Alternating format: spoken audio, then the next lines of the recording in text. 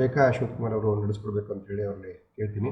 ನಂತರ Shri doctor JN Jagannath ಅವರು Satish Bellur sir ಅವರ ಪರಿಚಯವನ್ನು ಮಾಡಿಕೊಟ್ಟು ಕಾರ್ಯಕ್ರಮವನ್ನು ಮುನ್ನಡೆಸ್ತಿದ್ದಾರೆ. ಮತ್ತೊಮ್ಮೆ ಎಲ್ಲರಿಗೂ ಸ್ವಾಗತವನ್ನು ಕೋರ್ತಾ, ದಯವಿಟ್ಟು ಎಲ್ಲರೂ ತಮ್ಮ ಆಡಿಯೋವನ್ನು ಮ್ಯೂಟ್ ಮಾಡಿ ಇಟ್ಕೊಂಡಿದ್ರೆ ತುಂಬ ಅನುಕೂಲ ಆಗುತ್ತೆ.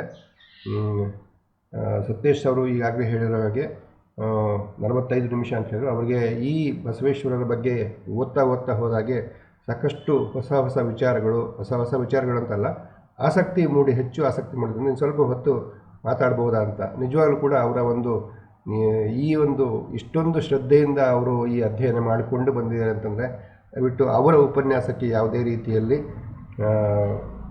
ತೊಡಕು ಉಂಟಾಗದಂತೆ ಎಲ್ಲರೂ ಸಹಕಾರ ಕೊಡಬೇಕು ಅಂತ ಹೇಳ್ತೀನಿ. ಮತ್ತು ಸರ್, ಸತೀಶ್ ಸರ್, ನಿಮಗೆ ಇಷ್ಟೇ ಹೊತ್ತು ಮಾತಾಡಬೇಕು ಅಂತ ಏನಿಲ್ಲ, ತುಂಬ ಚೆನ್ನಾಗಿ ಮಾತಾಡ್ತೀರ, ತುಂಬ ಕುತೂಹಲಕಾರಿಯಾಗಿರ್ತಕ್ಕಂಥ ಅಂಶಗಳನ್ನು ಹೇಳ್ತೀರಿ. ಹಾಗಾಗಿ ನಿಮಗೆ ಏನನ್ಸುತ್ತೆ ಹಾಗೆ ನೀವೇ ನಿರ್ಣಯ ಮಾಡಿಬಿಟ್ಟು ಮಾತಾಡಿ ಅಂತೇಳಿ ವಿನಂತಿಸ್ತೀನಿ. ಈಗ ಕಾರ್ಯಕ್ರಮವನ್ನು ಆರಂಭ ಮಾಡೋಣಂತೆ. ರೇಖಾ ಅಶ್ವತ್ಥಕುಮಾರ್ ಅವರಿಂದ ಒಂದು ಪ್ರಾರ್ಥನಾ ಗೀತೆ. ಎಲ್ಲರಿಗೂ ನಮಸ್ಕಾರ. ಚಲಬೇಕು ಶರಣಂಗೆ ಪರಧನವನ್ನೊಲ್ಲೆನೆಂಬ, ಚಲಬೇಕು ಶರಣಂಗೆ ಪರವಧುವನ್ನೊಲ್ಲೆನೆಂಬ, ಚಲಬೇಕು ಶರಣಂಗೆ ಪರಧನವನ್ನೊಲ್ಲೆನೆಂಬ, ಚಲಬೇಕು ಶರಣಂಗೆ ಪರವಧುವನ್ನೊಲ್ಲೆನೆಂಬ, ಚಲಬೇಕು ಶರಣಂಗೆ ಪರಧನವನ್ನೊಲ್ಲೆನೆಂಬ, ಚಲಬೇಕು ಶರಣಂಗೆ ಪರದೈವವನ್ನೊಲ್ಲೆ ಎಂಬ, ಚಲಬೇಕು ಶರಣಂಗೆ ಪರದೈವವನ್ನೊಲ್ಲೆನೆಂಬ, ಚಲಬೇಕು ಶರಣಂಗೆ ಲಿಂಗ ಜಂಗಮರೊಂದೇ ಎಂಬ, ಚಲಬೇಕು ಶರಣಂಗೆ ಲಿಂಗ ಜಂಗಮರೊಂದೇ ಎಂಬ, ಚಲಬೇಕು ಶರಣಂಗೆ ಪರಧನವನ್ನೊಲ್ಲೆನೆಂಬ,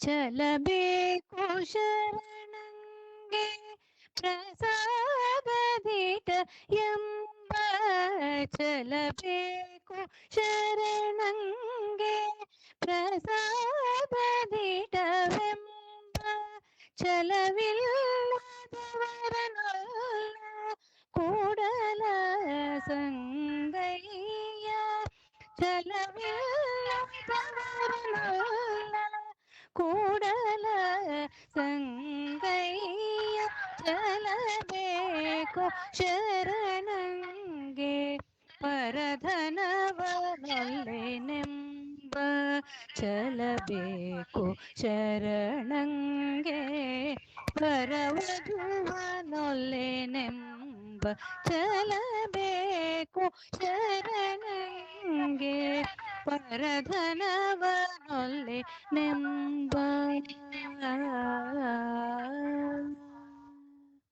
ಥ್ಯಾಂಕ್ ಯು.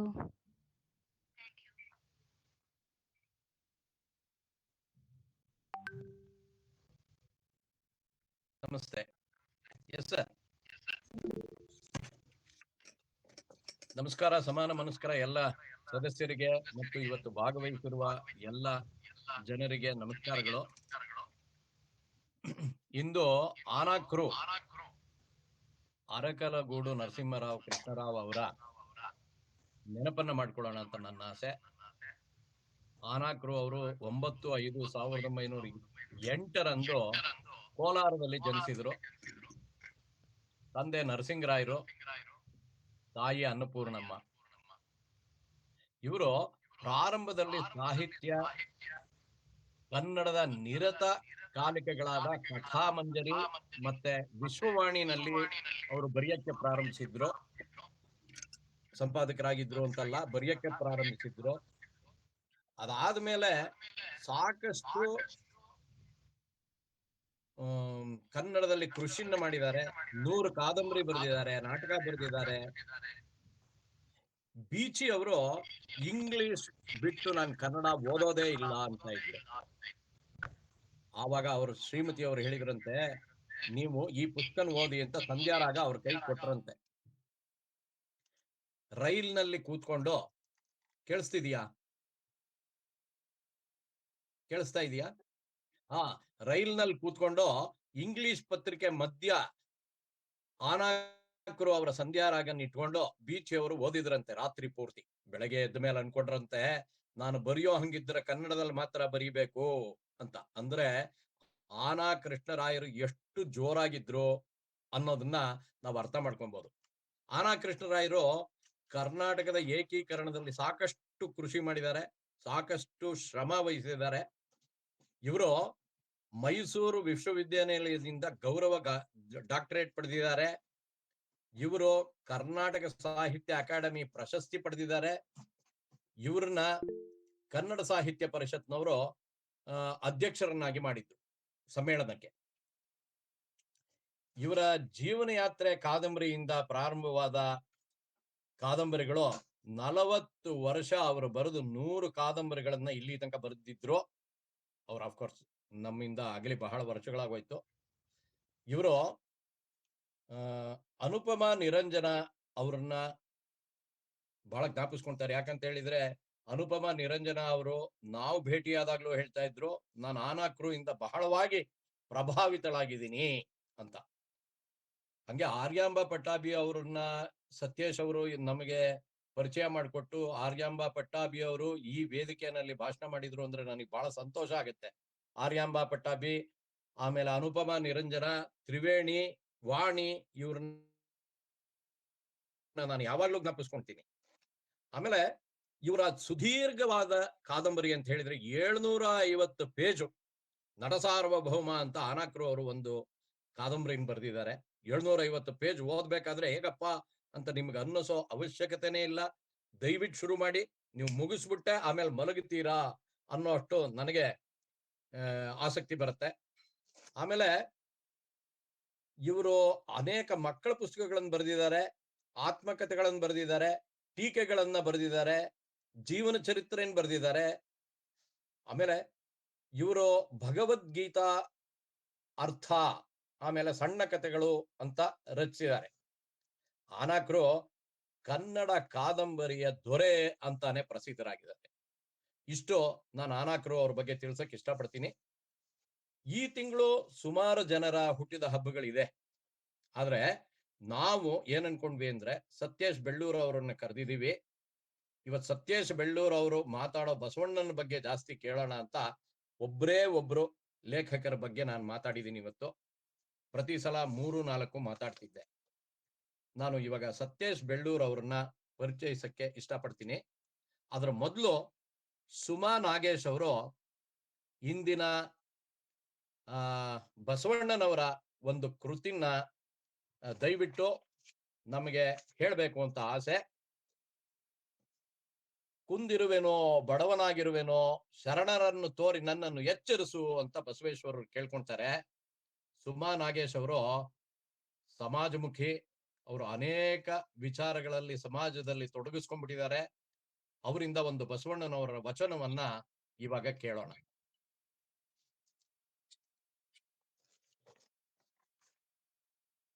ಎಲ್ಲರಿಗೂ ನಮಸ್ಕಾರ. ಬಸವಣ್ಣವರ ಒಂದು ವಚನ.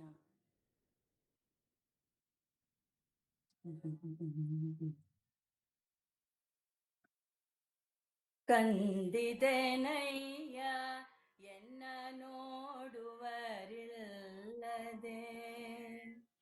ಕಂದಿದೆನಯ್ಯ ಎನ್ನ ನೋಡುವರಿಲ್ಲದೆ, ಕುಂದಿದೆನಯ್ಯ ಎನ್ನ ನುಡಿಸುವರಿಲ್ಲದೆ, ಕಂದಿದೆನಯ್ಯ ಎನ್ನ ನೋಡುವರಿಲ್ಲದೆ, ಕುಂದಿದೆನಯ್ಯ ಎನ್ನ ನುಡಿಸುವರಿಲ್ಲದೆ, ಬಡವಾದೆನಯ್ಯ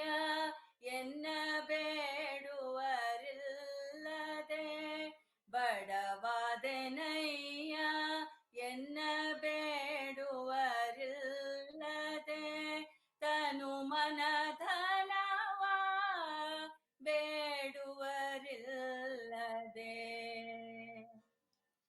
ಬಡವಾದೆನಯ್ಯ ಎನ್ನ ಬೇಡುವರಿಲ್ಲದೆ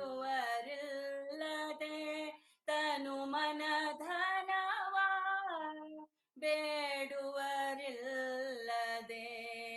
ಕಾಡುವ ಬೇಡುವ ಶರಣರ ತಂದು ಕಾಡುವ ಬೇಡುವ ಶರಣರ ತಂದು ಕಾಡಿಸಿ ಬೇಡಿಸಯ್ಯ ಕೂಡಲ ಸಂಗಮ ದೇವ ಕಾಡಿಸಿ ಬೇಡಿಸಯ್ಯ ಕೂಡಲ ಸಂಗಮ ದೇವ ಆ ಆ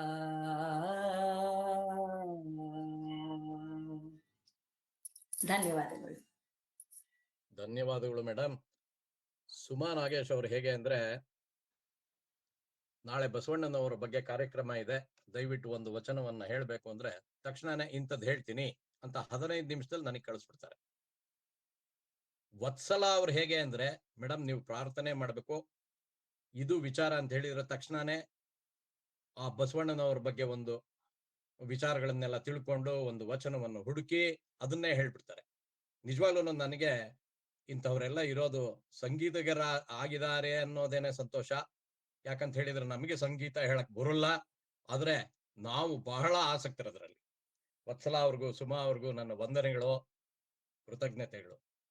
ಅವಕಾಶ ಕೊಡ್ತಾ ಇರೋದಕ್ಕೆ ನಿಮ್ಗೂ ಧನ್ಯವಾದಗಳು ಜಗಣ್ಣ. ನಮ್ಗೆ ಹಾಡಕ್ ಬರ್ಬೋದು, ಆದ್ರೆ ಅವಕಾಶಗಳು ಸಿಗ್ಬೇಕು, ನೀವು ಕೇಳಿದ್ ನಮ್ಗೆ ಹಾಡಕ್ ಬರ್ಬೇಕು. ಬಹುಶಃ ಗುರುಗಳ ತಂದೆ ತಾಯಿಗಳ ಕೃಪೆ ಅಷ್ಟೇ ಅದು. ಧನ್ಯವಾದಗಳು ಸರ್. ಸುಮಾ ಅವರು ಸತ್ಯೇಶ್ ಅವ್ರಿಗೆ ಬಹಳ ಆತ್ಮೀಯರು.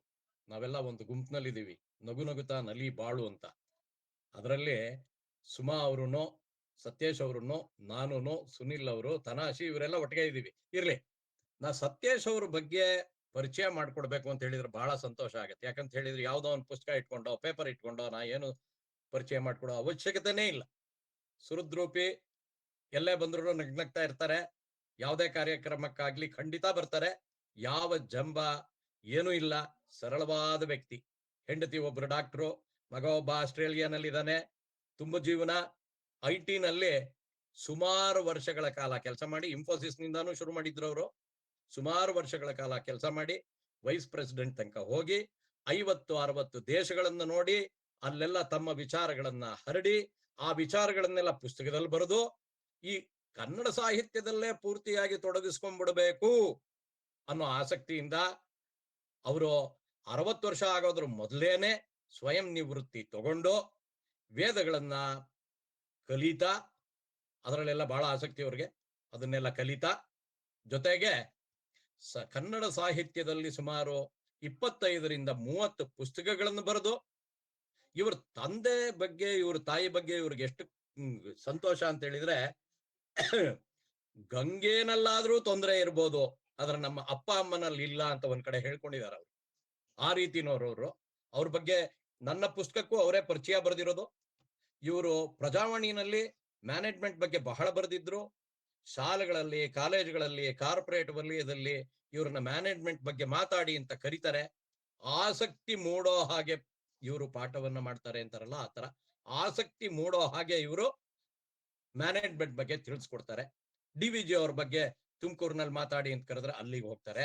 1962ರಲ್ಲಿ ಮೈಸೂರಿನಲ್ಲಿ ಜನಿಸಿದ್ರು ಇವರು. ಇವ್ರ ತಂದೆ ತಾಯಿಗಳ ಬಗ್ಗೆ ಅವರಿಗೆ ಬಹಳ ಗೌರವ. ಇವರ ಮುಕ್ತಕಗಳನ್ನ ನವ್ಯಜೀವಿ ಅನ್ನೋ ಹೆಸರಿನಲ್ಲಿ ಬರೀತಾರೆ. ಅದು ಸುಮಾರು ಮುಕ್ತಕಗಳು, ಎಷ್ಟಿದೆ ಅಂತಾನೆ ಗೊತ್ತಿಲ್ಲ. ಅದ್ರ ಜೊತೆಗೆ ಯಾವ್ದಾದ್ರು ನಾವು ಕಾರ್ಯಕ್ರಮ ಇಟ್ಕೊಂಡ್ರೆ ಅಲ್ಲಿ ಒಂಥರ ಸಣ್ಣ ಹುಡುಗಂತರ ನಮ್ ಜೊತೆನೆ ಸತ್ಯ ಹರಿಶ್ಚಂದ್ರನ ಹಾಡಿಗೆ, ಸತ್ಯ ಹರಿಶ್ಚಂದ್ರನ ಚಿತ್ರದಲ್ಲಿ ಇದೆಯಲ್ಲ ನಮ್ಮ ಕನಕದಾಸರ ಕವನ, ಅದಕ್ಕೆ ಡ್ಯಾನ್ಸ್ ಮಾಡ್ತಾರೆ. ಅಥವಾ ನಮ್ಮ ಗುರುರಾಜ್ ಅವರು ಹೇಳ್ತಾರಲ್ಲ, ಕಲಿತ ಹುಡುಗಿ ಕುದುರೆ ನಡಗಿ, ಅದನ್ನ ಜಗನ್ನಾಥ್ ಬಗ್ಗೆ, ತನಾಶಿ ಬಗ್ಗೆ, ಸುಮಾ ಅವ್ರ ಬಗ್ಗೆ ಎಲ್ಲ ಬರೆದು ಹಾಡುಗಳನ್ನ ಹೇಳ್ತಾರೆ. ಈ ರೀತಿ ರಸಿಕ, ಯಾವಾಗ್ಲೂ ಸಂತೋಷವಾಗಿರುವಂತ ವಿಚಾರಗಳನ್ನ ಹೊಂದಿದಂತ ವ್ಯಕ್ತಿ. ಇವ್ರಿಗೆ ಕರ್ನಾಟಕ ಮುಕ್ತಕಗಳ ಸಾಹಿತ್ಯ ಅಕಾಡೆಮಿನವರು, ಆಮೇಲೆ ಲೋಟಸ್ ಸಂಸ್ಥೆಯವರು, ಆಮೇಲೆ ಮೈಸೂರಿನ ಹೊಯ್ಸಳ ಕನ್ನಡ ಸಂಘದ ಅಧ್ಯಕ್ಷರುಗಳು, ಇವರೆಲ್ಲ ಸೇರಿ ಸಾಕಷ್ಟು ಪ್ರಶಸ್ತಿಗಳನ್ನು ಕೊಟ್ಟಿದ್ದಾರೆ. ಅದರಲ್ಲಿ ಒಂದು ದಸರಾ ಪ್ರಶಸ್ತಿ. ಕ್ರೀಡೆಯಲ್ಲಿ ಇವರಿಗೆ ಬಹಳ ಆಸಕ್ತಿ. ನಿನ್ನೆ RCB ನವರು ಗೆದ್ದಾಗ ನಾವೆಲ್ಲ ಕುಣಿದಾಡಿದ್ವಿ. ಅದೇ ರೀತಿ ನಮ್ಮ ಸತ್ಯೇಶ್ ಬೆಳ್ಳೂರವರು ಕ್ರಿಕೆಟ್ ಬಗ್ಗೆ ಕವನಗಳನ್ನು ಬರೆದು ಅದಕ್ಕೊಂದು ವಿಡಿಯೋ ಮಾಡಿ ಅದನ್ನ ನನಗೆ ಕೊಟ್ರು. ನೋಡಿ ಜಗನ್ನಾಥ್, ನಾನು ಬಹಳ ಮೊದಲೇ ಮಾಡಿದ್ದೆ. ES ಪ್ರಸನ್ನ, BS ಚಂದ್ರಶೇಖರ್ ಇವ್ರುಗಳ ಬಗ್ಗೆ, GR ವಿಶ್ವನಾಥ್ ಇವ್ರುಗಳ ಬಗ್ಗೆ ಎಲ್ಲ ಬರುತ್ತೆ ಅದರಲ್ಲಿ. ಬಹಳ ಚೆನ್ನಾಗಿದೆ. ನಿಮ್ಗೆ ಯಾರಿಗಾದ್ರೂ ಸಿಕ್ಕರೆ ದಯವಿಟ್ಟು ಅದನ್ನ ಕೇಳಿ. ಆಮೇಲೆ ನಾನು ಇವ್ರನ್ನ ಪರಿಚಯ ಮಾಡಿಕೊಡ್ಬೇಕಾದ್ರೆ ಕಥೆಗಾರ ಅಂತ ಹೇಳಲ್ಲ, ಪ್ರಬಂಧಕಾರ ಅಂತ ಹೇಳಲ್ಲ, ಕವಿ ಅಂತ ಹೇಳಲ್ಲ, ಭಾಷಣಕಾರ ಅಂತ ಹೇಳಲ್ಲ, ಮುಕ್ತಕಗಳ ಲೇಖಕ ಅಂತ ಹೇಳಲ್ಲ, ವೇದಗಳಲ್ಲಿ ಆಸಕ್ತ ಅಂತ ಹೇಳಲ್ಲ, ಅಂಕಣಕಾರ ಅಂತ ಹೇಳಲ್ಲ, ಸಂಪಾದಕ ಅಂತ ಹೇಳಲ್ಲ. ಈ ಬ್ರಾಹ್ಮಣರ ಸಂಘ ಇದೆಯಲ್ಲ, ಅದರಲ್ಲಿ ವಿಪ್ರ ನುಡಿ ಅಂತಿದೆ. ಅದರಲ್ಲಿ ಕನ್ನಡದಲ್ಲಿ ಇದೆ, ಇಂಗ್ಲಿಷ್ ನಲ್ಲಿ ಇದೆ. ಇಂಗ್ಲಿಷ್ ನಲ್ಲಿ ಪ್ರಾರಂಭಿಸ್ಬೇಕಾದ್ರೆ ಇವರನ್ನೇ ಜ್ಞಾಪಿಸ್ಕೊಂಡ್ರು. ಇವರೇ ಅದಕ್ಕೆ ಸಂಪಾದಕರು. ಅದು ಸಂಪಾದಕರಾಗೋದ್ರ ಜೊತೆಗೆ ತಮ್ಮ ಜೊತೆ ಇರೋ ಎಲ್ಲಾರನ್ನೂ ನೀವು ಬರೀರಿ ಒಂದು ಲೇಖನ ಅಂತ ಹೇಳಿ ಹುರಿದುಂಬಿಸಿ, ನಮ್ಮ ವೀಣಾ ಅವರು ಬಹಳ ಲೇಖನಗಳನ್ನು ಬರೆದಿದ್ದಾರೆ, ನಾನೂ ಬರೆದಿದ್ದೀನಿ. ಅಂಥ ಲೇಖನಗಳನ್ನೆಲ್ಲ ಬರ್ಸಿ ಎಲ್ರಿಗೂ ಭುಜ ತಟ್ಟಿ ಬೆಂತಟ್ಟಿ ಮುಂದುವರಿಸ್ಕೊಂಡು ಹೋಗ್ತಾರೆ. ಆ ತರ ಮನುಷ್ಯ ಇವರು. ಒಂದು ಹೊಸದಾಗಿ ಒಂದು ಕೃತಿನ ಕೊಟ್ರು. ಆ ಕೃತಿನ ಒಳ್ಳೆ ನೃತ್ಯ ಪ್ರದರ್ಶನ ಅನ್ನೋ ಹಂಗೆ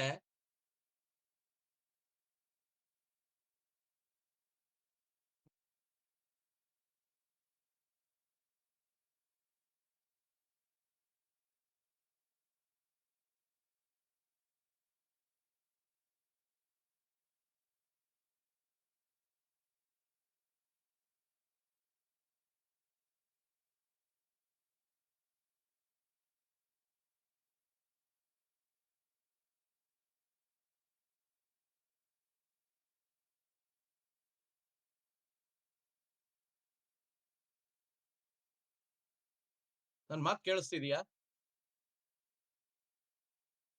ಸಾರಿ. 150 ಜನ ಕಲಾವಿದರನ್ನ ಸೇರಿಸ್ಕೊಂಡು ಒಂದು ನೃತ್ಯ ರೂಪಕನ್ನ ಕೊಟ್ಟು ಇವರ ಕೃತಿಯನ್ನ ರವೀಂದ್ರ ಕಲಾಕ್ಷೇತ್ರದಲ್ಲಿ ತೋರಿಸಿದ್ರು. ಆಮೇಲೆ ಹೇಳಿದ್ರು, ಇದು ಎಲ್ಲಾ ಜಿಲ್ಲೆಗಳಲ್ಲಿ ಪ್ರದರ್ಶನ ಆಗ್ಬೇಕು, ಎಲ್ಲಾರ್ಗು ಆಸಕ್ತಿ ಮೂಡ್ಬೇಕು ಅಂತ. ಕನ್ನಡ ಸಾಹಿತ್ಯ ಚರಿತ್ರೆನೇ ಅದರಲ್ಲಿದೆ ಅಂತ ನಾನು ಹೇಳ್ಬೋದು.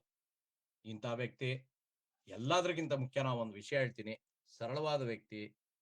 ದಯವಿಟ್ಟು ಇವತ್ತು ನಮಗೆ ಬಸವಣ್ಣನವರ ಬಗ್ಗೆ ತಿಳಿಸ್ಕೊಡ್ಬೇಕು ಅಂತ ಪ್ರಾರ್ಥಿಸ್ತೇನೆ. ನಮಸ್ಕಾರ.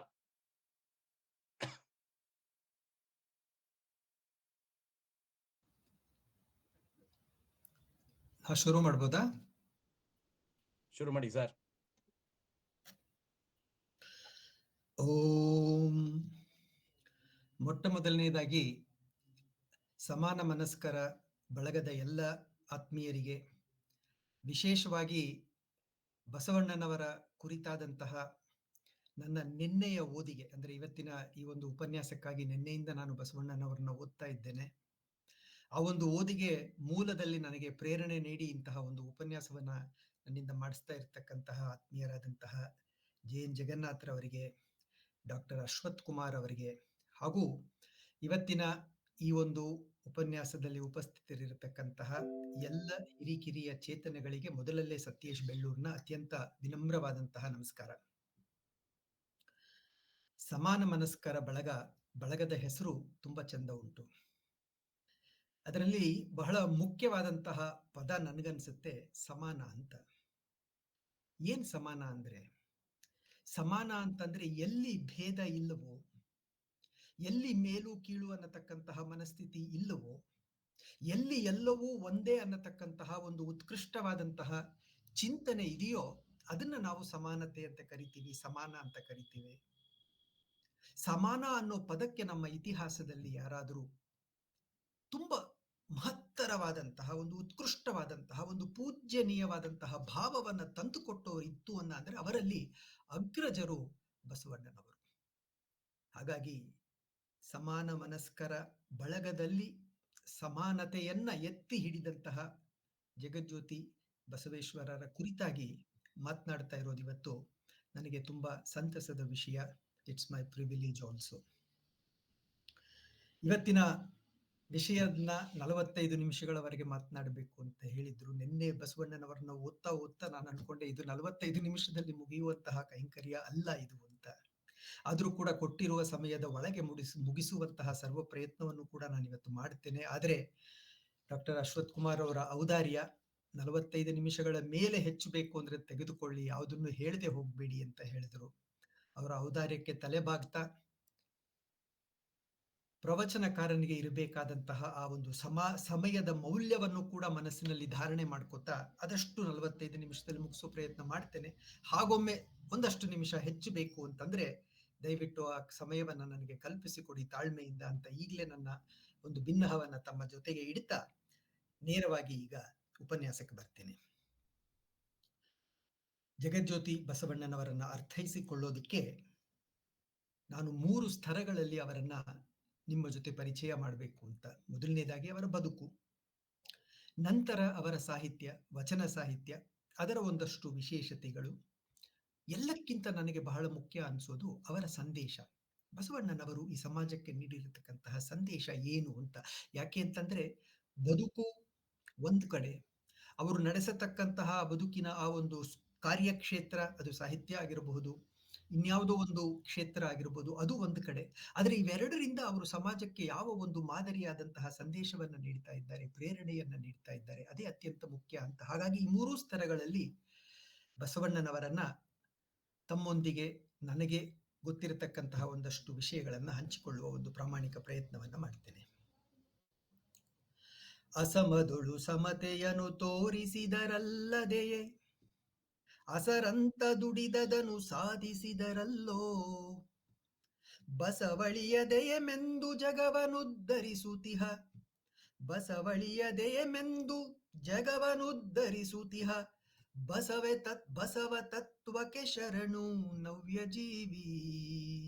ಅಸಮದೊಳು ಸಮತೆಯನ್ನು ತೋರಿಸಿದರಲ್ಲದೆಯೇ, ಅಸಮತೆ ಎಲ್ಲಿ ಸಮಾನತೆ ಅನ್ನೋದಿಲ್ವೋ ಅಲ್ಲಿ ಸಮಾನತೆಯನ್ನ ತೋರಿಸಿದರಲ್ಲದೆ. ಇದು ಬಹಳ ಮುಖ್ಯ ಅಂತ. ಸಮಾನತೆ ಬೇಕು, ಸಮಾಜದಲ್ಲಿ ಸಮಾನತೆ ಇರಬೇಕು, ಮಾತನಾಡುವವರು 100 ಜನ ಅಂತ. ಆದ್ರೆ ಅದನ್ನ ತಮ್ಮ ಒಂದು ಜೀವನದ ಮೂಲ ಉದ್ದೇಶವಾಗಿಟ್ಟುಕೊಂಡು ಅದರಂತೆ ನಡೆದವರು ಕೆಲವರು, ಅವರಲ್ಲಿ ಅಗ್ರಜರು ಬಸವಣ್ಣನವರು ಅಂತ. ಹಾಗಾಗಿ ಅವರು ನಮ್ಗೆ ಯಾಕೆ ಇಷ್ಟ ಆಗ್ತಾರೆ ಅಂದ್ರೆ ಸಮಾನತೆಯ ಬಗ್ಗೆ ಮಾತನಾಡಿದ್ರು ಅಲ್ಲ, ಅವರು ಅಸರಂತ ದುಡಿದದನ್ನು ಸಾಧಿಸಿದರಲ್ಲೋ. ಅಸರಂತ ಅಂದ್ರೆ ನಿರಂತರವಾಗಿ ಅಂತ, ನಿರಂತರವಾಗಿ ದುಡಿತಾ ಅದನ್ನ ಸಾಧನೆ ಮಾಡ್ಕೊಂಡ್ರಲ್ಲಪ್ಪ. ಹಾಗಾಗಿ ನಮಗೆ ಬಸವಣ್ಣನವರು ತುಂಬಾ ಮುಖ್ಯವಾಗ್ತಾರೆ ಅಂತ. ಬಸವಳಿಯದೆಯೇ ಎಂದು ಜಗವನ್ನುದ್ಧರಿಸುತ್ತಿಹ, ಬಸವ ತತ್ವಕ್ಕೆ ಶರಣು ನವ್ಯಜೀವಿ. ಬಸವಣ್ಣನವರ ಆ ಒಂದು ತತ್ವ ಏನಿದೆ ಅದು ಆ ಒಂದು 12ನೇ ಶತಮಾನದ ಅವರ ಕಾಲಘಟ್ಟದಲ್ಲಿ ಪ್ರಸ್ತುತವಾಗಿತ್ತು, ನಂತರ ಅಲ್ಲ ಅಂತ ಇವತ್ತಿಗೂ ಕೂಡ ಅಷ್ಟೇ ಪ್ರಸ್ತುತವಾಗಿದೆ. ಹಾಗಾಗಿ ಆ ಒಂದು ತತ್ವ ಸಾರ್ವಕಾಲಿಕವಾದದ್ದು, ಸಾರ್ವಜನಿಕವಾದದ್ದು, ಸಾರ್ವದೇಶಿಕವಾದದ್ದು ಅಂತ ಹೇಳಿದ್ರೆ ತಪ್ಪಾಗೋದಿಲ್ಲ ಅಂತ. ಅವರ ಬದುಕಿನ ಒಂದು ಕಿರು ಪರಿಚಯವನ್ನ ಮಾಡಿಸೋದಾದ್ರೆ 1134ರಲ್ಲಿ ಅವರ ಜನನವಾಗುತ್ತೆ. ತಂದೆ ಮಾದರಸ ಅಂತ, ತಾಯಿ ಮಾದಲಾಂಬಿಕೆ ಅಂತ. ಇದೊಂದು ಬ್ರಾಹ್ಮಣ ಕುಟುಂಬ. ಅವರು ಹುಟ್ಟಿದ್ದು ಒಂದು ಬ್ರಾಹ್ಮಣ ಮನೆತನದಲ್ಲಿ, ಬಿಜಾಪುರ ಜಿಲ್ಲೆಯ ಬಾಗೇವಾಡಿ ಅನ್ನತಕ್ಕಂತಹ ಒಂದು ಜಾಗದಲ್ಲಿ.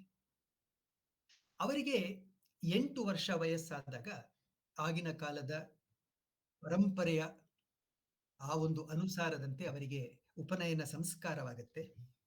ಉಪನಯನ ಸಂಸ್ಕಾರವಾದ ನಂತರ 2 ವರ್ಷಗಳು ಅಂದ್ರೆ ಅವರಿಗೆ 10 ವರ್ಷ ಆಗುವ ಹೊತ್ತಿಗೆ ಅವರು ತಮ್ಮ ತಂದೆ ತಾಯಿ ಇಬ್ಬರನ್ನು ಕೂಡ ಕಳ್ಕೋತಾರೆ, ಅನಾಥರಾಗ್ತಾರೆ ಅಂತ. ಇಲ್ಲಿ ಅವರು ಜನಿಸಿದ್ದು ಬ್ರಾಹ್ಮಣರ ಕುಟುಂಬದಲ್ಲಿ ಅಂತ ಅನ್ನೋದನ್ನ ನಾನು ಒಂದಷ್ಟು ಒತ್ತಿ ಯಾಕಪ್ಪ ಹೇಳಿದೆ ಅನ್ನೋದನ್ನ ನಾನು ಮುಂದೆ ಅದನ್ನ ಸವಿಸ್ತಾರವಾಗಿ ತಮಗೆ ವಿವರಿಸ್ತೇನೆ. ಬ್ರಾಹ್ಮಣರ ಕುಟುಂಬದಲ್ಲಿ ಹುಟ್ಟಿ 8ನೇ ವರ್ಷಕ್ಕೆ ಉಪನಯನ ಸಂಸ್ಕಾರ ಆಗಿ ತದನಂತರ 2 ವರ್ಷ ಇದಕ್ಕೆ ಹೆಚ್ಚು ಮಾಹಿತಿ ಇಲ್ಲ. ಆದರೆ ಆ ಒಂದು ಕಾಲಘಟ್ಟದಲ್ಲಿದ್ದಂತಹ ಬ್ರಾಹ್ಮಣರ ಮನೆತನಗಳಲ್ಲಿ ಉಪನಯನ ಆಯ್ತು ಅಂದ್ರೆ ಗಾಯತ್ರಿ ಉಪಾಸನೆಯನ್ನ ಚಂದದಲ್ಲಿ ಮಾಡೋರು, ತ್ರಿಕಾಲ ಸಂಧ್ಯಾವಂದನೆಗಳನ್ನ ಮಾಡೋರು ಅಂತಾನೆ ಅಂದುಕೊಂಡು ಅಂತಹ ಎಲ್ಲ ಆಚರಣೆಗಳಲ್ಲಿ ಬಸವಣ್ಣನವರು ತಮ್ಮ ಬಾಲ್ಯವನ್ನ ಕಳೆದರು ಅಂತ. ನಂತರ ತಂದೆ ತಾಯಿ ಕಳೆದ ನಂತರ ಅವರಿಗೆ 10 ವರ್ಷ ಆಗಿತ್ತು. 16 ವರ್ಷಗಳವರೆಗೆ ಅಂದ್ರೆ ನಂತರದ 6 ವರ್ಷಗಳ ಕಾಲ ಅವರು ತಮ್ಮ ಮುತ್ತಜ್ಜಿಯ ಮನೆಯಲ್ಲಿ ಬೆಳೆದರು ಅನ್ನತಕ್ಕಂತಹ ಒಂದು ಮಾಹಿತಿ ನಮಗೆ ಸಿಗುತ್ತೆ ಅಂತ. ನಾನಿದನ್ನು ಓದಿದಾಗ ಪುಸ್ತಕನ ಪಕ್ಕಕ್ಕಿಟ್ಟು ಯೋಚನೆ ಮಾಡಿದೆ. 16ನೇ ವರ್ಷಕ್ಕೆ ಅವರಿಗೆ ಅಲ್ಲಿಂದ ಮುಂದಿನ ಆ ಒಂದು ಅವರ ಪಯಣ ಏನಿದೆ ಅದರ ಒಂದು ಗುರುತು ಸಿಕ್ತು. ಆದರೆ ಆ ಮುಂದಿನ ಆ ಒಂದು ಪಯಣದ ಚಿಂತನೆ ಅವರಿಗೆ ಈ 16 ವರ್ಷದಲ್ಲಿ ಬಂದಿರಬೇಕಲ್ವಾ? ಇದು ಮುಖ್ಯ ಅಂತ. ಯಾವಾಗ್ಲೂ ಕೂಡ 2 ಸಾಲುಗಳನ್ನ ಓದಿದಾಗ 2 ಸಾಲುಗಳ ಮಧ್ಯೆ ಎಲ್ಲೋ ಅಡಗಿರತಕ್ಕಂತಹ ಒಂದು ವಿಚಾರವನ್ನ ಹೆಕ್ಕಿ ಅದು ಏನು ಅಂತ ತಿಳ್ಕೊಂಡಾಗ ಆ 2 ಸಾಲುಗಳ ಅರ್ಥ ಬಹಳ ಗಂಭೀರವಾಗಿ ನಮಗೆ ಕಾಣುತ್ತೆ ಅಂತ. ಅದು ನನ್ನ ಓದಿನ ಒಂದು ಕ್ರಮ. ಹಾಗಾಗಿ ನನಗನ್ನಿಸ್ತು ಅವರ ಮುಂದಿನ ಚಿಂತನೆಗಳು ಅವರು ಬಾಲ್ಯದ ಅಂದರೆ ಒಂದು ಬ್ರಾಹ್ಮಣ ಕುಟುಂಬದ ಆ ಒಂದು ಸಂಪ್ರದಾಯಕ್ಕೂ ತಮ್ಮ ಮುಂದಿನ ಜೀವನದಲ್ಲಿ ಅವರು ನಡೆಸಿಕೊಂಡು ಬಂದಂತಹ ಸಿದ್ಧಾಂತಗಳಿಗೂ ತುಂಬಾ ವ್ಯತ್ಯಾಸ ಬರುತ್ತೆ ಅಂತ. ಹಾಗಾಗಿ ಆ ವ್ಯತ್ಯಾಸ ಅವರಿಗೆ ಕಂಡುಕೊಂಡಿದ್ದು 10ನೇ ವಯಸ್ಸಿನವರೆಗೂ ಅಲ್ಲ, ಪ್ರಾಯಶಃ 10 ರಿಂದ 16. ಆದ್ರೆ ಹಾಗಾದ್ರೆ ಪ್ರಶ್ನೆ, ಅವರ ಮುತ್ತಜ್ಜಿ ಯಾರು, ಆ ಹೊತ್ತಿನಲ್ಲಿ ಅವರಿಗೆ ದೊರೆತಂತಹ ಗುರು ಯಾರು, ಈ ರೀತಿಯಾದಂತಹ ಪ್ರಶ್ನೆಗಳು ಬಂತು. ನನ್ನಲ್ಲಿರ್ತಕ್ಕಂತಹ ಒಂದಷ್ಟು ಪುಸ್ತಕಗಳನ್ನ ಹಾಗೂ ಇವತ್ತು ಒಂದು ರೀತಿಯಲ್ಲಿ ಎಲ್ಲರಿಗೂ ದೇವರಾದಂತಹ ಗೂಗಲ್ನ ಮೊರೆ ಹೋದೆ. ಎಲ್ಲ ನೋಡಿದ್ರು ಕೂಡ ನನಗೆ ಈ ಒಂದು ಮಾಹಿತಿ ಸಿಗಲಿಲ್ಲ ಅಂತ. ಯಾಕಪ್ಪ ಅಂತಂದ್ರೆ ನೋಡಿ, ನಾವು ನಮ್ಮ ಜೀವನದಲ್ಲಿ ಏನಾದ್ರೂ ಕಲಿಬೇಕು ಅಂತ ಇತ್ತು ಅಂದ್ರೆ ಅದು 3 ವಿಚಾರಗಳಿಂದ ಮಾತ್ರ ಸಾಧ್ಯ ಅಂತ. ಮೊದಲನೆಯದು ಸಂಸ್ಕಾರ. ಇವುಗಳನ್ನ ಬಹಳ ವಿಸ್ತಾರದಲ್ಲಿ ಹೇಳಲಿಕ್ಕೆ ಹೋಗಲ್ಲ, ಈ ಒಂದು ಉಪನ್ಯಾಸಕ್ಕೆ ಅದು ಪೂರಕ ಅಲ್ಲ. ಆದ್ರೆ ಸಂಸ್ಕಾರ ಅಂತಂತಂದ್ರೆ ಆತ್ಮನ ಪೂರ್ವ ಅಗಣಿತವಾದಂತಹ ಪಯಣದಲ್ಲಿ ಆ ಆತ್ಮನಲ್ಲಿ ಬೇರೂರಿರತಕ್ಕಂತಹ ಅಚ್ಚೊತ್ತಿರತಕ್ಕಂತಹ ಒಂದಷ್ಟು ಕಲಿಕೆಗಳು, ಒಳ್ಳೇದಿರ್ಬೋದು ಕೆಟ್ಟದಿರ್ಬೋದು, ಅದನ್ನ ನಾವು ಸಂಸ್ಕಾರ ಅಂತ ಕರಿತೇವೆ. ಅದು ಕಲಿಕೆಗೆ ಪೂರಕವಾಗುತ್ತೆ.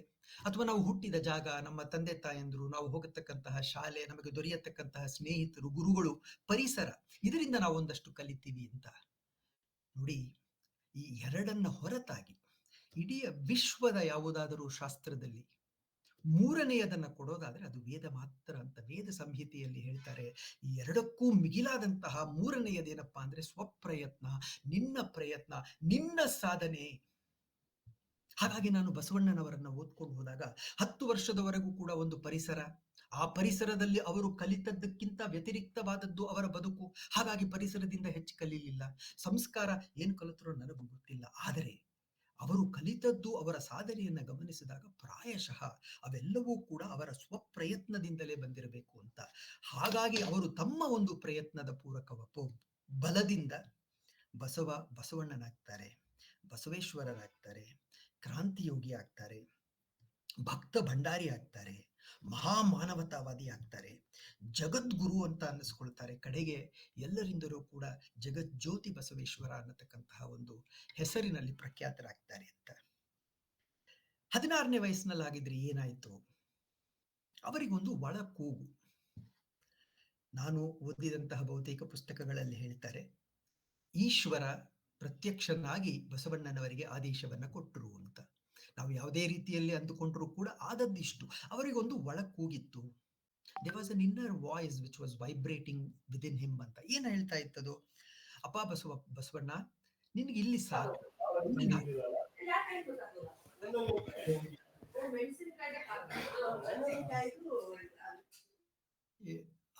ಧನ್ಯವಾದಗಳು. ಆ ಒಂದು ಒಳ ಕೂಗು ಅವರಿಗೆ ಏನಪ್ಪ ಹೇಳ್ತಿತ್ತು ಅಂದ್ರೆ ಕಪ್ಪಡಿಗೆ ಬಾ, ಕೂಡಲ ಸಂಗಮಕ್ಕೆ ಬಾ, ನೀನಲ್ಲಿ ಬಾ, ನಿನ್ನಿಂದ ಒಂದು ಮಹತ್ ಕಾರ್ಯ ನಡೆಯಬೇಕಾಗಿದೆ, ಅದನ್ನ ನಾನು ನಡೆಸ್ಕೊಡ್ತೀನಿ ಅನ್ನತಕ್ಕಂತಹ ಒಂದು ಒಳ ಕೂಗು ಪ್ರಬಲವಾಗ್ತಾ ಇತ್ತು ಅಂತ. ಏನಿದು ಒಳ ಕೂಗು? ನನಗನ್ಸುತ್ತೆ ಈ ಒಂದು ಒಳ ಕೂಗು ಅನ್ನೋದು ಅರಿವಿನ ಉದಯ ಅಂತ ಅಲ್ವಾ? ಅರಮನೆಯಿಂದ ಹೊರಕ್ಕೆ ಬರ್ತಾನೆ, ರಸ್ತೆಯಲ್ಲಿ ಅಡ್ಡಾಡ್ತಾ ಇರ್ತಾನೆ, ಸಾವು ನೋವುಗಳನ್ನ ಗಮನಿಸ್ತಾನೆ. ಅಯ್ಯೋ, ಇದೇ ಬದುಕಂದ್ರೆ ಇನ್ನೇನೋ ಹೆಚ್ಚಿರ್ಬೇಕಲ್ಲ ಅಂತ ಅನ್ಸುತ್ತೆ ಸಿದ್ಧಾರ್ಥನಿಗೆ. ನಂತರ ಅಲ್ಲಿಂದ ಹೊರಟು ಬಿಡ್ತಾನೆ ಅಂತ. ಅವನಿಗೆ ನಾವು ಅಂದುಕೊಂಡಿರೋದು ಅಲ್ಲಿಂದ ಹೊರಟ ಬೋಧಿಸತ್ವದ ಕೆಳಗೆ ಬಂದ ಕುಳಿತ ಸಿದ್ಧಾರ್ಥ ಬುದ್ಧ ಆದ ಅಂತ ಅಲ್ಲ ಅಂತ. ಸಿದ್ಧಾರ್ಥ ಬುದ್ಧನಾಗಬೇಕಾದ್ರೆ ನಡುವೆ ದೊಡ್ಡ ಒಂದು ಹಾದಿಯನ್ನ ಅವನು ಕ್ರಮಿಸಿದ್ದಾನೆ. ಅದು ಅವನ ಸ್ವಪ್ರಯತ್ನ. ಆ ರೀತಿ ಅನ್ನಿಸ್ತಲ್ವಾ ಅವನಿಗೆ ಒಳ ಕೂಗು, ಅದು ಅರಿವಿನ ಉದಯ ಅಂತ. ನನಗಂತೂ ಈ ರೀತಿಯಾಗಿ ಅರ್ಥ ಮಾಡ್ಕೊಂಡ ಅಂದ್ರೆ ಬಹಳ ಖುಷಿ ಕೊಡುತ್ತೆ ಅಂತ.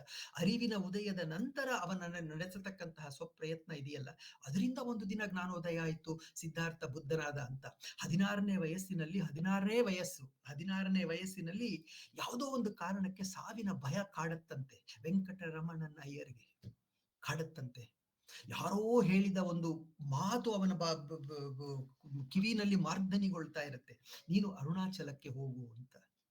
ಅರುಣಾಚಲಕ್ಕೆ ಬರ್ತಾರೆ. ಅರುಣಾಚಲಕ್ಕೆ ಬಂದ ಕೂಡಲೇ ವೆಂಕಟರಮಣ ಅಯ್ಯರ್ ರಮಣರಾದರ ಇಲ್ಲ ಅಂತ ಅಲ್ಲಿ ಅನೇಕ ವರ್ಷಗಳ ಬಗ್ಗೆ ಸತತವಾಗಿ ಚಿಂತನೆ ಮಾಡ್ತಾ ಆ ಗುಹೆಯನ್ನ ಇಳಿದು ಕೆಳಗೆ ಬರುವಷ್ಟರಲ್ಲಿ ವೆಂಕಟರಮಣನ ಅಯ್ಯರ್ ರಮಣರಾಗಿದ್ರು ಅಂತ. ಅದೇ ರೀತಿ ಬಸವಣ್ಣನವರು 16ರ ವಯಸ್ಸಿನಲ್ಲಿ ಆ ಒಂದು ಒಳ ಕೂಗು, ಅದು ಅರಿವಿನ ಆ ಒಂದು ಉದಯ. ಅದಾದ ನಂತರ ಅವರು ಕಪ್ಪಡಿಗೆ ಬರ್ತಾರೆ. ಅಲ್ಲಿ ಅವರು ಏನನ್ನ ನಡೆಸ್ತಾರೆ, ಅಲ್ಲಿ ಅವರು ಏನು ಸಾಧನೆಯನ್ನ ಮಾಡ್ತಾರೆ, ಪ್ರಾಯಶಃ ಅದರ ಅಂತಿಮವಾಗಿ ಅವರಿಗೆ ಜ್ಞಾನೋದಯವಾಯಿತು ಅಂತ ನಾನು ಅವರ ಒಂದು ವಿಚಾರವನ್ನ ಅರ್ಥ ಮಾಡಿಕೊಂಡೆ ಅಂತ. ಇಲ್ಲಿ ಒಂದು ಈ ಬಸವಣ್ಣನವರ ಚರಿತ್ರೆಯಿಂದ ಬಸವಣ್ಣನವರ ಆ ಒಂದು ಘಟನಾವಳಿಗಳನ್ನ, ಅವರ ಬದುಕಿನಲ್ಲಿ ಆದಂತಹ ಒಂದಷ್ಟು ವಿಚಾರಗಳನ್ನ ಸುಮ್ಮನೆ ಓದ್ಕೊಂಡ್ರೆ ಅದು ಒಂದು ರೀತಿಯಾದಂತಹ ಓದು. ಆದರೆ ಅಲ್ಲಲ್ಲಿ ನಾವು ನಿಂತು ಹೀಗೆ ಕಾಯ್ತು ಅನ್ನತಕ್ಕಂತಹ ಒಂದು ಪ್ರಶ್ನೆಯನ್ನ ಕೇಳಿದಾಗ ನಮಗೆ ಇನ್ನೊಂದು ರೀತಿಯಾದಂತಹ ಹೊಳಹು ನಮಗೆ ದಕ್ಕಲಿಕ್ಕೆ ಸಾಧ್ಯ ಅಂತ ನನಗಾಗ್ಲೇ ಅನ್ನಿಸ್ತು. ಈ ಒಳಕೂಗು ಅನ್ನೋದು ಬುದ್ಧನಿಗೆ ಮಾತ್ರ ಬರಬೇಕಾ, ಸಿದ್ಧಾರ್ಥನಿಗೆ ಮಾತ್ರ ಬರ್ಬೇಕಾ, ವೆಂಕಟರಮಣ ಅಯ್ಯರಿಗೆ ಮಾತ್ರ ಬರ್ಬೇಕಾ, ಬಸವಣ್ಣನಿಗೆ ಮಾತ್ರ ಬರ್ಬೇಕಾ? ಅಲ್ಲ ಅಂತ. ಈ ಒಂದು ಒಳಕೂಗು ಅನ್ನೋದು ನಮ್ಮೆಲ್ಲರಿಗೂ ಇದೆ. ನಮ್ಮೆಲ್ಲರಿಗೂ ಕೂಡ ಒಂದಲ್ಲ ಒಂದು ದಿನ ಯಾವುದೋ ಒಂದು ಕ್ಷಣದಲ್ಲಿ ಯಾವುದೋ ಒಂದು ವಿಚಾರದ ನಿಮಿತ್ತವಾಗಿ ಬಂದಿದೆ, ನಾವದನ್ನು ಗುರುತಿಸಲ್ಲ ಅಷ್ಟೇ ಅಂತ ಅಲ್ವಾ? ಯಾವಾಗ್ಲೂ ಅನ್ಕೊಳ್ತಿರ್ತೀವಿ, ಈ ಸ್ನೇಹ ನನ್ಗಂತ ಚೆನ್ನಾಗಿ ಬರ್ತಾ ಇಲ್ಲಪ್ಪ, ಈ ಸ್ನೇಹವನ್ನ ನಾನು ನಿಲ್ಲಿಸಬೇಕು, ಈ ಸ್ನೇಹ ಯಾತಕ್ಕೋ ನನ್ನ ಒಂದು ಪ್ರಗತಿಗೆ ಅಡಚಣೆಯಾಗಿದೆ, ಈ ಸ್ನೇಹ ಬೇಡ. ಇದೊಂದು ಒಳಕೂಗು ಅಂತ. ಒಂದು ಒಳಕೂಗು ಬಂದು ಹೇಳ್ತಾ ಇದೆ, ನಿನಗೆ ಸರಿಯಲ್ಲೋ ಮಾರಾಯ, ಬಿಡೋ ಅಂತ. ಆದ್ರೆ ನಾವು ಅದನ್ನ ಬಿಡದೆ ಹಿಡ್ಕೊಳ್ತೀವಿ. ಬಿಟ್ಟು ಹೊರ ಬರೋದಿದೆಯಲ್ಲ, ಅದು ಸಾಧನೆ. ಈ ಸ್ನೇಹ ಬೇಡ ಅನ್ನತಕ್ಕದ್ದು ಒಂದು ಅರಿವಿನ ಉದಯವಾದ್ರೆ ಅದನ್ನ ಬಹಳ ಪ್ರಯತ್ನ ಪೂರ್ವಕವಾಗಿ ಸ್ವಯಂ ಪ್ರೇರಣೆಯಿಂದ ಬಿಡೋದಿದೆಯಲ್ಲ, ಅದು ಸಾಧನೆ. ಅದು ಬಿಟ್ಟಾಗ ಆ ಸ್ನೇಹ ನಿಮ್ಮನ್ನ ತೊರೆಯತ್ತೆ, ನಿಮಗೆ ಜ್ಞಾನೋದಯವಾಗುತ್ತೆ ಅಂತ. ಹಾಗಾಗಿ ಬಹಳ ಹಿರಿಯರಿಗೆ, ಬಹಳ ಹಿರಿಯ ದೊಡ್ಡದಾದಂತಹ ಚೇತನೆಗಳಿಗೆ ಮಾತ್ರ ಇದಾಗತ್ತೆ ಅಂತಲ್ಲ, ನಮ್ಮೆಲ್ಲರಿಗೂ ಆಗತ್ತೆ. ನಾವು ಅದನ್ನ ಗುರುತಿಸಲ್ಲ ಅಷ್ಟೇ. ಅದನ್ನ ಯಾವತ್ತು ಗುರುತಿಸ್ಕೊಳ್ತೀವೋ ಪ್ರಾಯಶಃ ನಾವು ಕೂಡ ಬಸವಣ್ಣರಾಗ್ಬೋದು, ನಾವು ಕೂಡ ಬುದ್ಧರಾಗ್ಬೋದು, ನಾವು ಕೂಡ ಶ್ರೀಕೃಷ್ಣ ಪರಮಾತ್ಮನೇ ಆಗ್ಬೋದು ಅಂತ ಈ ಒಂದು ವಿಚಾರವನ್ನ ತಿಳಿಸ್ಬೇಕು ಅನ್ನಿಸ್ತು ನನಗೆ ಇಲ್ಲಿ. ಆಗ ಬಸವಣ್ಣನವರು ಏನ್ ಮಾಡ್ತಾರೆ, ಇದು ಬಹಳ ಮುಖ್ಯ ಅಂತ. ಏನ್ ಮಾಡ್ತಾರೆ ಬಸವಣ್ಣನವರು? ಅವರು ಜನಿವಾರವನ್ನ ತೆಗೆದಿಟ್ಟು, ಮೌಂಜಿ ಅಂದ್ರೆ ಮುಂಜೆ ಅನ್ನತಕ್ಕಂತಹ ಒಂದು ಹುಲ್ಲಿನಲ್ಲಿ ಆಗಿನ ಕಾಲದಲ್ಲಿ ವಟುವಿಗೆ ಒಂದು ಉಡದಾರ ಕಟ್ತಾ ಇದ್ರು, ಅವರು ಅದನ್ನ ತೆಗೆದಿಡ್ತಾರೆ. ಜನಿವಾರವನ್ನ ತೆಗೆದಿಡ್ತಾರೆ, ಮೌಂಜಿಯನ್ನ ತೆಗೆದಿಡ್ತಾರೆ. ಇಲ್ಲಿ ನಾನು ತೆಗೆದಿಡ್ತಾರೆ ಅನ್ನತಕ್ಕಂತಹ ಪದವನ್ನು ಬಳಸ್ತಾ ಇದ್ದೇನೆ. ನಿನ್ನೆ ನಾನು ಓದಿದಂತಹ 1-2-3 ಪುಸ್ತಕಗಳಲ್ಲಿ ಬಸವಣ್ಣನವರು ಜನಿವಾರವನ್ನ ಕಿತ್ತೆಸೆದರು, ಬಿಸುಟರು, ಈ ರೀತಿಯಾದಂತಹ ಒಂದಷ್ಟು ಪದ ಪ್ರಯೋಗಗಳನ್ನ ನೋಡಿದೆ. ನನಗೆ ನಗು ಬಂತು, ಆಶ್ಚರ್ಯ ಅನ್ನಿಸ್ತು. ಬಸವಣ್ಣನವರು ಕಿತ್ತೆಸಿಲಿಕ್ಕೆ ಸಾಧ್ಯವಾ? ಬಸವಣ್ಣನವರು ಅಷ್ಟು ಚಿಕ್ಕೋರು ದೊಡ್ಡವರಾಗೋದು ಯಾವಾಗ ಹೇಳಿ? ಚಿಕ್ಕೋರು ದೊಡ್ಡವರಾಗೋದು ಯಾವಾಗ ಅಂತಂದ್ರೆ, ನನಗೆ ಒಲ್ಲದಂತಹ ಆ ಒಂದು ಸಂಪ್ರದಾಯವನ್ನ ಇನ್ನೊಬ್ಬರು ಅನುಸರಿಸ್ತಿತ್ತು ಅಂದ್ರೆ ಅದನ್ನ ನಾನು ಗೌರವಿಸ್ತೀನಿ. ಈ ಹೊತ್ತಿಗೆ ನನ್ನ ಜ್ಞಾನ ಬೇರೆ ಒಂದು ದಾರಿಯಲ್ಲಿ ನನ್ನನ್ನು ಕರ್ಕೊಂಡು ಹೋಗ್ತಾ ಇದೆ, ಅದನ್ನ ಬಿಡ್ತೀನಿ, ತೊರಿತೀನಿ. ಕಿತ್ತೆಸೆಯಲ್ಲ ಅಂತ. ಕಿತ್ತೆಸೆಯೋದು ಬಹಳ ಸ್ಟ್ರಾಂಗ್ ಆದಂತಹ ಪದ, ಬಹಳ ಗಡಸಾದಂತಹ ಪದ, ಬಹಳ ನಿಕೃಷ್ಟವಾದಂತಹ ಪದ ಅಂತ. ಹಾಗಾಗಿ ಬಸವಣ್ಣನವರ ಬಗ್ಗೆ ಬರೆದೋರು ಯಾವ ಒಂದು ಮನಸ್ಥಿತಿಯಲ್ಲಿ ಬರೆದರೋ ನನಗಂತೂ ಗೊತ್ತಿಲ್ಲ. ಆದ್ರೆ ಅದನ್ನು ಓದಿಕೊಳ್ಳುವಾಗ ನಾವು ಕಿತ್ತೆಸೆದರು, ಒಗೆದರು ಅನ್ನುವುದನ್ನೆಲ್ಲ ಬಿಟ್ಟು ಪಕ್ಕದಲ್ಲಿ ಬಹಳ ಮರ್ಯಾದೆಯಿಂದ, ಗೌರವದಿಂದ, ಇನ್ನು ಇದು ನನಗೆ ಬೇಡ ಅಂತ. ಅಂದ್ರೆ ಅದರ ಏನರ್ಥ? ಜನಿವಾರವನ್ನ ತೆಗೆದಿಟ್ರು ಅಂತಂದ್ರೆ ಬ್ರಾಹ್ಮಣಿಕೆಯನ್ನ, ಇಡೀ ಬ್ರಾಹ್ಮಣ ಸಮುದಾಯವನ್ನೆಲ್ಲ ಮೂದಲಿಸಿಬಿಟ್ರು, ಅದರಲ್ಲಿ ಏನು ಅರ್ಥವೇ ಇಲ್ಲ, ತಿರುಳಿಲ್ಲ ಅಂತ ಸಾರದ್ರ ಅಲ್ಲ ಅಂತ. ಅದರಲ್ಲಿ ಇರ್ತಕ್ಕಂತಹ ಸೂಕ್ಷ್ಮವಾದ ಅರ್ಥ ಏನು, ಅದನ್ನ ನಾವು ಗ್ರಹಿಸಬೇಕು ಅಂತ. ಏನದರ ಸೂಕ್ಷ್ಮವಾದ ಅರ್ಥ ಅಂದ್ರೆ, ಜಾತಿ ಪದ್ಧತಿ ಬೇಡ, ಬ್ರಾಹ್ಮಣಿಕೆ ಅನ್ನೋದೊಂದು ಸಂಕೇತ ಮಾತ್ರ, ಯಾವುದೇ ಒಂದು ಜಾತಿ ಆ ಪದ್ಧತಿ ಬೇಡ ಅಂತ ಬಸವಣ್ಣನವ್ರಿಗೆ ಅನ್ನಿಸ್ತು ಅಂತ. ವೃತ ಆಚರಣೆಗಳು ಬೇಡ ಅಂತ. ಸಂಧ್ಯಾ ವಂದನೆ ಅದೆಷ್ಟೇ ಪವಿತ್ರವಾದಂತಹದ್ದಾದರೂ ಕೂಡ ಅದೊಂದು ಆಚರಣೆ. ವೃತವಾದಂತಹ ಬೇಡದಂತಹ ಆಚರಣೆಗಳಲ್ಲಿ ನಾನು ಸಣ್ಣ ಸಮಯವನ್ನ ಕಳೆದುಕೊಳ್ಳಲ್ಲ. ಇದು ಅವರಿಗೆ ಆದಂತಹ ಒಂದು ಅರಿವಿನ ಉದಯ ಅಂತ. ಏಕಮೇಶ್ವರನನ್ನ ಆರಾಧಿಸಬೇಕು, ಏಕಮೇಶ್ವರ, ಒಂದೇ ಒಂದು ಈಶ್ವರ. ಇಲ್ಲಿ ಈಶ್ವರ ಅಂತಂದ್ರೆ ಹರಿಯ ಭಕ್ತರು ಬೇಜಾರಾಗೋದು, ಹರಿ ಅಂತಂದ್ರೆ ಈಶ್ವರನ ಭಕ್ತರು ಬೇಜಾರಾಗೋದು, ಅದು ಅರ್ಥವಿಲ್ಲದ್ದು ಅಂತ. ಹರಿನೂ ಒಂದೇ, ಈಶ್ವರನೂ ಒಂದೇ, ಇಂದ್ರನೂ ಒಂದೇ, ಅಗ್ನಿಯೂ ಒಂದೇ, ಎಲ್ಲರೂ ಒಂದೇ. ಕಡೆಯಲ್ಲಿ ಅವೆಲ್ಲವೂ ಕೂಡ ಮೂಲ ಪ್ರಜ್ಞೆಯೇ ಹೊರತು ಮತ್ತೇನೂ ಅಲ್ಲ ಅಂತ. ನಾಮ ಹಲವು ದೇವನೊಬ್ಬ ಅಂತ ಅಲ್ವಾ. ಭೂಮಿಯನ್ನು ತಣಿಸಲು ಭಾರಿ ಮಳೆಯೇ ಬೇಕು, ಧೂಮರನ ಸಿಂಪಡಿಕೆ ಹಿಂದೇನು ಫಲವು, ನಾಮಗಳನ್ನೂರೆಂಟು ಜಪಿಸಿದರೆ ಏನುಂಟು, ತಾಮಸವ ಕಳೆಯದದು ನವ್ಯ ಜೀವಿ. ಭೂಮಿನ ತಣಿಸ್ಬೇಕು ಅಂದ್ರೆ ನೋಡಪ್ಪ, ಇವತ್ತು ಬೆಂಗಳೂರಿನಲ್ಲಿ ಬಂತಲ್ಲ ಮಳೆ, ಆ ರೀತಿ ಬರ್ಬೇಕು, ತುಂಬದ್ರೋಣ ಬರ್ಬೇಕು, ಆಗ ಭೂಮಿ ತಣಿಯತ್ತೆ. ಅದು ಬಿಟ್ಟು ತುಂತುರು ಮಳೆ ಅಲ್ಲೊಂದು ಇಲ್ಲೊಂದು ಸಿಂಪಡಿಸದ ಹಾಗೆ ಬಂತು ಅಂತಂದ್ರೆ ಭೂಮಿ ತಣಿಯಲ್ಲ ಅಂತ. ಅಂತಂದ್ರೆ ತುಂತುರು ಮಳೆ 100 ಬಾರಿ ಬರೋದಕ್ಕಿಂತ ಭಾರಿ ಮಳೆ ಒಂದು ಸಲ ಬಂದ್ರೆ ಸಾಕು ಅಂತ. ಹಾಗಾಗಿ ನಾಮಗಳ 108 ಜಪಿಸಿದರೆ ಏನುಂಟು, 106 ನಾಮಗಳು. ಈ ದಿನ ಇದು, ನಾಳೆ ಇನ್ನೊಂದು, ಮಧ್ಯೆ ಇನ್ನೊಂದು, ಯಾವುದೋ ಒಂದು ತೀರ್ಥ ಕ್ಷೇತ್ರದಲ್ಲಿ ಮತ್ತೊಂದು ನಾಮ ನಾಮ ನಾಮರಹ ಬೇಡ ಅಂತ. ಯಾವ್ದಾದ್ರು ಒಂದು ನಾಮ ಸಾಕು ಅಂತ ಅಲ್ವಾ. ಈ ರೀತಿಯಾಗಿ 108 ನಾಮಗಳನ್ನ ಜಪಿಸೋದ್ರಿಂದ ತಾಮಸ ಅಜ್ಞಾನ ಕಳೆಯೋದಿಲ್ಲ ಅಂತ. ಭಕ್ತಿ ವೃದ್ಧಿಸಬಹುದು, ಇಲ್ಲ ಅಂತಲ್ಲ. ಆ ಒಂದು ಮನಸ್ಥಿತಿಯಲ್ಲಿ ಆ ಒಂದು ನೆಮ್ಮದಿ ಸಿಗಬಹುದು, ಇಲ್ಲ ಅಂತಲ್ಲ. ಜ್ಞಾನದ ಉದಯ ಆಗತ್ತಾ, ಇಲ್ಲ ಅಂತ. ಅದೇ ಬಹಳ ಮುಖ್ಯ ಅಂತ. ಇದನ್ನ ಅವರು ಕಂಡುಕೊಂಡ್ರು ಅನ್ನೋದೇ ಅವರು ಬ್ರಾಹ್ಮಣಿಕೆಯನ್ನ ಮೂದರಿಸಲಿಲ್ಲ, ಜನಿವಾರವನ್ನ ತೆಗೆದಿಟ್ಟಂತಹ ಒಂದು ಸಂಕೇತದಲ್ಲಿ ಇರತಕ್ಕಂತಹ ನಿಜವಾದಂತಹ ಅರ್ಥ ಅಂತ. ಇದಿಷ್ಟನ್ನು ಮಾಡಿ ಅವರು ಕಪ್ಪಡಿಗೆ ಹೊರಡ್ತಾರೆ. ಈಗ ಕಪ್ಪಡಿಗೆ ಬಂದಿದ್ದಾರೆ. ಕಪ್ಪಡಿಯಲ್ಲಿ ಏನಾಯ್ತು ಅಂತ. ಕಪ್ಪಡಿ ಕೂಡಲ ಸಂಗಮನ ಕ್ಷೇತ್ರ, ಅಲ್ಲಿ ಮಲಪ್ರಹರಿ ಮತ್ತೆ ಕೃಷ್ಣವೇದಿ ಅನ್ನತಕ್ಕಂತಹ ನದಿಗಳ ಸಂಗಮ, ಅಲ್ಲಿ ಸಂಗಮೇಶ್ವರನ ಗುಡಿ. ಬಸವಣ್ಣನವರು ಬರ್ತಾರೆ, 16 ವರ್ಷ ಒಂದು ಒಳಕೂಗು ಕಪ್ಪಡಿಗೆ ಹೋಗು ಅಂತ ಬಂದ್ರು. ಕಪ್ಪಡಿಯ ಬೀದಿಗಳಲ್ಲಿ ಅಲಿತಾ ಇದ್ದಾರೆ. ಅಲ್ಲಿ ಆ ಸಂಗಮೇಶ್ವರನ ದೇವಾಲಯ ಕಾಣುತ್ತೆ, ಶಿವನ ದೇವಾಲಯ ಕಾಣುತ್ತೆ. ಅದನ್ನ ಕಂಡ ಕೂಡ್ಲೆ ಇದನ್ನ ಸಂಸ್ಕಾರ ಅನ್ಬೋದು ಅಂತ. ಎಲ್ಲೋ ಇದ್ದಂತಹ ಒಂದು ನೆನಪು ಅವರನ್ನ ಅಲ್ಲಾಡಿಸುತ್ತೆ ಅಂತ. ಅಲ್ಲಿ ಬಂದವರು ಭಾವೋದ್ವೇಗದಿಂದ ಶಿವನ ಲಿಂಗವನ್ನ ನೋಡ್ತಾ ತಮ್ಮ ನಿಜವಾದಂತಹ ಇರುವನ್ನ ಮರೆತು ಚಂದದಲ್ಲಿ ಶಿವಸ್ತುತಿಯನ್ನ ಮಾಡ್ಲಿಕ್ಕೆ ಶುರು ಮಾಡ್ತಾರೆ ಅಂತ. ಆ ಒಂದು ಭಾವೋದ್ರೇಕ ಯಾವ ಒಂದು ತೀವ್ರತೆಗೆ ಹೋಗುತ್ತಪ್ಪ ಅಂತಂದ್ರೆ ಶಿವಸ್ತುತಿಯನ್ನ ಮಾಡ್ತಾ ಮಾಡ್ತಾ ಮಾಡ್ತಾ ಮೂರ್ಛೆ ಹೋಗ್ತಾರೆ ಅಂತ. ಮೂರ್ಛೆ ಹೋದವರು ಸ್ವಲ್ಪ ಹೊತ್ತಿನ ನಂತರ ಹೇಳ್ತಾರೆ, ಶಿವನನ್ನ ನೋಡ್ತಾರೆ, ಮತ್ತೆ ಶಿವಸ್ತುತಿ, ಮತ್ತೊಮ್ಮೆ ಮೂರ್ಛೆ ಅಂತ. ಈ ರೀತಿ ಇದ್ದಾಗ ಮತ್ತೊಂದು ಒಳಕೂಗು, ಇನ್ನೊಂದು ಒಳಕೂಗು ಹೇಳುತ್ತೆ, ಅಪ್ಪ ಬಸವಣ್ಣ, ನೀನು ಸರಿಯಾದ ಜಾಗಕ್ಕೆ ಬಂದಿದ್ಯಾ ಕಣಪ್ಪ, ನೀನ್ ಇಲ್ಲಿರು, ನೀನೇನು ಹೆದರಬೇಡ, ನಿನ್ನ ಆ ಒಂದು ನಿಜವಾದಂತಹ ಈ ಬದುಕಿನ ಆ ಒಂದು ಉದ್ದೇಶ ಏನಿದೆ ಅದನ್ನ ಜಗತ್ತಿಗೆ ಸಾರಬೇಕಾಗಿದೆ ಅಂತ ಅನ್ನತಕ್ಕಂತಹ ಒಂದು ಒಳಕೂಗು ಬರುತ್ತೆ. ಅದಕ್ಕೆ ಸರಿಯಾಗಿ ಈಶಾನ ಗುರುಗಳು ಅಂತ ಹೇಳಿ ಆ ಒಂದು ಕ್ಷೇತ್ರದ ಸ್ಥಾನಪತಿಗಳು ಅವರಲ್ಲಿಗೆ ಬರ್ತಾರೆ. ಅಲ್ಲಿ ಅವರು ಬಂದು ಕೆಳಕ್ಕೆ ಬಿದ್ದಿರತಕ್ಕಂತಹ ಬಸವಣ್ಣನ ನೋಡಿದಾಗ ಅವರಿಗೆ ಯಾವುದೋ ಒಬ್ಬ ಅವತಾರ ಪುರುಷನ ಕಂಡಂತಹ ಒಂದು ಅದ್ಭುತವಾದಂತಹ ಒಂದು ಭಾವ ಅವರಲ್ಲಿ ಉಕ್ಕಿ ಬಸವಣ್ಣನವರನ್ನ ಹೇಳ್ತಾರೆ, ನೋಡಪ್ಪ, ನೀನ್ ಇಲ್ಲೇ ಇದ್ದು ಈ ಶಿವನ ಪೂಜೆನ ಮಾಡ್ತಾ ಇರು, ಇನ್ನೇನು ನಿನ್ಗೇನು ಯೋಚನೆ ಇಲ್ಲ, ಅದಕ್ಕೆ ಬೇಕಾದಂತಹ ಅನುಕೂಲತೆಗಳನ್ನ ನಾವು ಮಾಡ್ಕೊಡ್ತೀವಿ ಅಂತ. ನಾನು ಒಂದು ಚುಟುಕ ಬರೆದಿದ್ದೆ ಬಹಳ ಹಿಂದೆ. ದೈವ ನೊಲಿದಾಗ ರೋಗಿ ಬಯಸಿದ್ದು ಹಾಲು ಅನ್ನವಾದರೆ ವೈದ್ಯ ನೀಡುವುದು ಮೃಷ್ಟಾನ್ನ ಅಂತ. ಇಲ್ಲಿ ಬಹಳ ಮುಖ್ಯವಾದಂತಹ ಪದ. ನಮ್ಮಲ್ಲೊಂದು ಗಾದೆ ಇದೆ, ರೋಗಿ ಬಯಸಿದ್ದು ಹಾಲು ಅನ್ನ, ವೈದ್ಯ ನೀಡಿದ್ದು ಹಾಲು ಅನ್ನ ಅಂತ. ಆದ್ರೆ ನನ್ನ ಚುಟುಕದಲ್ಲಿ ಇದಕ್ಕಿಂತ ಬಹಳ ಮುಖ್ಯವಾದದ್ದು ಮೊದಲನೇ ಪದ, ದೈವ ನೊಲಿದಾಗ.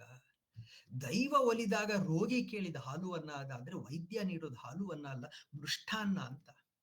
ಇದು ದೇವರು ಒಲಿದಾಗ ಆ ಒಬ್ಬ ವ್ಯಕ್ತಿಗೆ, ಆ ಒಂದು ಸ್ಥಳಕ್ಕೆ, ಆ ಒಂದು ಸನ್ನಿವೇಶಕ್ಕೆ ಒದಗಿ ಬರತಕ್ಕಂತಹ ಒಂದು ಅದ್ಭುತವಾದ ವಿಸ್ಮಯಕಾರಿಯಾದಂತಹ ಪರ್ವ ಅಥವಾ ಪರಿವರ್ತನೆ ಅಂತ. ಇದಾದ ನಂತರ ಬಸವಣ್ಣನವರು ಅಲ್ಲೇ ಇರ್ತಾರೆ. ಅವರ ದಿನಚರಿ ಏನು ಅಂತ ಬಹಳ ಸೊಗಸಾಗಿದೆ ಅಂತ. ಅವರು ಅಲ್ಲಲ್ಲಲ್ಲಿ ಸುತ್ತಾಡಿ ಕೆಳಕ್ಕೆ ಬಿದ್ದಿರ್ತಕ್ಕಂಥ ಹೂವನ್ನೆಲ್ಲ, ರಾಶಿ ರಾಶಿ ಹೂವನ್ನ ಪ್ರತಿದಿನ ಬೆಳಗ್ಗೆ ತೆಗೆದುಕೊಳ್ಳೋದು, ದೇವಾಲಯದ ಹತ್ರ ಬರೋದು, ಅಲ್ಲೇ ನದಿಯಲ್ಲಿ ಸ್ನಾನವನ್ನ ಮಾಡೋದು, ಆ ದೇವರನಿಗೆ ಆ ಹೂವುಗಳನ್ನೆಲ್ಲ ಅರ್ಪಿಸೋದು ಅಂತ. ಇದನ್ನ ಮಾಡುವಾಗ ಬಸವಣ್ಣನವರು ಮುಖವಾಸವನ್ನ ಹಾಕೊಳ್ತಾ ಇದ್ರು ಅಂತ. ಅಂದ್ರೆ ನಮ್ಮ ಮಾಸ್ಕ್ ಕೋವಿಡ್ ಟೈಮಲ್ಲೇ ನಾವು ಹಾಕೊಂಡಿದ್ದು, ಅದ ನಂತರ ಇಲ್ಲ. ಅವರು ಆಗ ಮುಖವಾಸವನ್ನ ಹಾಕೊಳ್ಳೋರಂತೆ. ಯಾಕೆ ಅಂತಂದ್ರೆ ಅವರಿಗೆ ಈ ಹೂವನ್ನ ನಾನು ತಗೊಂಡು ಬರ್ತಾ ಇರೋದು ಲಿಂಗಕ್ಕೆ ಅರ್ಪಿಸಬೇಕು, ಶಿವನಿಗೆ ಅರ್ಪಿಸಬೇಕು ಅಂತ. ಆ ಅರ್ಪಿಸುವ ಮೊದಲಲ್ಲಿ ಅದರ ವಾಸನೆ ನನಗೆ ಬರದೇ ಇರಲಿ, ನಾನು ಅದರ ವಾಸನೆಯನ್ನ ತೆಗೆದುಕೊಳ್ಬಾರ್ದು ಅಂತ ಹೇಳಿ ಮೂಗಿಗೆ ಮುಖವಾಸವನ್ನ ಹಾಕೊಂಡು ಅಷ್ಟೊಂದು ಶ್ರದ್ಧೆಯಿಂದ ಹೂವನ್ನ ತಂದು ಶಿವಲಿಂಗಕ್ಕೆ ಅರ್ಪಿಸಿ ಶಿವಸ್ತುತಿಯಲ್ಲಿ ತೊಡಗ್ತಾ ಇದ್ರು.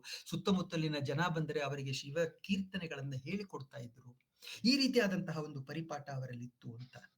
ಎಷ್ಟು ವರ್ಷಗಳ ಕಾಲ ಈ ರೀತಿ ಇದ್ರು ಅಲ್ವಾ? ಇದು ಪ್ರಶ್ನೆ. ಇದಕ್ಕೆ ಸರಿಯಾದಂತಹ ಮಾಹಿತಿ ಎಲ್ಲೂ ನನಗಂತೂ ಸಿಗಲಿಲ್ಲ. ನಾನು ನನ್ನ ಬಸವೇಶ್ವರರ ಓದು ಬಹಳ ಕಡಿಮೆ. ನಿನ್ನೆಯಷ್ಟೇ ನಾನು ಅದನ್ನು ಓದಲಿಕ್ಕೆ ಶುರು ಮಾಡಿದ್ದು ಒಂದಷ್ಟು ಪುಸ್ತಕಗಳನ್ನ. ಹಾಗಾಗಿ ಪ್ರಾಯಶಃ ಇನ್ನು ವಿಸ್ತರದ ಓದಿಗೆ ಇಳಿದಾಗ ಅವರ 10 ಮತ್ತು 16ನೇ ವರ್ಷದ ಆ ಒಂದು ಅವಧಿ ಹಾಗೂ ಕಪ್ಪಡಿಯಲ್ಲಿ ಅವರು ಈ ಒಂದು ದಿನಚರಿಯ ಹೊರತಾಗಿ ನಡೆಸಿದಂತಹ ಸಾಧನೆ, ಇವೆರಡೂ ಕೂಡ ಒಂದು ಕುತೂಹಲ ಕಂಡುಕೋಬೇಕು ಅಂತ. ಈ ಹೊತ್ತಿಗೆ ನನಗೆ ಆ ಮಾಹಿತಿ ಇಲ್ಲ. ಅನೇಕ ವರ್ಷಗಳು ಇದೇ ರೀತಿಯಾದಂತಹ ಒಂದು ಸಾಧನೆಯಲ್ಲಿ ಇರ್ತಾರೆ ಅಂತ. ಆ ದಿನ ಒಂದು ದಿನ ಬರುತ್ತೆ, ಆಗ ಮತ್ತೊಮ್ಮೆ ಒಳಕೂಗು ಬರುತ್ತೆ. ಆ ಒಳಕೂಗು ಹೇಳುತ್ತೆ, ನೋಡಪ್ಪ, ಕಪ್ಪಡಿಯಲ್ಲಿ ಆಯ್ತು, ನಿನ್ನ ಸಮಯ ಇಲ್ಲ ಆಯ್ತು, ಇನ್ನು ಬಿಜ್ಜಳನ ಊರಿಗೆ ಬಂದುಬಿಡು, ನೀನು ಮಂಗಳವಾಡೆಗೆ ಹೋಗು ಅಂತ. ಮೊದಲನೇ ಸಲ ಈ ಒಂದು ಒಳಕೂಗು ಅಥವಾ ಪುಸ್ತಕದಲ್ಲಿ, ನಾನು ಓದಿದ ಪುಸ್ತಕದಲ್ಲಿ ಬರೆದಿರುವ ಹಾಗೆ ಶಿವ ಪ್ರತ್ಯಕ್ಷನಾಗಿ ಅವರಿಗೆ ಹೇಳಿದ ಅನ್ನತಕ್ಕಂತಹ ಒಂದು ವಿಚಾರವನ್ನ ಗಮನದಲ್ಲಿಟ್ಕೊಂಡು ನೋಡೋದಾಯ್ತು ಅಂತಂದ್ರೆ, ಆ ಒಂದು ಮಾತು ಶಿವನಿಂದ ಅಥವಾ ಅಂತಃಸ್ಫುರಣೆಯಿಂದ ಅವರಿಗೆ ಒಲಿದು ಬಂದಾಗ ಸಂತೋಷ ಪಡಲ್ಲ ಬಸವಣ್ಣವರು ಅಂತ ಬಹಳ ದುಃಖಿಸ್ತಾರಂತೆ, ಅಳ್ತಾರಂತೆ. ಅಯ್ಯೋ, ನಾನು ಎಷ್ಟು ಚಂದದಲ್ಲಿ ನಿನ್ ಪೂಜೆ ಮಾಡ್ಕೊಂಡು ಇಲ್ಲೇ ಇದ್ದೀನಿ, ಈಗ ನನ್ನನ್ನು ಇಲ್ಲಿಂದ ಬಿಟ್ಟು ಇನ್ನೆಲ್ಲೋ ಹೋಗುವಂತ ಇದೆಯಾ, ಇನ್ನೆಲ್ಲೋ ಹೋಗುವಂತ ಇದೆಯಾ. ನೋಡಿ, ಅರಿವಿನ ಉದಯ. ಅವರು ಎಂತಹ ಒಂದು ಭಕ್ತಿಯ ಆ ಒಂದು ಪರಾಕಾಷ್ಠೆಯಲ್ಲಿದ್ದರು ಅಂದ್ರೆ ಶಿವ ಈಸ್ ಈಕ್ವಲ್ ಟು ಈ ಲಿಂಗ ಅಂತ ಅಲ್ವಾ? ನಾನು ಅದಕ್ಕೆ ಹೇಳೋದು, ಭಕ್ತಿಯನ್ನ ತೊರೆದ ಹೊರತು, ಆಚರಣೆಗಳನ್ನ ಮುರಿದ ಹೊರತು ಜ್ಞಾನದ ಬೆಳಕಿಲ್ಲ ಅಂತ. ಆಗ ಬಸವಣ್ಣನವರು ಅಳ್ತಾರಂತೆ. ಆಯ್ತು, ಅದೊಂದು ದಿನ ಆಯ್ತು, ಮತ್ತೆ ಅವರು ಅದೇ ದಿನಚರಿಯಲ್ಲಿ ಅದರಲ್ಲೇ ಮುಳುಗಿದ್ದಾರೆ. ಒಂದಷ್ಟು ದಿನ ಆದ್ಮೇಲೆ ಮತ್ತೆ ಅದೇ ಒಳಕೂಗು, ಬೇಡ, ಇನ್ನು ಕಪ್ಪಡಿ ಸಾಕು ನಿನಗೆ, ಇನ್ನು ಹೊರಡು, ನೀನು ಮಂಗಳವಾಡೆಗೆ ಹೊರಡು ಅನ್ನತಕ್ಕಂತಹ ಕೂಗು. ಮತ್ತೆ ಇವರು ಅಳ್ತಾರಂತೆ. ಇದೇ ತರ ಒಂದು 4-5 ಬಾರಿ ಆದಾಗ ಶಿವ ಹೇಳ್ತಾನಂತೆ, ಜ್ಞಾನೋದಯ ಅಂತ. ಶಿವ ಹೇಳ್ತಾನಂತೆ, ಅಪ್ಪ, ನಾನು ನಿನ್ ಜೊತೆ ಬರ್ತೀನಿ ಅಲ್ಲಿಗೆ, ನಾನು ನಿನ್ ಜೊತೆನೆ ಇರ್ತೀನಿ, ನಿನ್ ಜೊತೆನೆ ಇರ್ತೀನಿ. ಅದ್ಭುತವಾದಂತ ಆ ಮಾತನ್ನ ಕೇಳಿದಾಗ ಬಸವಣ್ಣನವರಿಗೆ ಒಂದು ರೀತಿಯಾದಂತಹ ಸಮಾಧಾನ ಆಗುತ್ತೆ. ಅವರು ಅಲ್ಲಿ ಕಪ್ಪಡಿಯನ್ನ ತೊರೆಯುವ ಒಂದು ನಿಶ್ಚಯಕ್ಕೆ ಬರ್ತಾರೆ ಅಂತ. ಇದನ್ನು ಓದುವಾಗ ನನಗನ್ನಿಸ್ತು, ನೋಡಿ, ವಿಶ್ವದ ಯಾವುದೇ ಒಂದು ಮತ ತೆಗೆದುಕೊಳ್ಳಿ, ಅಲ್ಲಿ ಭಗವಂತನನ್ನ ಪ್ರಶ್ನೆ ಮಾಡೋದು ಒಂದು ರೀತಿಯಲ್ಲಿ ಅಪರಾಧ ಅಂತ. ನಮ್ಮಲ್ಲಿ ಮಾತ್ರ, ಸನಾತನದಲ್ಲಿ ಮಾತ್ರ, ಭಾರತೀಯ ಮೌಲ್ಯಗಳಲ್ಲಿ ಮಾತ್ರ, ಇಲ್ಲಿಯ ಅದ್ಭುತವಾದಂತಹ ನೆಲದಲ್ಲಿರತಕ್ಕಂತಹ ಭಗವನ ಉತ್ಕೃಷ್ಟವಾದಂತಹ ಚಿಂತನೆಯಲ್ಲಿ ಮಾತ್ರವೇ ಭಗವಂತನೊಡನೆ ನಾನು ಸಂವಾದ ಮಾಡಬಲ್ಲೆ ಅನ್ನತಕ್ಕಂತಹ ಒಂದು ಸನ್ನಿವೇಶವನ್ನು ಕೂಡ ಕಲ್ಪಿಸ್ತಾರೆ ಅಂತ ಅಲ್ವಾ? ಯಶೋದೆ ಕೃಷ್ಣ, ತಾಯಿ ಯಶೋದೆ ಭಗವಂತನನ್ನ ಮಗು ಜೊತೆ ಮಾತನಾಡ್ತಿದ್ರು ಅಂತ ಅಲ್ವಾ? ಶ್ರೀಕೃಷ್ಣ ಅರ್ಜುನ ಸಖ, ಇಬ್ರು ಸ್ನೇಹಿತರು ಮಾತನಾಡ್ದಂಗೆ, ಒಬ್ಬ ದೇವ ಭಕ್ತ ಮಾತನಾಡ್ದಂಗೆ, ರಾಮ ಹನುಮ ಅಲ್ವಾ? ಎಲ್ಲಕ್ಕಿಂತ ಹೆಚ್ಚಾಗಿ ನಮ್ಮ ಸಂವಾದ ಅಂತಂದ್ರೆ ಬೇಡರ ಕಣ್ಣಪ್ಪನನ್ನು ಜ್ಞಾಪಿಸ್ಕೊಳ್ಳಿ. ನನಗೆ ಬಹಳ ಇಷ್ಟವಾದಂತಹ ಒಂದು ಭಕ್ತರ ಕಥೆ ಅಂದ್ರೆ ಬೇಡರ ಕಣ್ಣಪ್ಪನ ಶಿವನ ನಡುವೆ ನಡೆಯತಕ್ಕಂತಹ ಒಂದು ಸಂವಾದ. ಅದು ಊಹೆಯೋ ಅಥವಾ ನಡೆಯುವುದೋ ಕವಿ ಸಮಯವೋ ಗೊತ್ತಿಲ್ಲ, ಆದ್ರೆ ಆ ಒಂದು ಕಲ್ಪನೆ ಇದೆಯಲ್ಲ, ಆ ಒಂದು ಕಲ್ಪನೆಯೂ ಕೂಡ ಸಾಧ್ಯ ಅನ್ನತಕ್ಕದ್ದು ಪ್ರಾಯಶಃ ನಮ್ಮ ಸನಾತನದಲ್ಲಿ ಬಿಟ್ಟು ವಿಶ್ವದಲ್ಲಿ ಎಲ್ಲೂ ಇಲ್ಲ. ಹಾಗಾಗಿ ನಮ್ಮ ಸನಾತನವನ್ನ ಬಹಳ ಸಲೀಸಾಗಿ ಜರಿಯುವವರೆಗೆ ಎಲ್ಲ ವಿಷಯಗಳನ್ನ ಪ್ರಾಯಶಃ ನಮಗೆ ತಿಳಿಸ್ಕೊಡ್ಬೇಕು ಅನ್ನತ್ತೆ ಬಸವಣ್ಣನವರನ್ನು ಓದುವಾಗ ನನಗೆ ಹಾಗ ಅನ್ನಿಸ್ತು. ಇನ್ನು ಬಸವಣ್ಣನವರು ಕಪ್ಪಡಿಯನ್ನ ತೊಡೆದು ಬಿಜ್ಜಳನ ದೇಶಕ್ಕೆ ಹೋಗಬೇಕು. ಅಂತಹ ಒಂದು ಸಮಯದಲ್ಲಿ ಅವರು ಪೂಜೆಯನ್ನ ಮಾಡಿ, ಲಿಂಗಕ್ಕೆ ನಮಸ್ಕಾರವನ್ನ ಮಾಡಿ, ನಂದಿಕೇಶ್ವರನ ಮುಂದೆ ಪ್ರಾರ್ಥನೆಗೆ ಕೂರುತ್ತಾರೆ. ಆಗ ಒಂದು ಪವಾಡ ನಡೆಯುತ್ತೆ ಅಂತ. ನಂದಿಕೇಶ್ವರನ ಉದರದಿಂದ, ಹೊಟ್ಟೆಯಿಂದ ಗುಳು ಗುಳು ಗುಳು ಅಂತ ಶಬ್ದ ಬರುತ್ತಂತೆ. ನಂದಿಕೇಶ್ವರ ಬಾಯನ್ನ ತೆಗೆದಾಗ ಒಂದು ಲಿಂಗ ಆ ಬಾಯಿಂದ ನೇರವಾಗಿ ಬಸವಣ್ಣನವರ ಕೈಗೆ ಬೀಳುತ್ತೆ. ನಂದಿಕೇಶ್ವರ ತನ್ನ ಶಿರವನ್ನ ತನ್ನ ಬಾಯನ್ನ ಬಸವಣ್ಣನವರ ತಲೆಯ ಮೇಲಿಟ್ಟು ಅಲ್ಲಿ ಅವರಿಗೆ ಪಂಚಾಕ್ಷರಿ ಮಂತ್ರದ ಉಪದೇಶ ಆಗುತ್ತೆ ಅಂತ. ಇದು ಪವಾಡ. ಇದು ಸಾಧ್ಯವಾ? ಪ್ರಶ್ನೆ ಅಲ್ಲ, ಇದು ಸಾಧ್ಯವಾ? ಗೊತ್ತಿಲ್ಲ ಅಂತ. ನನಗೆ ವೈಯಕ್ತಿಕವಾಗಿ ಹೇಳಬೇಕು ಅಂದ್ರೆ ನನಗೆ ಪವಾಡಗಳಲ್ಲಿ ಅಂತಹ ಒಂದು ಆಸಕ್ತಿ ಇಲ್ಲ ಅಂತ. ಯಾಕೆ ಅಂತಂದ್ರೆ ಪವಾಡಗಳು, ಪುರಾಣ ಕಥೆಗಳು ಇವೆಲ್ಲವೂ ಕೂಡ ಒಂದು ವಿಸ್ಮಯವನ್ನ ಕಲ್ಪಿಸುತ್ತೆ ಅಂತ, ಒಂದು ಅದ್ಭುತವಾದಂತಹ ಫ್ಯಾಂಟಸಿ ಅದು ಅಂತ. ಆ ರೀತಿ ನಡೆಯತ್ತಾ ಅಂತ ಪ್ರಶ್ನೆ ಕೇಳಿದ್ರೆ ನಾವು ತರ್ಕಕ್ಕೆ ಬಿತ್ತು ಅಂದ್ರೆ we will lose the beauty of such things ಅಂತ. ಈ ರೀತಿಯಾಗಿ ನಡೆದಿದೆಯೋ ಇಲ್ವೋ ಗೊತ್ತಿಲ್ಲ, ಈ ರೀತಿಯಾಗಿ ನಡೆದಿದೆ ಅಂತ ಅಂದುಕೊಂಡ್ರೆ ಸಿಗತಕ್ಕಂತಹ ಒಂದು ಖುಷಿಯೇ ಬೇರೆ ಅಂತ. ಆ ಖುಷಿಯನ್ನೇ ನಾವು ಅನುಭವಿಸ್ತಾ ಮುಂದೆ ಸಾಗೋಣ. ನನಗಂತೂ ಪವಾಡಗಳಲ್ಲಿ ನಿಜವಾಗಿಯೂ ಕೂಡ ಅಂತಹ ಒಂದು ಆಸಕ್ತಿ ಇಲ್ಲ. ಯಾಕೆ ಅಂತಂದ್ರೆ ನೋಡಿ, ಶ್ರೀ ಕೃಷ್ಣ ಪರಮಾತ್ಮ ತನ್ನ ಕಿರು ಬೆರಳಿನಲ್ಲಿ ಇಡೀ ಗೋವರ್ಧನ ಗಿರಿಯನ್ನ ಎತ್ತಿ ಹಿಡಿದು ಅಲ್ಲಿಯ ಎಲ್ಲ ಜೀವಿಗಳನ್ನು ಕೂಡ ಇಂದ್ರ ಸುರಿಸ್ತಾ ಇದ್ದಂತಹ ಕುಂಭದ್ರೋಣ ಮಳೆಯಿಂದ ರಕ್ಷಣೆ ಮಾಡಿದ ಅದ್ಭುತವಾದಂತಹ, ವಿಸ್ಮಯವಾದಂತಹ, ಫ್ಯಾಂಟಸಿ ಆದಂತಹ ಒಂದು ಚಿತ್ರಣ ಅಂತ. ನನಗೆ ಆ ಚಿತ್ರಣದಿಂದ ನನಗೆ ಕೃಷ್ಣನನ್ನ ಭಗವಂತ ಅಂತ ಕರಿಬೇಕು ಅನ್ನೋ ಒಂದು ಆಸಕ್ತಿ ಇಲ್ಲ. ನನಗೆ ಮುಖ್ಯ ಕೃಷ್ಣ ಹೇಗ್ ಬದುಕದ, ಧರ್ಮಕ್ಕಾಗಿ ಕೃಷ್ಣ ಏನೇನೆಲ್ಲ ಮಾಡ್ದ, ಎಂತಹ ಆದರ್ಶಗಳನ್ನ ನಮ್ಮ ಮುಂದಿಟ್ಟ, ಅದು ನನಗೆ ಮುಖ್ಯ.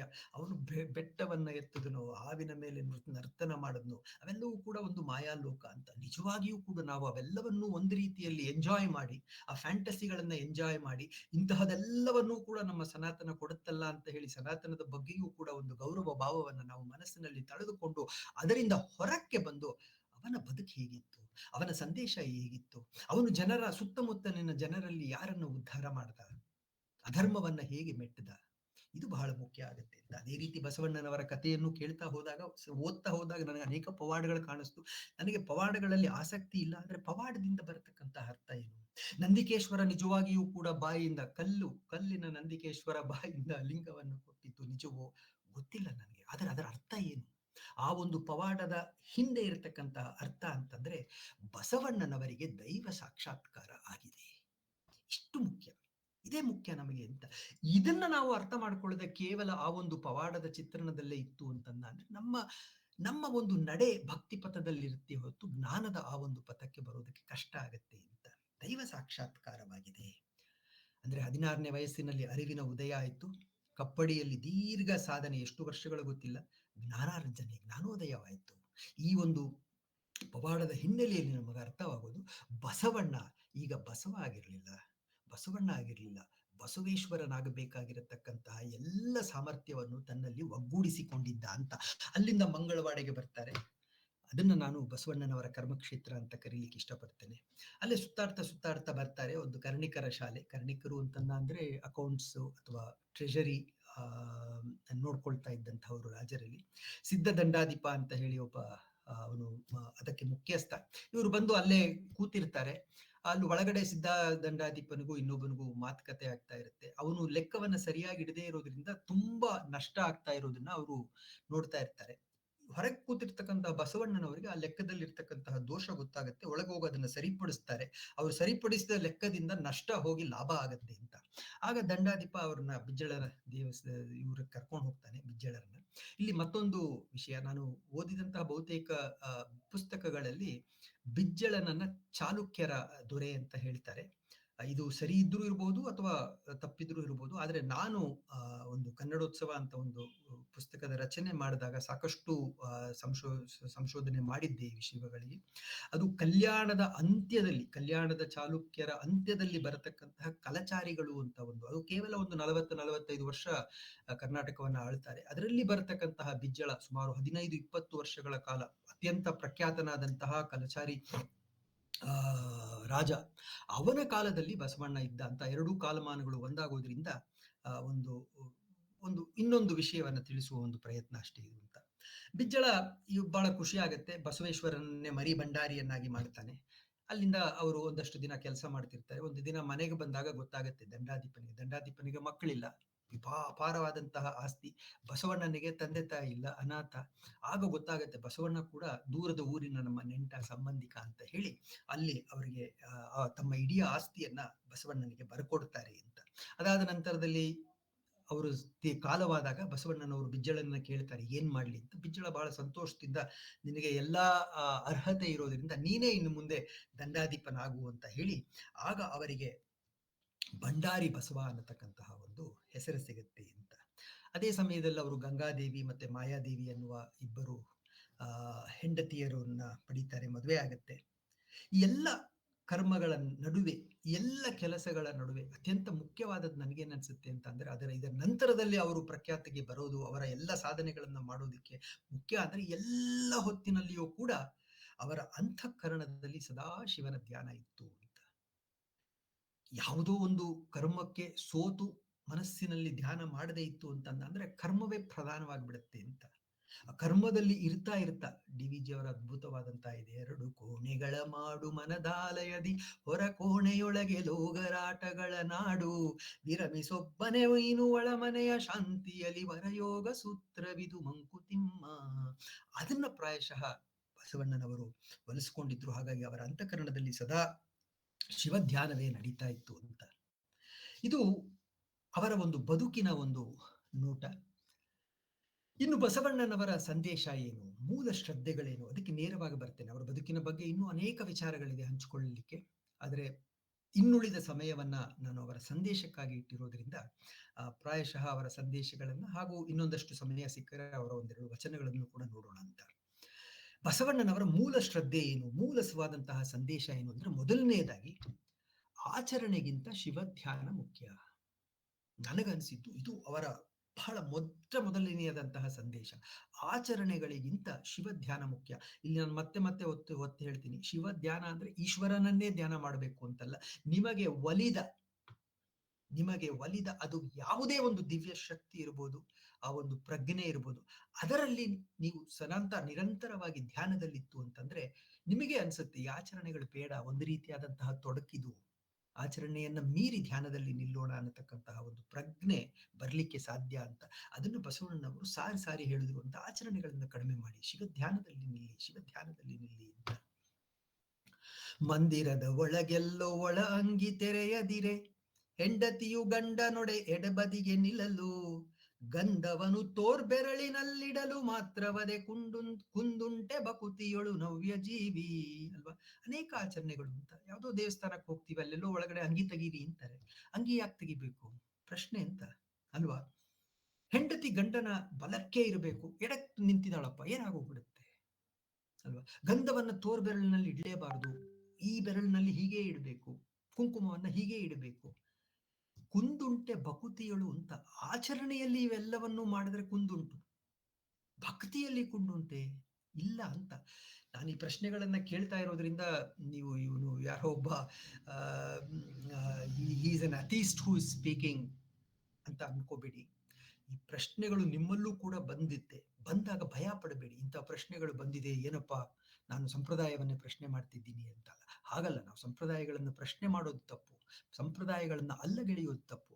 ಆದ್ರೆ ಇಂತಹ ಪ್ರಶ್ನೆಗಳು ನಮ್ಮಲ್ಲಿ ಬಂದಾಗ ನಾವು ಅಧ್ಯಾತ್ಮದ ಪಥದಲ್ಲಿ ಬಂದು ನಿಂತಿದ್ದೀವಿ ಅನ್ನತಕ್ಕಂತಹ ಒಂದು ಬಹಳ ಸಂತಸದ ವಿಷಯವನ್ನ ನಾವು ಅನುಭವಿಸ್ತು ಅಂದ್ರೆ ಆ ಎಲ್ಲ ಆಚರಣೆಗಳನ್ನು ಕೂಡ ಅದ್ಭುತವಾಗಿ ಮಾಡ್ತಾ ಇರೋರ ಅವನನ್ನ ಗೌರವಿಸ್ತಾ, ಇದು ಒಂದು ಹಂತಕ್ಕೆ ಬೇಕು ಅನ್ನತಕ್ಕಂತಹ ಒಂದು ಮನಸ್ಸಿನಲ್ಲಿ ಇನ್ನೊಂದು ಸ್ತರಕ್ಕೆ ನಮಗೆ ಜಿಗಿಲಿಕ್ಕೆ ಸಾಧ್ಯ ಅಂತ. ಅದನ್ನೇ ಬಸವಣ್ಣನವರು ಪದೇ ಪದೇ ಹೇಳ್ತಾರೆ ಅಂತ. ಹಾಗಾಗಿ ಕೆಲ ಬಸವಣ್ಣನವರ ಬಗ್ಗೆ ಬರೆಯೋರು ಆಚರಣೆಗಳನ್ನ ದೂರ ಮಾಡಿದ್ರು, ಕಿತ್ತೆಸಿದ್ರು, ಅದನ್ನ ಮಾಡಿದ್ರು, ಇದನ್ನ ಮಾಡಿದ್ರು ಅಲ್ಲ ಅಂತ. ಅವರೆಲ್ಲವನ್ನೂ ಗೌರವಿಸಿದ್ರು. ಇದಕ್ಕೆ ಹೊರತಾದಂತಹ ಇನ್ನೊಂದು ಸಾಧ್ಯತೆ ಸನಾತನ ಕೊಟ್ಟಿದೆ, ಅದನ್ನ ನಾವು ನಡೆಸ್ಕೊಂಡು ಹೋಗೋಣ ಅನ್ನತಕ್ಕಂಥ ಒಂದು ವಿಚಾರದಲ್ಲಿ ಬರ್ತಾರೆ ಅಂತ. ಇಲ್ಲಿ ಮತ್ತೊಂದು ಪವಾಡ ಆಗತ್ತೆ ಅಂತ. ಒಂದು ಓದಗದಲ್ಲೇ ಪೂಜೆ ನಡೀತಾ ಇರುತ್ತೆ.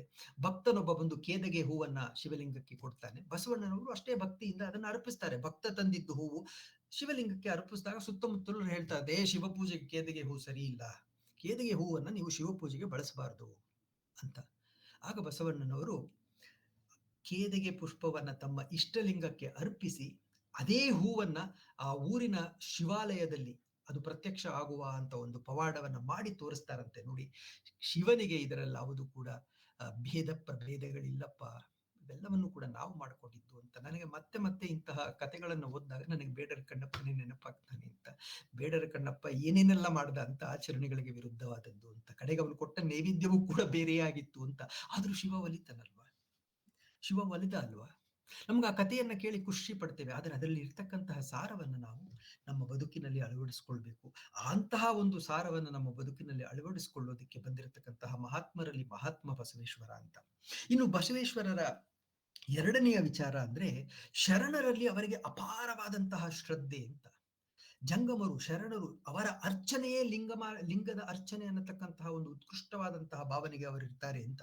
ಜಂಗಮರು ನಡೆದಾಡುವ ಶಿವನಿಗಿಂತ ದೊಡ್ಡೋದು ಶಿವನ ಭಕ್ತರು, ಜಂಗಮರು, ಶರಣರು ಅನ್ನತಕ್ಕಂತಹ ಒಂದು ವಿಷಯ ಅಂತ. ಅಲ್ಲೇ ಒಂದು ಮಾತು ಬರುತ್ತೆ, ಅವರ ಲೆಂಕರಸ ಅಂತ ಹೇಳಿ ಒಬ್ಬ ಶರಣರಿರ್ತಾರೆ ಅವರ ಒಂದು ಸಾನ್ನಿಧ್ಯದಲ್ಲಿ. ಆ ಲೆಂಕರಸನಿಗೆ ಒಂದಿನ ಅನ್ಸುತ್ತೆ, ಗಂಗಾದೇವಿ ಹಾಕೊಂಡಿರೋ ಕಿವಿ ಓಲೆ ಬಹಳ ಚೆನ್ನಾಗಿದೆ, ನಾನ್ ತಗೊಬೇಕು ಅಂತ. ಅದನ್ನ ಹೋಗಿ ತೆಗೆದುಕೊಳ್ಳುವಾಗ ಗಂಗಾದೇವಿಗೆ ಎಚ್ಚರ ಆಗುತ್ತೆ, ಕೂಗಾಡ್ತಾಳೆ, ಎಲ್ರು ಬಂದು ಸೇರ್ತಾರೆ, ಜನ ಕಳ್ಳ ಇವನು ಅಂತ. ಅಲ್ಲಿಗೆ ಬಂದ ಬಸವಣ್ಣ ಗಂಗಾದೇವಿ ಕೇಳ್ತಾರೆ. ಅವನು ಲೆಂಕರಸರನ್ನ ಬೈಯಲ್ಲ ಬಸವೇಶ್ವರರು, ಗಂಗಾದೇವಿಗೆ ಹೇಳ್ತಾರೆ, ಅಮ್ಮ ನೀನು ಅವನು ಕೇಳ್ತಾ ಇದ್ದಲ್ವಾ, ಕೊಟ್ಬಿಡೋದಲ್ವಾ ಅಂತ. ಕೇಳ್ತಾ ಇರತಕ್ಕಂತಹ ಶರಣರು ಏನ್ ಕೇಳ್ತಾರೋ ಅದನ್ನ ಕೊಡದೇ ಇರೋದಲ್ವಾ ಅನ್ಯಾಯ ಅಂತ. ಆಗಲ್ಲಿದ್ದ ಜನ ಅಲ್ಲ, ಇಲ್ಲ ಇಲ್ಲ ಇಲ್ಲ, ಇದು ನ್ಯಾಯವೇ ಅಲ್ಲ, ಇದು ಅನ್ಯಾಯ, ಇದು ಅನ್ಯಾಯ, ಅವನು ಕಳ್ತನ ಮಾಡಿದ್ದು ಅಂತ. ಆಗ ಬಸವಣ್ಣನವರು ಹೇಳ್ತಕ್ಕಂತಹ ಮಾತುಗಳು, ನಾನು ಅದನ್ನ ಯಥಾರ್ಥವಾಗಿ ಓದ್ಬೇಕು ಅಂತ ಬರೆದಿಟ್ಕೊಂಡಿದ್ದೇನೆ. ವಿಶೇಷವಾಗಿ ಡಾಕ್ಟರ್ ಬಸವರಾಜು ಅವರು ಪುಸ್ತಕದಲ್ಲಿ ಬರುತ್ತೆ. ಅವ್ರು ಹೇಳ್ತಾರೆ, ಆಗ ಬಸವಣ್ಣ ಒಂದು ಮಾತು ಹೇಳ್ತಾರೆ, ಕೊಡದಿರುವುದು ಅನ್ಯಾಯ. ಎಲ್ರೂ ಇದು ಅನ್ಯಾಯ ಅಂದಾಗ ಕೊಡದಿರುವುದು ಅನ್ಯಾಯ, ತೆಗೆದುಕೊಳ್ಳುವುದು ಅನ್ಯಾಯವೇ ಅಲ್ವಾ? ಅವನು ತೆಗೆದುಕೊಳ್ಳೋದು ಯಾವ ರೀತಿ, ಕೇಳದ್ನ, ಕಿತ್ತುಕೊಂಡ, ಅವನು ಏನೇ ಮಾಡ್ಲಿ ಅದು ಅನ್ಯಾಯ ಅಲ್ಲ. ಅವನು ಆ ರೀತಿ ಮಾಡಿದಾಗ ಅದನ್ನು ಅವನು ಕೊಡದೇ ಇರೋದು ಅದು ಅನ್ಯಾಯ. ಅದ್ಭುತವಾದಂತಹ ಒಂದು ಚಿಂತನೆ, ಯೋಚನೆ ಮಾಡಿ ನೋಡಿ ಅಂತ. ಬಹಳ ಕಷ್ಟ ಇದು ಅಂತ ಆಗ ಅನ್ಸುತ್ತೆ. ಅದನ್ನೆಲ್ಲ ಓದುವಾಗ ಇದೊಂಥರ ತೀರಾ ಅತಿ ಆಗ್ಲಿಲ್ವಾ? ಬಸವಣ್ಣನವರು ಯಾಕೆ ಈ ರೀತಿ ಮಾಡ್ಬಿಟ್ರು ಅಲ್ವಾ? ಬಸವಣ್ಣವ್ರಿಗೆ ಗೊತ್ತಿರಲ್ವಾ? ಅವ್ನು ಮಾಡ್ತಾ ಇರೋದು ಕಳ್ಳತನ. ಅದನ್ನ ಅವಾಗ ಹಿಡಿದು ಅವನಿಗೆ ಬುದ್ಧಿ ಹೇಳಿದ್ರೆ ಅವನು ಮುಂದೆಂದೂ ಕೂಡ ಕಳ್ಳತನ ಮಾಡೋದಿಲ್ಲ ಅನ್ನೋದು ಅಷ್ಟು ಗೊತ್ತಿಲ್ವಾ ಬಸವಣ್ಣನವರಿಗೆ? ಹೇಳ್ಬೋದು ಅಂತ, ಏನು ತಪ್ಪಿಲ್ಲ ಅಂತ. ಆ ರೀತಿ ಹೇಳ್ತಾ ಹೋದಾಗ, ಅರೆ ಬಸವಣ್ಣನವರು ಅಂತ ಒಬ್ಬ ಮಹಾತ್ಮ ಯಾಕೆ ಹೀಗ್ ಮಾಡ್ದ? ಆ ಪ್ರಶ್ನೆ ನಮ್ಮಲ್ಲಿ ಬರುತ್ತೆ. ಆ ಪ್ರಶ್ನೆ ಬಂದಾಗ ಓದ್ತಾ ಇರೋ ಪುಸ್ತಕನ ಪಕ್ಕಕ್ಕಿಟ್ಟು ಚಿಂತನೆ ಮಾಡ್ತೀವಿ ಅಂತ. ಅವರ ಧ್ಯೇಯ ಏನಿತ್ತು ಈ ರೀತಿ ಮಾಡೋದಕ್ಕೆ ಅಂತಂದ್ರೆ, ಅವರ ನಿಜವಾದಂತಹ ಧ್ಯೇಯ ಪ್ರಾಯಶಃ ಏನಿತ್ತು ಅಂತಂದ್ರೆ, ಶರಣರೆಲ್ಲರನ್ನೂ ಕೂಡ ನಾನು ಮೇಲೆತ್ತಬೇಕು. ಅವ್ರಿಗೂ ಗೊತ್ತಿತ್ತು ಶರಣರೆಲ್ಲರೂ ಕೂಡ ಸಜ್ಜನರಲ್ಲ ಅಂತ. ಕಳ್ಳಕಾಕರಿರ್ತಾರೆ, ಡೋಂಗಿತನ ಮಾಡ್ತಕ್ಕಂಥವ್ರು ಇರ್ತಾರೆ, ಢಂಬಕರಿರ್ತಾರೆ ಅಂತ. ಆದ್ರೂ ಕೂಡ ಅವರೆಲ್ಲರನ್ನು ಮೇಲೆತ್ತಬೇಕು. ಯಾರನ್ನ ಮೇಲೆತ್ತೋದು ಹೇಗೆ ಸಾಧ್ಯ? ಶಿಕ್ಷೆ ಮಾಡೋದ್ರಿಂದ ಆಗತ್ತಾ? ಇಲ್ಲ ಅಂತ. ಅವರನ್ನ ತಿದ್ದುವುದರಿಂದ ಅಂತ, ಅವರಿಗೆ ಕ್ಷಮೆಯನ್ನ ಕೋರೋದರಿಂದ ಅಂತ.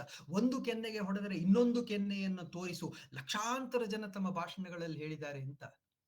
ಸಾಮಾನ್ಯರೆಲ್ಲರೂ ಹೇಳ್ತಾರೆ ಅಂತ, ಅಸಾಮಾನ್ಯ ಬಸವಣ್ಣನವರು ಮಾಡಿ ತೋರಿಸ್ತಾರೆ ಅಂತ. ಹಾಗಾಗಿ Basavanna one of the greatest philosophers on earth ಅಂತ. ಹಾಗಾಗಿ ನಾನು ಬಸವಣ್ಣನವರನ್ನ ಸಮಾಜ ಸುಧಾರಕ, ಮಾನವತಾವಾದ, ಎಲ್ಲಕ್ಕಿಂತ ಹೆಚ್ಚಾಗಿ ವೇದೋಕ್ತ ಅಂತ. ವೇದಗಳಲ್ಲಿ ನೋಡಿ, ವೇದ ಸಂಹಿತೆಯಲ್ಲಿ ಶಿಕ್ಷೆ ಅನ್ನತಕ್ಕಂತಹ ಪದ ಇಲ್ಲ, ಶಿಕ್ಷಣ ಇದೆ. ಎಂತಹ ತಪ್ಪು ಮಾಡಿದ್ರು ಕೂಡ ಅವನಿಗೆ ಶಿಕ್ಷೆ ಇಲ್ಲ, ಕಾರಾಗೃಹ, ಜೈಲ್ ಇಲ್ವೇ ಇಲ್ಲ ಅಂತ. ಅವನನ್ನ ತಿದ್ದಬೇಕು ಅಂತ. ಅವನನ್ನ ತಿದ್ದಕ್ ಹೋಯ್ತು ಅಂದ್ರೆ ಅವ್ನು ತಿದ್ದುಕೊಳ್ಳಲ್ಲ ಮಾರಾಯ ಅಂತಂದ್ರೆ, ತಿದ್ದುಕೊಳ್ಳಲ್ಲ. 100 ಜನದಲ್ಲಿ ನೀವು ತಿದ್ದಕ್ ಹೋಯ್ತು ಅಂತಂದ್ರೆ 99 ಜನ ಮತ್ತೆ ಕಳ್ಳತನ ಕೀಳಿತಾರೆ. ಆದ್ರೆ ಅವನು ಒಬ್ಬ ತಿದ್ದುಕೋತಾನಲ್ಲ, ಆ ಒಬ್ಬನನ್ನ ಮೇಲೆತ್ತೋದು ನಿಮ್ಮ ಧರ್ಮ. ಯಾಕೆಂದ್ರೆ ನೀವು ಮೇಲಿದ್ದೀರಾ ಅಂತ, ಅವನು ಕೆಳಗಿದಾನೆ ಅಂತ. ಮೇಲಿರೋರೆಲ್ಲರೂ ಕೂಡ ಕೆಳಗಿರೋರನ್ನ ಮೇಲಕ್ಕೆ ಎತ್ತಬೇಕು ಅನ್ನೋದು ಇದು ವೇದದ ಒಂದು ಸಾರ, ವೇದ ಸಂಹಿತೆಯ ಅದೇ ಒಂದು ಚಿಂತನೆ ಬಸವಣ್ಣನವರ ಈ ಒಂದು ವಿಚಾರದಲ್ಲಿ ಅಂತ. ಇನ್ನು ಮೂರನೇದು, ಯಾರು ಏನೇ ಬೇಡ್ಲಿ ಕೊಟ್ಟು ಬಿಡೋದು ಅಂತ. ಒಂದು ರೀತಿ ಕರ್ಣ ಇದ್ದ ಹಾಗೆ ಅಂತ. ನಮ್ಮ ಕುಡುಗೈ ದಾನಿ ಕರ್ಣ ಅಂತ. ನೋಡಿ, ಕರ್ಣ ಮಹಾಭಾರತದಲ್ಲಿ ಅಧರ್ಮಿ ಅವನು ಅಂತ. ನೀವು ಕರ್ಣನನ್ನು ನಿಜವಾಗಿಯೂ ಕೂಡ ಹೊಗಳುವ ಅವಶ್ಯಕತೆ ಇಲ್ಲ ಅಂತ. ಅವನು ಅಧರ್ಮಿ. ಪಂಪ ತನ್ನ ಭಾರತದಲ್ಲಿ ಹೇಳ್ತಾನೆ, ಕರ್ಣ ರಸಾಯನ ಮಲ್ತೆ ಭಾರತಂ, ಭಾರತದೊಳ್ ನೆನೆಯುವುದಾದರೆ ಕರ್ಣನಂ ನೆನೆ ಅಂತ. ಅಧರ್ಮಿಯಾದಂತಹ ಕರ್ಣನನ್ನ ಪಂಪ ಈ ರೀತಿಯಾಗಿ ಎಲ್ಲ ಹೊಗಳ್ತಾನೆ. ಯಾಕೆ? ಅವನು ಅಧರ್ಮಿ ಅನ್ನೋದು ಗೊತ್ತು. ನಿಜವಾಗಿ ಭಾರತದಲ್ಲಿ ಯಾರನ್ನಾದ್ರೂ ನಾವು ನೆನಿಬೇಕು ಅಂದ್ರೆ ಅದು ಕೃಷ್ಣನೊಬ್ಬನನ್ನೇ. ಕೃಷ್ಣ ರಸಾಯನ ಮಲ್ತೆ ಭಾರತಂ. ಆ ಕೃಷ್ಣನನ್ನ ಬಿಟ್ಟು ಕರ್ಣನನ್ನ ಎಲ್ಲ ಬಿಟ್ಟು ನೆನಿ ಅಂತಾರಲ್ಲ ಅಂತಂದ್ರೆ, ಅವನು ಅಧರ್ಮಿ ಆದ್ರೂ ಕೂಡ ಅವನ ಆ ದಾನ, ಕೊಡುಗೈತನದಿಂದ ಈ ಅಧರ್ಮಿಗಳ ಗುಂಪಿನಿಂದ ಸ್ವಲ್ಪ ಮಟ್ಟಿಗೆ ಈ ಕಡೆಗೆ ಬಂದ ಅಂತ. ಆ ರೀತಿಯಾಗಿ ನಾವು ಅರ್ಥೈಸ್ಕೊಂಡಾಗ ಪಂಪ ಕೂಡ ಅವನು ಹೇಳಿರತಕ್ಕದ್ರಲ್ಲಿ ಯಾವ್ದು ತೊಂದರೆ ಇಲ್ಲ ಅಂತಾನೆ ನಮಗೆ ಭಾಸವಾಗತ್ತೆ ಅಂತ. ಇರ್ಲಿ, ಅಲ್ಲಿ ಮತ್ತೊಂದು ಕತೆ, ಪವಾಡ ನಡೆಯುತ್ತೆ ಅಂತ. ಒಂದು 7 ಜನ ಕಳ್ಳರು ಅವರ ದಾಸೋಹದಲ್ಲಿ ಶರಣರ ವೇಷ ಹಾಕೊಂಡು ಬರ್ತಾರೆ. ಯಾಕಪ್ಪ ಅಂದ್ರೆ ಬಸವಣ್ಣನವರನ್ನ ಕಿಡ್ನಾಪ್ ಮಾಡಬೇಕು, ಅವ್ರನ್ನ ಅಪಹರಿಸಿ ಒಂದಷ್ಟು ದುಡ್ಡನ್ನ ಪರೀಬೇಕು ಅಂತ.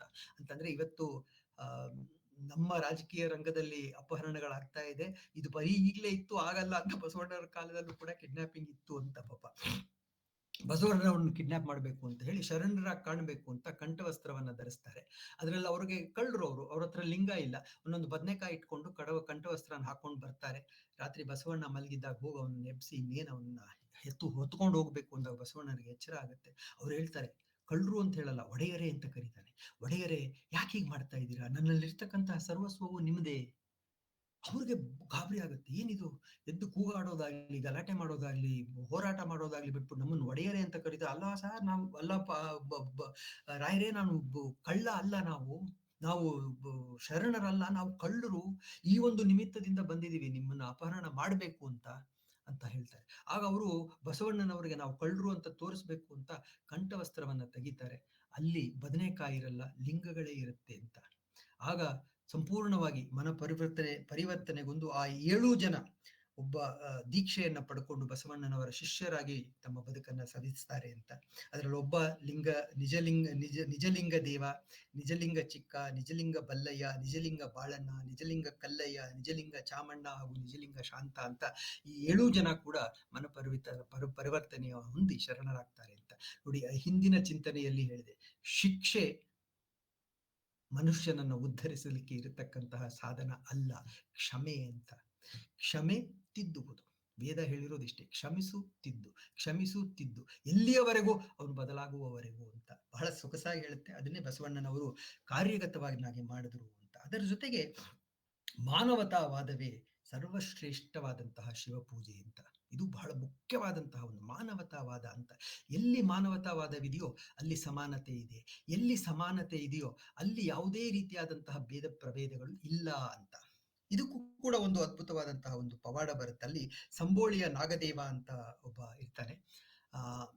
ಅವನು ಒಬ್ಬ ಹೊಲೆಯ. ನನಗೆ ಹೊಲೆಯ ಅಂತ ಅವನ ಜಾತಿ ಎಲ್ಲಿ ಅವನು ಹೊಲೆಯ ಅಂತ ಹೇಳಕ್ಕೂ ಕೂಡ ನನಗೊಂದು ರೀತಿಯಾದಂತಹ ಮುಜುಗರ ಆಗ್ತಾ ಇದೆ. ಯಾಕೆಂತಂದ್ರೆ ವೈಯಕ್ತಿಕವಾಗಿ ಜಾತಿಗಳಲ್ಲಿ ನನಗೆ ನಂಬಿಕೆಯೇ ಇಲ್ಲ ಅಂತ. ಇದು ಪ್ರಾಯಶಃ ನನಗೆ ನನ್ನ ಬಾಲ್ಯದಲ್ಲಿ ದೊರೆತಂತಹ ಒಂದು ಅದ್ಭುತವಾದಂತಹ ಪಾಠ ಅಂತ. ಯಾಕೆಂದ್ರೆ ನಾವಿದ್ದಂತಹ ITI ಕಾನೂನಿನಲ್ಲಿ ನಮ್ಮ ಈ ಕಡೆ ಮನೆಯವರು ಕ್ರಿಶ್ಚಿಯನ್ಸ್ ಇದ್ರು, ಆ ಕಡೆ ಮನೆಯವರು ಮತ್ತೆ ಆ ಪದಗಳನ್ನ ಹೇಳಲಿಕ್ಕೆ ಬೇಸರ, ಮುಜುಗರ, ಶೆಡ್ಯೂಲ್ ಕ್ಯಾಸ್ಟ್ ಅವರು ಇದ್ರು, ಇವರಿದ್ರು. ನಮ್ಮ ತಂದೆಯವರು ನಮ್ಮನ್ನ ಯಾರದೇ ಮನೆಗೆ ಹೋಗ್ಬೇಡ ಅಂತ ಹೇಳ್ತಿರ್ಲಿಲ್ಲ. ನಮ್ಮ ಆಚರಣೆಗಳೇನಿದ್ರು ನಮ್ಮ ಮನೆಯಲ್ಲಿ, ನಾನು ಇವ್ರ ಮನೇಲಿ ಇವತ್ತು ಊಟ ಮಾಡುವೆ, ಅವ್ರ ಮನೇಲಿ ತಿಂಡಿ ತಿನ್ನುವೆ, ಇನ್ಯಾರ್ದೋ ಮನೇಲಿ ಮಲಗಿರುವೆ, ಯಾವತ್ತೂ ಕೂಡ ನಮ್ಗೆ ಇವರು ಅವರು ಅನ್ನತಕ್ಕಂಥ ಭಾವನೆಯನ್ನ ನಮ್ಮಪ್ಪ ನನ್ನಲ್ಲಿ ಮೂಡಿಸ್ಲಿಲ್ಲ ಅಂತ. ಹಾಗಾಗಿ ನನಗೆ ಜಾತಿ ಅನ್ನೋ ಪದ ಕೇಳಿದ್ರೆ ನನಗೆ ಒಂಥರ ಮೈಯೆಲ್ಲ ಉರಿಯತ್ತೆ ಅಂತ. ಬಸವಣ್ಣನವರ ಈ ಒಂದು ಗುಣ ನನಗೆ ತುಂಬಾ ಇಷ್ಟ. ಅವರು ಜಾತೀಯತೆಯನ್ನ ಎಲ್ಲೇ ಮೀರಿ ಎಲ್ಲರನ್ನೂ ಸಮಾನರು ಅನ್ನತಕ್ಕಂತಹ ಒಂದು ಅದ್ಭುತವಾದಂತಹ ಸಂದೇಶವನ್ನ ಸಾರುತ್ತಾರೆ. ಅಲ್ಲಿ ನಾಗದೇವ ಅಂತ ಒಬ್ಬ ಶಿವಭಕ್ತ, ಜಾತಿಯಲ್ಲಿ ಸಮಾಜ ಒಪ್ಪದೇ ಇರತಕ್ಕಂತಹ ಒಂದು ಪಂಗಡಕ್ಕೆ ಸೇರಿದವನು. ಬಸವಣ್ಣನವರು ಅವನ ಮನೆಗೆ ಹೋಗಿ ಬರ್ತಾ ಇರ್ತಾರೆ. ನೋಡಿ, ಇಡೀ ಒಂದು ಬಿಜ್ಜಳನ ಮಂತ್ರಿಯ ಸ್ಥಾನದಲ್ಲಿದ್ದಂತಹವರು ಅಂತಹವರ ಮನೆಗೆ, ಊರಿನ ದೂರದಲ್ಲಿರ್ತಕ್ಕಂತಹ ಅಂತವರ ಮನೆಗೆ ಹೋಗೋದು, ಅವ್ರ ಮನೇಲಿ ಊಟ ಮಾಡೋದು, ಅವನ ಜೊತೆ ಒಂದಷ್ಟು ಸತ್ಸಂಗವನ್ನ ನಡೆಸೋದು, ಇವೆಲ್ಲವನ್ನು ಕೂಡ ಬಸವಣ್ಣನವರು ಮಾಡ್ತಾ ಇರ್ತಾರೆ ಅಂತ. ಇದು ಚಾಡಿ ಹೇಳ್ತಾರೆ, ಯಾರೋ ಹೋಗಿ ಬಿಜ್ಜಳನಿಗೆ ಈ ರೀತಿ ಆಗ್ತಾ ಇದೆ ಅಂತ. ಬಿಜ್ಜಳ ಕರೀತಾನೆ ಬಸವಣ್ಣನನ್ನ. ಅವನು ಅವತ್ತು ನಾಗದೇವನ ಮನೆಯಲ್ಲೇ ಇರ್ತಾನೆ. ಅಲ್ಲಿಂದ ಬಂದಾಗ ಅವನು ಅರಮನೆಯಲ್ಲಿ ಬಂದ್ರೆ ಅರಮನೆಯಲ್ಲಿ ಮೈಲಿಗೆ ಆಗುತ್ತೋ ಅಂತ ಆ ಹೊರ ಆಲಯದಲ್ಲಿ ಆವರಣದಲ್ಲಿ ಒಂದು ಒಡ್ಡೋಲಗವನ್ನ ನಡೆಸಿ ಬಸವಣ್ಣನ ಕೇಳ್ತಾನೆ. ಇಬ್ರಿಗೂ ಮಾತುಕತೆ ಆಗತ್ತೆ ಅಂತ. ನೀನ್ ಈ ಮನೆಗೆ ಹೋಗಿದ್ದೆ ಅಂತಾನೆ. ಬಸವಣ್ಣ, ಇಲ್ಲ, ನಾನು ಹೋಗಿದ್ದು ಹೊಲೆಯರ ಮನೆಗಲ್ಲಪ್ಪ, ನಾನು ಹೋಗಿದ್ದು ಶಿವಭಕ್ತನ ಮನೆಗೆ. ನೋಡಿ ಎಂತ ಅದ್ಭುತವಾದಂತಹ ಮಾತು ಅಂತ. ನಾನು ಹೋಗಿದ್ದು ಇಂಥವ್ರ ಮನೆಗಲ್ಲಪ್ಪ, ನಾನು ಹೋಗಿದ್ದು ಶಿವಭಕ್ತನ ಮನೆ ಅಂತಂದ್ರೆ ಅವನು ಶಿವಭಕ್ತನಾದ್ರೆ ಅವನಿಗೆ ಜಾತಿ ಇಲ್ಲ ಅಂತ ಅಲ್ವಾ? ಈ ರೀತಿ ಮಾತುಕತೆ ಆದಾಗ ಬಿಜ್ಜಳನ ಕೋಪ ಬಂದು ಹೇಳ್ತಾನೆ, ಅಲ್ಲ, ವಿಪ್ರರ ಮೈಯನ್ನ ನಾವು ಹಿಂಡಿತು ಅಂತ ಅಂದ್ರೆ ನೆತ್ರ ಬರುತ್ತೆ, ನೀನು ಇಷ್ಟೊಂದು ಮಾತನಾಡ್ತಿದೆಯಲ್ಲ, ಶಿವಭಕ್ತರ ಮೈಯನ್ನ ಹಿಂಡಿದ್ರೆ ನೆತ್ತರಿನ ಬದಲು ಹಾಲು ಬರ್ಲಿಕ್ಕೆ ಸಾಧ್ಯವಾ, ಕ್ಷೀರ ಬರ್ಲಿಕ್ಕೆ ಸಾಧ್ಯವಾ ಅಂತ. ಆಗ ಬಸವಣ್ಣನವರು ನಾಗದೇವನನ್ನ ಕರೆಸಿ ಅವನ ಬೆರಳುಗಳನ್ನ ಹಿಂಡಿ ಹಾಲನ್ನ ಹಿಂಡ್ತಾರೆ, ಬೆರಳುಗಳಿಂದ ಹಾಲನ್ನ ಹಿಂಡ್ತಾರೆ ಅಂತಕ್ಕಂತಹ ಒಂದು ಪವಾಡದ ದೃಶ್ಯ ಬರುತ್ತೆ ಇಲ್ಲಿ. ಮತ್ತೆ ಇದು ಪವಾಡ, ಅದ್ಭುತ, ವಿಸ್ಮಯ. ನನಗೆ ಪವಾಡಗಳಲ್ಲಿ ಯಾವುದೇ ರೀತಿಯಾದಂತಹ ಆಸಕ್ತಿ ಇಲ್ಲ, ಆದ್ರೆ ಇದೇ ಹಿಂದೆ ಇರತಕ್ಕಂತಹ ಸಾರ. ಭಕ್ತರಲ್ಲಿ ಜಾತಿ ಇಲ್ಲ, ಅಥವಾ ಕರೋಲರಿ ಆಫ್ ದಟ್, ಭಕ್ತರದ್ದೇ ಒಂದು ಜಾತಿ ಅಂತ. ಬೇಕಾದ್ರೆ ನೀವು ಜಾತಿ ಅನ್ನೋ ಪದವನ್ನು ಉಪಯೋಗಿಸಬೇಕಾದ್ರೆ ಭಕ್ತರದ್ದು, ಭಕ್ತರಲ್ಲರದ್ದು. ಇಡೀ ಒಂದು ಮಾನವತಾವಾದದಲ್ಲಿ ಜಾತಿ ಅನ್ನೋ ಪದ ನನಗೆ ಬೇಕೇ ಬೇಕು ಮಾರಾಯ ಅಂತ ಆ ರೀತಿ ಇತ್ತು ಅಂದ್ರೆ ಹಠ ಇತ್ತು ಅಂದ್ರೆ ಈ ಎರಡರಲ್ಲಿ ಉಪಯೋಗಿಸಿ, ಇದನ್ನು ಬಿಟ್ಟರೆ ಬೇರೆ ಎಲ್ಲೂ ಏನೂ ಇಲ್ಲ ಅಂತ ಅದ್ಭುತವಾದಂತಹ ಒಂದು ಚಿಂತನೆ. ಹಾಗಾಗಿ ನಾನು ನನ್ನ ಒಂದು ಸ್ವಂತ ಸಾಲುಗಳಲ್ಲಿ ಬರೆದಿದ್ದೆ, ಪವಾಡವನ್ನೇ ಸತ್ಯ ಎಂದುಕೊಂಡರೆ ಸತ್ಯವೂ ಒಂದು ಪವಾಡವಷ್ಟೇ ಆದೀತು ಅಂತ. ಮತ್ತೊಮ್ಮೆ ಹೇಳ್ತೀನಿ, ಬರ್ಕೊಳ್ಳಿ. ಅದರ ಬಗ್ಗೆ ಒಂದಷ್ಟು ಚಿಂತನೆಯನ್ನು ಒಬ್ಬರೇ ಇದ್ದಾಗ ಮಾಡಿ. ಬಹಳ ನಮ್ಮ ಒಂದು ದಿಕ್ಕು, ಮನಸ್ಥಿತಿಯ ದಿಕ್ಕು ಬದಲಾಗತ್ತೆ ಅಂತ. ಪವಾಡವನ್ನೇ ಸತ್ಯ ಎಂದುಕೊಂಡರೆ ಸತ್ಯವೂ ಒಂದು ಪವಾಡವಷ್ಟೇ ಆದೀತು ಅಂತ. ಹಾಗಾಗಿ ಇಲ್ಲಿ ಇನ್ನೊಂದು ವಿಷಯ, 38 ನಿಮಿಷ ಆಯ್ತು, ಇರಲಿ. ಇನ್ನೊಂದು ವಿಷಯ, ನಾನು ಓದಿದಂತಹ ಕೃತಿಗಳಲ್ಲಿ ಅಷ್ಟೇ ಅಲ್ಲ, ನಾನು ಕೇಳಿದಂತಹ ಒಂದಷ್ಟು ಉಪನ್ಯಾಸಗಳಲ್ಲಿ ಒಂದೆರಡು ಕಡೆ ಬಸವಣ್ಣನವರನ್ನ ವೇದ ವಿರೋಧಿ ಅಂತ ಕರೀತಾರೆ. ವೇದ ವಿರೋಧಿ, ಬಸವಣ್ಣ ವೇದ ವಿರೋಧಿ. ನನಗನ್ಸುತ್ತೆ ಅವರಾರು ಕೂಡ ವೇದ ಓದೇ ಇಲ್ಲ ಅಂತ. ನಮ್ಮಲ್ಲಿ ಏನಾಗುತ್ತೆ ಅಂತಂದ್ರೆ, ಯಾವತ್ತೂ ಕೂಡ ಹಾಗೆ ಶಾಸ್ತ್ರದಲ್ಲಿ ತೊಡಕಿಲ್ಲ, ಯಾವುದೇ ಶಾಸ್ತ್ರದಲ್ಲಿ ತೊಡಕಿಲ್ಲ, ಶಾಸ್ತ್ರಿತನದಲ್ಲಿ ತೊಡಕಿದೆ, ಶಾಸ್ತ್ರಿಯಲ್ಲಿ ತೊಡಕಿದೆ ಅಂತ. ಅವರಿಗೆ ಯಾವುದೋ ಒಂದು ಕಾರಣಕ್ಕೆ ವಿಪ್ರರ ಬಗ್ಗೆ ಆಗಲಿ, ಬ್ರಾಹ್ಮಣರ ಬಗ್ಗೆ ಆಗಲಿ, ಅಥವಾ ಸಮಾನತೆಯನ್ನ ಧಿಕ್ಕರಿಸಿದಂತಹ ಕೆಲ ಕ್ಷತ್ರಿಯರ ಬಗ್ಗೆ ಆಗಲಿ, ವ್ಯಾಪಾರಿಗಳ ಬಗ್ಗೆ ಆಗಲಿ, ಯಾವುದೋ ಒಂದು ರೀತಿಯಾದಂತಹ ತೊಂದರೆ ಇದೆ. ಆ ತೊಂದರೆಗೆ ನಿಜವಾದಂತಹ ಕಾರಣಗಳು ಇದೆ. ಏಕೆ ಅಂತಂದ್ರೆ ಅವರೆಲ್ಲರೂ ಕೂಡ ಅಸಮಾನತೆಯ ಆ ಒಂದು ಲೋಕದಲ್ಲಿ ರಾರಾಜಿಸಿದವರೇ ಅಂತ. ಹಾಗಂತ ವೇದವನ್ನೇ ಅಲ್ಲಗಳೆದರೆ ಹೇಗೆ? ಇದು ಸರಿಯಲ್ಲ ಅಂತ ನೋಡಿ. ಅವರ 4 ಚಿಂತನೆಗಳನ್ನೇ ನೋಡಿ. ಆಚರಣೆಗಿಂತ ಶಿವಭಕ್ತಿ ಮುಖ್ಯ, ಶರಣರ ಕ್ಷೇಮವೇ ಸತ್ಕಾರ್ಯ ಸತ್ಕರ್ಮ, ಕೊಡುಗೈತನ, ಕೇಳಿದ್ದನ್ನ ಕೊಡೋದು, ಎಲ್ಲರೂ ಸಮಾನರು. ಈ 4 ಕೂಡ ವೇದ ಸಂಹಿತೆಯ ಮೂಲವಾದಂತಹ ಉದ್ದೇಶಗಳೇ, ಮೂಲವಾದಂತಹ ಸಂದೇಶಗಳೇ ಅಂತ. ನಮ್ಮ ವೇದ ಗುರುಗಳಾದಂತಹ ದಿವಂಗತ ಸುಧಾಕರ ಶರ್ಮರು ಒಂದೆರಡು ಕ್ಲಾಸ್ಗಳಲ್ಲಿ ಇದನ್ನು ಮಾಡಿದ್ರು. ಹಾಗಾಗಿ ನಾನು ಅವರು ಉದಾಹರಿಸಿದಂತಹ ಒಂದೆರಡು ಮೂರು ಉದಾಹರಣೆಗಳನ್ನ ಕೊಡ್ತಾ, ಹೇಗೆ ಬಸವಣ್ಣ ವೇದ ವಿರೋಧಿ ಅಲ್ಲ, ಅವನ ಇಡೀ ಜೀವನ, ಅವನ ಎಲ್ಲ ವಚನಗಳು ಕೂಡ ಸಂಪೂರ್ಣವಾಗಿ 100% ವೇದೋಕ್ತವಾಗಿದ್ದವು ಅಂತ. ಅವರ ಒಂದು ಬಹಳ ಪ್ರಸಿದ್ಧವಾದಂತಹ ವಚನ, ಕಳಬೇಡ ಕೊಲಬೇಡ ಹುಸಿಯ ನುಡಿಯಲು ಬೇಡ ಅಲ್ವಾ. ಆ ಒಂದು ಇಡೀ ಒಂದು ವಚನವನ್ನ ನೋಡಿ, ನೀವು ಯಜುರ್ವೇದದ 40ನೇ ಅಧ್ಯಾಯದ 1ನೇ ಮಂತ್ರವನ್ನ ನೋಡಿ, ಅಲ್ಲಿ ಒಂದೇ ಒಂದು ಪದ ಬರುತ್ತೆ, ಮಾಗ್ರದಹ ಅಂತ. ಅಂದ್ರೆ ಏನು? ಕಸಿಯಬೇಡ ಅಂತ. ಆ ಇಡೀ ವಚನದಲ್ಲಿ ಅವರು ಹೇಳಿರುವುದನ್ನ ಆ ವೇದ ಮಂತ್ರ ಹೇಳುತ್ತೆ, ಕಸಿಯಬೇಡ ಅಂತ. ಹಾಗಾಗಿ ಕಸಿಯಬೇಡ ಅಂತ ವೇದ ಮೂಲದಲ್ಲಿ ಹೇಳಿರುವುದನ್ನ ಬಸವಣ್ಣನವರು ಕೂಡ ಅದನ್ನ ಪ್ರತಿಧ್ವನಿಸಿದ್ರು ಅಂತಂದಾಗ ಬಸವಣ್ಣನವರು ವೇದ ವಿರೋಧಿ ಹೇಗಾಗ್ತಾರೆ ಅಂತ ಅಲ್ವಾ. ಛಲಬೇಕು ಶರಣಂಗೆ ಪರದನವ ನೊಲ್ಲೆಂಬ, ಐ ಥಿಂಕ್ ಈ ಹಾಡನ್ನ ಇವತ್ತು ಮೊದಲಲ್ಲೇ ಬಹಳ ಚಂದದಲ್ಲಿ ಹಾಡಿದ್ರು ಅನ್ಸುತ್ತೆ.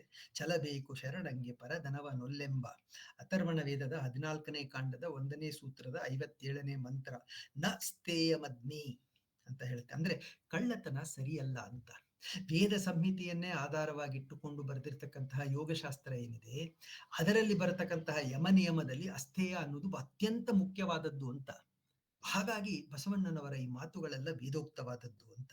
ಇವನಾರವನೆಂದೆನಿಸದಿರಯ್ಯ, ಇವ ನಮ್ಮವನೆಂದೆನಿಸಯ್ಯ. ಇವನರ್ವ ಅಲ್ಲ, ಇವನಾರವ ಅಲ್ವಾ.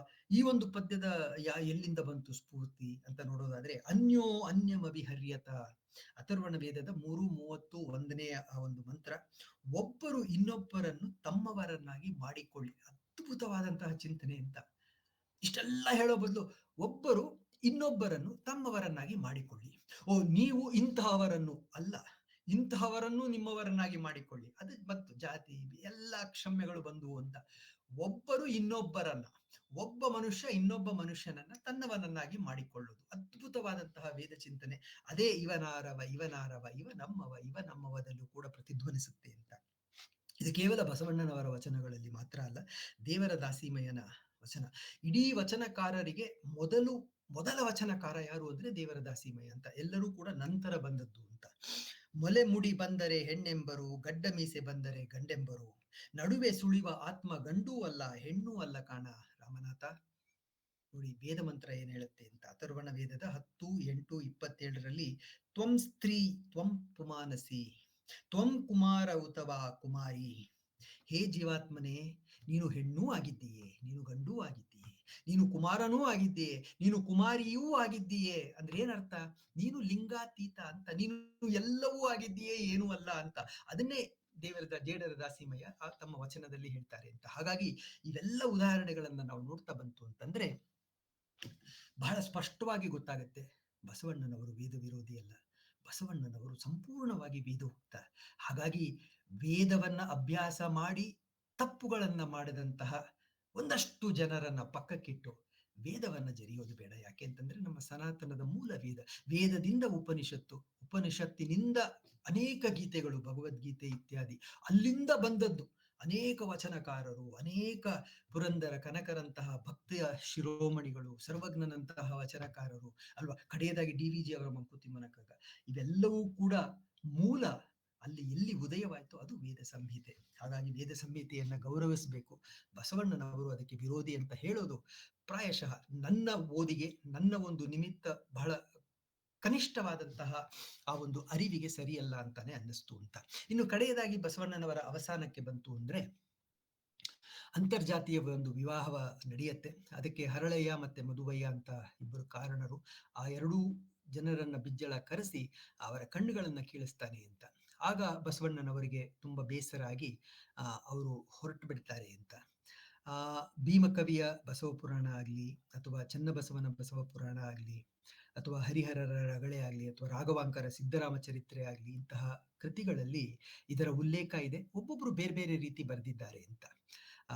ನನಗನ್ಸೋದಿಷ್ಟೇ, ಬಸವಣ್ಣನವರು ಅದರಿಂದ ಬೇಸರಗೊಂಡು ಜಗದೇವ ಅನ್ನೋನಿಗೆ ಖಡ್ಗದ ಆ ಒಂದು ಪ್ರಸಾದವನ್ನ ಇತ್ತು ಬಿಜ್ಜಳನನ್ನ ನೀನು ಸಂಹರಿಸು ಅಂತ ಹೇಳಿ ಹೊರಟರು. ಬಿಜ್ಜಳನ ಸೈನ್ಯದವರು ಬಂದು ಬಸವಣ್ಣನವರನ್ನ ಹತ್ಯೆ ಮಾಡಿದ್ರು. ಬೇರೆ ಬೇರೆ ಬೇರೆ ಬೇರೆ ಆದಂತಹ ವಿವಾದಾಸ್ಪದವಾದಂತಹ ಸರಿಯಾದ ಮಾಹಿತಿ ಇಲ್ಲದೆ ಇರೋದ್ರಿಂದ ಅವರವರು ಅವರ ರೀತಿಯಲ್ಲಿ ಬರೆದಿದ್ದಾರೆ. ನಾನು ನಿನ್ನೆಯಿಂದ ಬಸವಣ್ಣನವರನ್ನ ಓದ್ಕೊಂಡು ಬಂದಿರೋದ್ರಿಂದ ನನಗನ್ಸುತ್ತೆ ಪ್ರಾಯಶಃ ಇನ್ನೊಂದು ಸಾಧ್ಯತೆ ಇದೆ ಅಂತ. ಏನು? ಬಸವಣ್ಣನವರು ಏನೂ ಮಾಡಲಿಲ್ಲ, ಬಹಳಷ್ಟು ನೊಂದು ಕೂಡಲ ಸಂಗಮಕ್ಕೆ ಹೋದ್ರು. ಅಲ್ಲಿ ಅವರು ಶಿವೈಕ್ಯರಾದರು. ಇಷ್ಟು ಸಾಕು ನಮಗೆ ಅಂತ. ಅದಾದ ನಂತರ ಅವರು ದೀಕ್ಷೆ ಕೊಟ್ಟರು, ಅವರನ್ನು ಇನ್ನೊಬ್ಬರು ಹೊಡೆದ್ರು. ಬೇಡ ಅಂತ ಅದನ್ನು ನಮ್ಮ ಗಿರೀಶ್ ಕಾರ್ನಾಡ್ ಅಂತವರ ಆ ಒಂದು ಕವಿ ಸಮಯಕ್ಕೆ ಬಿಟ್ಟು ನಾವು ಬಸವಣ್ಣನವರನ್ನ ಈ ರೀತಿಯಲ್ಲೇ ಅರ್ಥ ಮಾಡ್ಕೊಳ್ಳೋಣ. ಬಸವಣ್ಣನವರ ಆ ಕಲಂಕರಹಿತವಾದಂತಹ, ಅದ್ಭುತವಾದಂತಹ, ಸಮಾನತೆಯನ್ನು ಸಾರಿದಂತಹ ಒಂದು ವ್ಯಕ್ತಿತ್ವದ ಒಂದು ಅಂಶವನ್ನಾದ್ರೂ ನಾವು ನಮ್ಮ ಜೀವನದಲ್ಲಿ ಅಳವಡಿಸ್ಕೊಳ್ಳೋದಾಯ್ತು ಅಂತಂದ್ರೆ ನಾವೆಲ್ಲರೂ ಕೂಡ ಒಂದು ಸನ್ಮಾರ್ಗದಲ್ಲಿ ನಡೆಯುವ ಒಂದು ಅದ್ಭುತವಾದಂತಹ ಅವಕಾಶ ಸಿಗುತ್ತೆ ಅಂತ. ಡಾಕ್ಟರ್ ಅಶ್ವಥ್ರವರೇ, 45 ನಿಮಿಷ ಆಗಿದೆ. ಇನ್ನೊಂದು 5 ನಿಮಿಷ ಮಾತನಾಡ್ಬೋದು ಅಂದ್ರೆ ಅವರೊಂದಷ್ಟು 2 ವಚನಗಳನ್ನ ಹೇಳೋ ಇಷ್ಟ ಮಾಡ್ಲಾ? ಆಯ್ತು. ಒಂದಷ್ಟು ಬಸವಣ್ಣನವರ ವಚನಗಳನ್ನ ನೋಡೋಣ ಅಂತ. ಅದನ್ನ ಮೊದಲು ವಚನ ಸಾಹಿತ್ಯ ಅಂದ್ರೆ ಏನು ಅಂತ. ವಚನ ಅಂತಂದ್ರೆ ಮಾತು ಅಂತ, ವಚನ ಅಂತಂದ್ರೆ ಮಾತು ಅಂತ, ಅಷ್ಟು ಇನ್ನೇನಲ್ಲ ಅಂತ. ಆ ಕಾಲಘಟ್ಟದಲ್ಲಿ 12ನೇ ಶತಮಾನದಲ್ಲಿ ಕಾವ್ಯ ಅಂದ್ರೆ ಛಂದೋಬದ್ಧವಾದಂತಹ ಕಾವ್ಯ ಅಂತ, ಗದ್ಯ ಇತ್ತು ಅಂತ. ನನಗನ್ಸುತ್ತೆ ಈ ವಚನ ಅನ್ನೋದು ಇವೆರಡರ ಮಧ್ಯದಲ್ಲಿ ಬಂದು ಕೂತ್ಕೋತು ಅಂತ. ಛಂದೋಬದ್ಧವಾದಂತಹ ಕಾವ್ಯ ಅಲ್ಲ, ಗದ್ಯವೂ ಅಲ್ಲ, ಇದು ಅದು ಒಂದು ರೀತಿಯಾದಂತಹ ವಚನ, ಮಾತುಗಳು, ಪದ್ಯ ಅಂತ. ವಿದ್ವತ್ತಿನ ಹಿಡಿತದಲ್ಲಿದ್ದಂತಹ ಆ ಒಂದು ಕಾಲಘಟ್ಟದ ಸಾಹಿತ್ಯವನ್ನ ವಚನಗಳ ಮೂಲಕ ಈ ವಚನಕಾರರು, ಈ ಅದ್ಭುತವಾದಂತಹ ಸಮಾಜ ಸುಧಾರಕರು ಜನಸಾಮಾನ್ಯರ ಸ್ವತ್ತನ್ನಾಗಿ ಮಾಡಿದ್ರು ಅಂತ. ಸಂಸ್ಕೃತವೇ ಭೂಯಿಷ್ಠವಾಗಿದ್ದಂತಹ ಒಂದು ಕಾಲಘಟ್ಟದಲ್ಲಿ ಸರಳವಾದ ಕನ್ನಡವನ್ನ ತಂದ್ರು. ನನಗೆ ಇಲ್ಲಿ ಬಹಳ ವಿಶೇಷ ವಚನ ಯಾಕಪ್ಪ ಅಂತ, ಮಿಕ್ಕೆಲ್ಲ ಸಾಹಿತ್ಯಗಳಿಗೂ ನನಗೆ ವಚನವೇ ತುಂಬಾ ಬಹಳ ಇಷ್ಟ. ಯಾಕೆ ಅಂತಂದ್ರೆ ನೋಡಿ, ನಮ್ಮ ಕನ್ನಡ ಬೆಳೆದು ಬಂದ ರೀತಿಯನ್ನ 5 ಘಟ್ಟಗಳಲ್ಲಿ ನಾವು ಹೇಳ್ತೀವಿ. ಒಂದು ಪೂರ್ವದ ಹಳಗನ್ನಡ, ಒಂದು ಹಳಗನ್ನಡ, ನಡುಗನ್ನಡ 1, ನಡುಗನ್ನಡ 2, ಹೊಸ ಕನ್ನಡ ಅಂತ. ಅಂತಂದ್ರೆ ಒಂದು ಪಂಪ ಪೂರ್ವ, ಒಂದು ಪಂಪ ಯುಗ ಅಂತ. ಅದರ ನಂತರ ಈ ನಡುಗನ್ನಡ 1 ಅನ್ನೋದು ಬಸವ ಯುಗ ಅಂತ, ನಂತರ ಕುಮಾರವ್ಯಾಸ ಯುಗ, ನಂತರ ನವೋದಯ ಅಂತ. ಬಸವಣ್ಣನವರ ಹಿಂದೆ 12 ಶತಮಾನದ ಹಿಂದೆ ಪಂಪ ಇತ್ಯಾದಿ ರನ್ನ ಇಂತಹವರ ಪದ್ಯಗಳು, ಇಂತಹವರ ಸಾಹಿತ್ಯ ಹಳಗನ್ನಡ ಅದು ಅಂತ. ನಂತರ ಹಳಗನ್ನಡ ನಡುಗನ್ನಡದಲ್ಲಿ ಸ್ವಲ್ಪ ಮಟ್ಟಿಗೆ ಬದಲಾಯಿತು, ಹೊಸ ಕನ್ನಡದ ಹೊಸತಿಗೆ ಸರಳವಾಯಿತು ಅಂತ ಹೇಳೋದು ತಪ್ಪಾಗತ್ತೆ ಅನ್ಸುತ್ತೆ. ಯಾಕೆಂದ್ರೆ ಇವೆರಡರ ಮಧ್ಯದಲ್ಲಿ ಹಳಗನ್ನಡಕ್ಕೂ ಹಾಗೂ ನಡುಗನ್ನಡಕ್ಕೂ ಒಂದು ಕೊಂಡಿಯಾಗಿರ್ಬೇಕಾದಂತಹ ವಚನ ಸಾಹಿತ್ಯ ಅತ್ಯಂತ ಸರಳ. ನವೋದಯ ಕನ್ನಡಕ್ಕಿಂತಲೂ ಸರಳವಾದಂತಹ ಕನ್ನಡ ಇನ್ನೊಂದಿಲ್ಲ ಅಂತ, ವಚನವನ್ನ ಬಿಟ್ರೆ. ಹಾಗಾಗಿ ನನಗೊಂದು ವಿಶೇಷತೆ ಅಂತ ಇದೇನಿದು ನನಗೆ ಯಾವಾಗ್ಲೂ ಅನ್ಸುತ್ತೆ. ಶಂಕರಾಚಾರ್ಯರು, ಮಧ್ವಾಚಾರ್ಯರು, ರಾಮಾನುಜಾಚಾರ್ಯರು ಒಂದು ಬೇರೆ ಆರ್ಡರ್ ಅಲ್ಲಿ ಬರ್ಬೇಕಾಗಿತ್ತು ಅಂತ, ಅದ್ವೈತವನ್ನ ಮೊದಲೇ ಬಂದು ಶಂಕರಾಚಾರ್ಯರು ಹೇಳ್ಬಿಟ್ರಲ್ಲ ಅಂತ, ಅದು ಕಡೆಯಾಗಿ ಬರ್ಬೋದಾಗಿತ್ತು ಅಂತ. ಇದೇ ರೀತಿಯಾಗಿ ವಚನಕಾರರು ಪ್ರಾಯಶಃ ನವೋದಯಕ್ಕೆ ಬರ್ಬೇಕಾಗಿತ್ತು ಅನ್ಸುತ್ತೆ, ಭಾಷೆ ಬೆಳೆದಂತಹ ಆ ಒಂದು ಲೆಕ್ಕದಲ್ಲಿ ಅಂತ. ಹಾಗಾಗಿ ನನಗೆ ವಚನಗಳು ತುಂಬಾ ವಿಶೇಷ ಅಂತ ಅನ್ಸುತ್ತೆ. ಅದೇ ರೀತಿ ಪದ್ಯದಂತೆ ಇದು ಛಂದೋಬದ್ಧವಲ್ಲ, ಛಂದೋಬದ್ಧ ಆಗಿಲ್ದಿದ್ರು ಕೂಡ ಪ್ರತಿಯೊಂದು ವಚನಕ್ಕೂ ಒಂದು ಲಯ ಇದೆ, ಹಾಡ್ಬೋದು, ಒಂದು ಲಯ ಇದೆ ಅಂತ. ಅದಕ್ಕೊಂದು ನಿರ್ದಿಷ್ಟವಾದಂತಹ ಶುರು ಇದೆ, ಅದನ್ನೇ ಅಂಗಾಂಗ ವಿನ್ಯಾಸ ಅಂತಾರೆ. ನಿರ್ದಿಷ್ಟವಾದಂತಹ ಶುರು ಇದೆ, ನಿರ್ದಿಷ್ಟವಾದಂತಹ ಅಂತ್ಯ ಇದೆ, ಮಧ್ಯದಲ್ಲಿ ಬೇಕಾದಂತಹ ಒಂದು ಸಮತೋಲನ ಇದೆ ಅಂತ. ಅದೇ ರೀತಿ ಗದ್ಯದಂತೆ ಇದು ಸ್ವಚ್ಛಂದ ಅಲ್ಲ, ಆದರೆ ಓದೋದಕ್ಕೆ ಅತ್ಯಂತ ಸುಲಭ ಅಂತ. ಎಲ್ಲಕ್ಕೂ ಹೆಚ್ಚಾಗಿ ಇದೊಂದು ಮುಕ್ತಕ ಅಂತಂದ್ರೆ ಯಾವ ಒಂದು ಪದ್ಯವನ್ನ ಓದಿದಾಗ ಅದು ಹೇಳ್ತಕ್ಕಂತಹ ವಿಚಾರ ನಮಗೆ ಸಂಪೂರ್ಣವಾಗಿ ಅದರಲ್ಲೇ ಸಿಕ್ಕುತ್ತೋ ಅದು ಮುಕ್ತಕ. ಅದನ್ನ ಇಟ್ಟುಕೊಂಡು ಇನ್ನೊಂದು ಪದ್ಯವನ್ನು ಓದಿ ಎರಡರ ಜೊತೆಯಲ್ಲಿ ನಮಗೆ ಅರ್ಥ ಆಗಬೇಕು ಅಂದ್ರೆ ಅದು ಮುಕ್ತಕ ಆಗಲ್ಲ ಅಂತ. ಹಾಗಾಗಿ ಪ್ರತಿಯೊಂದು ವಚನವೂ ಕೂಡ ಮುಕ್ತಕವೇ ಅಂತ. ವಿಶೇಷವಾಗಿ ಇದು ಸಾರ್ವಕಾಲಿಕ, ಯಾಕೆಂದ್ರೆ ಸರಳ, ಎಲ್ಲಕ್ಕಿಂತ ಹೆಚ್ಚಾಗಿ ಅತ್ಯಂತ ವೇದೋಕ್ತವಾದದ್ದು. ಅದಕ್ಕೂ ಹೆಚ್ಚಾಗಿ ಬಸವಣ್ಣನವರು, ಅಲ್ಲಮ್ಮ, ಅಕ್ಕಮಹಾದೇವಿ ಇವರೆಲ್ಲರೂ ಕೂಡ ನಮಗೊಂದು ಮಾತಿದೆ, ಮಹಾಜನವು ಏನ ಗತಸ್ಸ ಪಂತಹ ಅಂತ. ಮಹಾಜನರು ನಡೆದು ತೋರಿಸ್ತಾರೆ ಪಂಥವನ್ನ ಅಂತ, ದಾರಿಯನ್ನ ಅಂತ. ಹಾಗಾಗಿ ಇವರು ವಚನಗಳನ್ನ ಸುಮ್ಮನೆ ಹೇಳಲಿಲ್ಲ, ಆ ವಚನದಲ್ಲಿ ಹೇಳಿದ್ದನ್ನ ನಡೆದಂತೆ ಬದುಕಿದ್ರು. ಹಾಗಾಗಿ ವಚನಗಳು ಅನ್ನೋದು ಒಂದು ರೀತಿಯಲ್ಲಿ ಸಾರ್ವಕಾಲಿಕವಾಗತ್ತೆ ಅಂತ. ಒಂದೆರಡು ವಚನಗಳನ್ನ ನೋಡೋಣ. ಬೇವಿನ ಬೀಜವ ಬಿತ್ತಿ ಬೆಲ್ಲದ ಕಟ್ಟೆಯ ಕಟ್ಟಿ ಆಕಳ ಹಾಲ ನೆರೆದು ಜೇನುತುಪ್ಪವ ಹೊಯ್ದರೆ ಕಹಿಯಹುದಲ್ಲದೆ ಸಿಹಿಯಾಗಬಲ್ಲುದೆ. ಶಿವಭಕ್ತರಲ್ಲದವರ ಕೂಡೆ ನುಡಿಯಲಾಗದು ಕೂಡಲ ಸಂಗಮ ದೇವ. ಮತ್ತೆ ಅವರು ಆ 4 ಅವರ ಸಂದೇಶಗಳು, ಮೂಲ ಸಂದೇಶಗಳು ಏನು ಅಂತಲ್ಲ, ಅದರ ಸುತ್ತಮುತ್ತಲೇ ಅವರ ವಚನಗಳೆಲ್ಲ ಬರುತ್ತೆ ಅಂತ ಅಲ್ವಾ.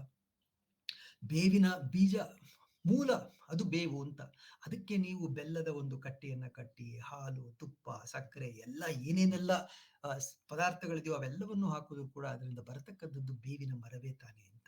ಆ ರೀತಿಯಲ್ಲಿ ಶಿವಭಕ್ತರಲ್ಲದವರ ಕೂಡೆ ನುಡಿಯಲಾಗದು ಕೂಡಲ ಸಂಗಮ ದೇವ. ಶಿವಭಕ್ತರಲ್ಲದವರು ಯಾರು? ಬೇವಿನ ಬೀಜ ಇದ್ದ ಹಾಗೆ. ನೀವು ಅವ್ರಿಗೆ ಏನೇ ಮಾಡಿದ್ರು ಕೂಡ ಅದು ಬೇವಿನ ಮರವೇ. ಅದು ಶಿವ ಭಕ್ತರಾಗ್ತಾರಲ್ಲ, ಮೊದಲನೆಯ ಹೆಜ್ಜೆ ಶಿವ ಭಕ್ತರಾದ್ರೆ ಸಾಕು, ಮಿಕ್ಕಿದೆಲ್ಲವೂ ಕೂಡ ಅವರ ಆ ಒಂದು ಸಾಕ್ಷಾತ್ಕಾರದ ಹಾದಿಯಲ್ಲಿ ಅವರಿಗೆ ನಡೀಲಿಕ್ಕೆ ಸಾಧ್ಯ ಅಂತ. ಹಾಗಾಗಿ ಅವರು ಶರಣರು ಅಂತಂದ್ರೆ ಅವರು ಕಪಟಿಗಳಾಗಿದ್ರು ಕೂಡ ಶಿವ ಪೂಜೆಯನ್ನ ಮಾಡ್ಲಿಕ್ಕಾದ್ರೂ ಮೊದಲನೆಯ ಹೆಜ್ಜೆಯನ್ನು ತಟ್ಟಿದ್ದಾರೆ. ಅವರನ್ನ ನಾನು ಉದ್ಧರಿಸಬೇಕು, ಅವರನ್ನ ನಾನು ತಿದ್ದಬೇಕು ಅನ್ನತಕ್ಕಂತಹ ಒಂದು ಮನೋಭಾವ ಅವರದ್ದು ಅಂತ. ಒಲೆಯ ಬೂದಿಯ ಬಿಲಿಯಲು ಬೇಡ, ಒಲಿದಂತೆ ಹೂಸಿಕೊಂಡಿಪ್ಪುದು ಹೂಸಿ ಏನು ಫಲ, ಮನದಲ್ಲಿ ಲೇಸಿಲ್ಲದನಕ್ಕ ಒಂದ ನಾಡ ಹೋಗಿ 9 ನಾಡುವ ಡಂಬಕರ ಮೆಚ್ಚ ಕೂಡಲ ಸಂಗಮ ದೇವ. ನನಗೆ ತುಂಬಾ ಇಷ್ಟವಾದಂತಹ ವಚನ ಇದು. ಒಲೆಯ ಬೂದಿಯ ಬಿಲಿಯಲು ಬೇಡ. ಬಿಲಿಯೋದು ಅಂತಂದ್ರೆ ಕೊಂಡುಕೊಳ್ಳೋದು ಅಂತ, go to the market and purchase ಅಂತ.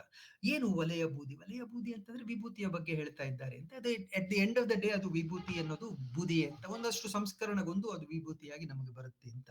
ಹಾಗಾಗಿ ವಿಭೂತಿಯನ್ನ ಕೊಂಡುಕೊಂಡು ಬರೋದು ಬೇಡ, ಒಲಿದಂತೆ ಹೂಸಿಕೊಂಡಿಪ್ಪುದು. ಹೂಸಿಕೊಳ್ಳೋದು ಅಂತಂದ ಅಂದ್ರೆ ಅಂಟುಕೊಳ್ಳೋದು ಅಂತ, ಹಚ್ಚಿಕೊಳ್ಳೋದು ಅಂತ. ಹಾಗಾಗಿ ನೀವು ವಿಭೂತಿಯನ್ನ ಅಂಗಡಿಗೆ ತರೋಗೋಜಿಲ್ಲ, ಅದು at the end of the day ಅದು ಬೂದಿಯೇ. ಅದನ್ನ ನೀವು ಹೇಗೆ ಹಚ್ಕೋತೀರೋ ಅದು ಹಚ್ಕೊಳ್ಳುತ್ತೆ.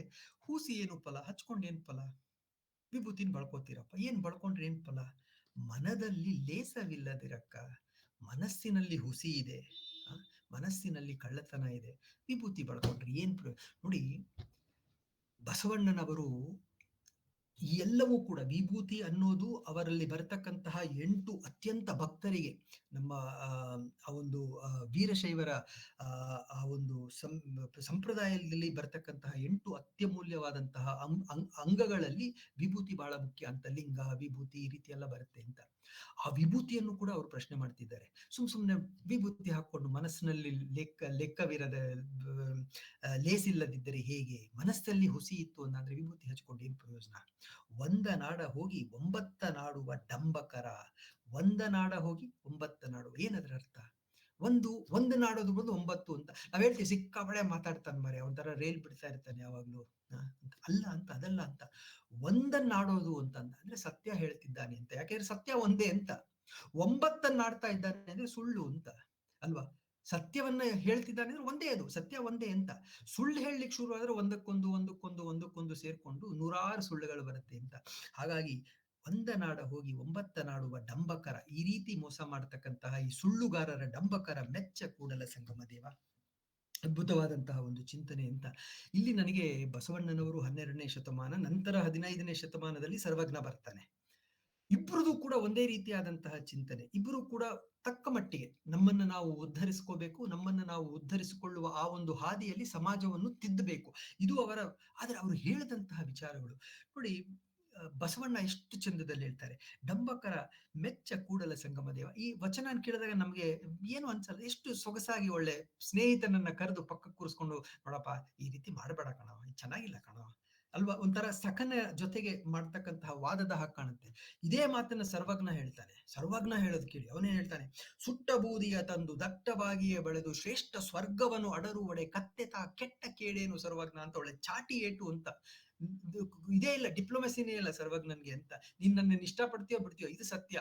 ಸುಟ್ಟ ಬೂದಿಯ ತಂದು ವಿಭೂತಿಯ ತಂದು ದಟ್ಟವಾಗಿಯೇ ಬೆಳೆದು ದಟ್ಟವಾಗಿ ಬೆಳೆಸ್ಕೊಂಡು ಶ್ರೇಷ್ಠ ಸ್ವರ್ಗವನ್ನು ಅಡರುವಡೆ, ಶ್ರೇಷ್ಠನಾದವನು ವಿಭೂತಿಯನ್ನ ಧರಿಸಿಕೊಂಡು ಸ್ವರ್ಗಕ್ಕೆ ಹೋಗ್ತೀನಿ ಅಂದ್ರೆ ಕತ್ತೆತ ಕೆಟ್ಟ ಕೇಳೇನು. ಆ ಬೂದಿಯ ಮೇಲೆ ದಿನನಿತ್ಯ 24/7 ದಿನನಿತ್ಯ ಅಲ್ಲೇ ಮಲಗಿರತಕ್ಕಂತ ಕತ್ತೆ ಏನ್ ಮಾಡ್ತು, ಅದು ಸ್ವರ್ಗಕ್ಕೆ ಹೋಗ್ಬೇಕಾಗಿತ್ತಲ್ವಾ. ಅದ್ಭುತವಾದಂತಹ ಪ್ರಶ್ನೆಗಳನ್ನ ಸರ್ವಜ್ಞ ಕೇಳ್ತಾನೆ. ಸರ್ವಜ್ಞನದು ಎಲ್ಲ ನೇರ ನೇರ, ಬಸವಣ್ಣನದು ಎಲ್ಲ ಪೂರ ಪೂರ, ಅತ್ಯದ್ಭುತವಾದದ್ದು. ಇಬ್ಬರೂ ಒಂದೇ ಹೇಳ್ತಾರೆ, ಒಬ್ಬ ತಿದ್ದಬೇಕು ಚಂದದಲ್ಲಿ ಅಂತ, ಇನ್ನೊಬ್ರು ಚಾಟಿ ಏಟು, ನಿನ್ ಇಷ್ಟ ಆದ್ರೆ ಇಷ್ಟ, ಇಲ್ಲ ಅಂದಿಲ್ಲ. ವೇದ ಸಂಹಿತೆಯಲ್ಲಿ ಬರ್ತಕ್ಕಂತಹ ಮಾತುಗಳು ನೇರ ನೇರ, ಹಾಗಾಗಿ ವೇದ ಸಂಹಿತೆ ಯಾರಿಗೂ ಇಷ್ಟ ಆಗಲ್ಲ. ಅದೇ ರೀತಿ ಸರ್ವಜ್ಞನಿಗಿಂತ ಬಸವಣ್ಣ ಇಷ್ಟ ಆಗೋದು ಯಾಕಪ್ಪ ಅಂದ್ರೆ ಅವರು ಹೇಳುವ ಆ ಒಂದು ಶೈಲಿ ಅಂತ. ಇದೇ ರೀತಿ ಅನೇಕ ಇನ್ನೊಂದಷ್ಟು ವಚನಗಳಿದ್ದು, ಪ್ರಾಯಶಃ ವಚನಗಳನ್ನ ಇನ್ನೊಮ್ಮೆ ಅವತ್ತಾದರೂ ಹೇಳ್ಬೋದು ಅಂತ ಉಪನ್ಯಾಸದ ಕಡೆಗೆ ಬಂದುಬಿಡ್ತೇನೆ. ಬಹಳ ಸಂಕ್ಷಿಪ್ತವಾಗಿ ಇದುವರೆಗೂ ನಾವು ಹಂಚಿಕೊಂಡಂತಹ ಒಂದಷ್ಟು ಚಿಂತನೆಗಳನ್ನ ಮತ್ತೆ ಕಡೆಯದಾಗಿ ರೀಕ್ಯಾಪ್ ಅಂತ ನಾವೇನು ಹೇಳ್ತೀವಿ ಮ್ಯಾನೇಜ್ಮೆಂಟ್ ಅಲ್ಲಿ, ಆ ರೀತಿಯಾದಂತಹ ಒಂದು ತುಲನೆ ಮಾಡಬೇಕು, ಆ ರೀತಿಯಾದಂತಹ ಒಂದು ಚಿಂತನೆಗೆ ಒಡ್ಡಬೇಕು ಅಂತಂದ್ರೆ, ಬಸವಣ್ಣನವರ ವಚನಗಳನ್ನ ಕುರಿತಾಗಿ ಡಾಕ್ಟರ್ ಎಲ್ ಬಸವರಾಜು ಅವರು, ನನಗೆ ಅವರ ಪುಸ್ತಕ ತುಂಬಾ ಇಷ್ಟ ಆಯ್ತು, ನಾನು ಓದಿದ್ರಲ್ಲಿ. ಭಾಷೆ ತುಂಬಾ ಚೆನ್ನಾಗಿದೆ, ಬಹಳ ಅದ್ಭುತವಾದಂತಹ ಸಂಶೋಧನಾ ವಿಷಯ.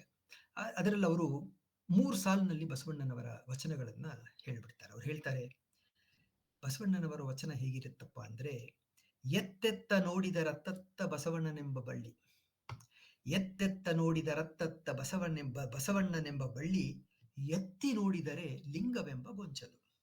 ಬ್ಯೂಟಿಫುಲ್ ಆಗಿದೆ. ಎತ್ತೆತ್ತ ನೋಡಿದ ರತ್ತತ್ತ ಬಸವಣ್ಣನೆಂಬ ಬಳ್ಳಿ, ಎತ್ತಿ ನೋಡಿದರೆ ಲಿಂಗವೆಂಬ ಗೊಂಚಲು, ಒತ್ತಿ ನೋಡಿದರೆ ಭಕ್ತಿ ಎಂಬ ರಸ. ತುಂಬಾ ಚೆನ್ನಾಗಿದೆ ಇದು.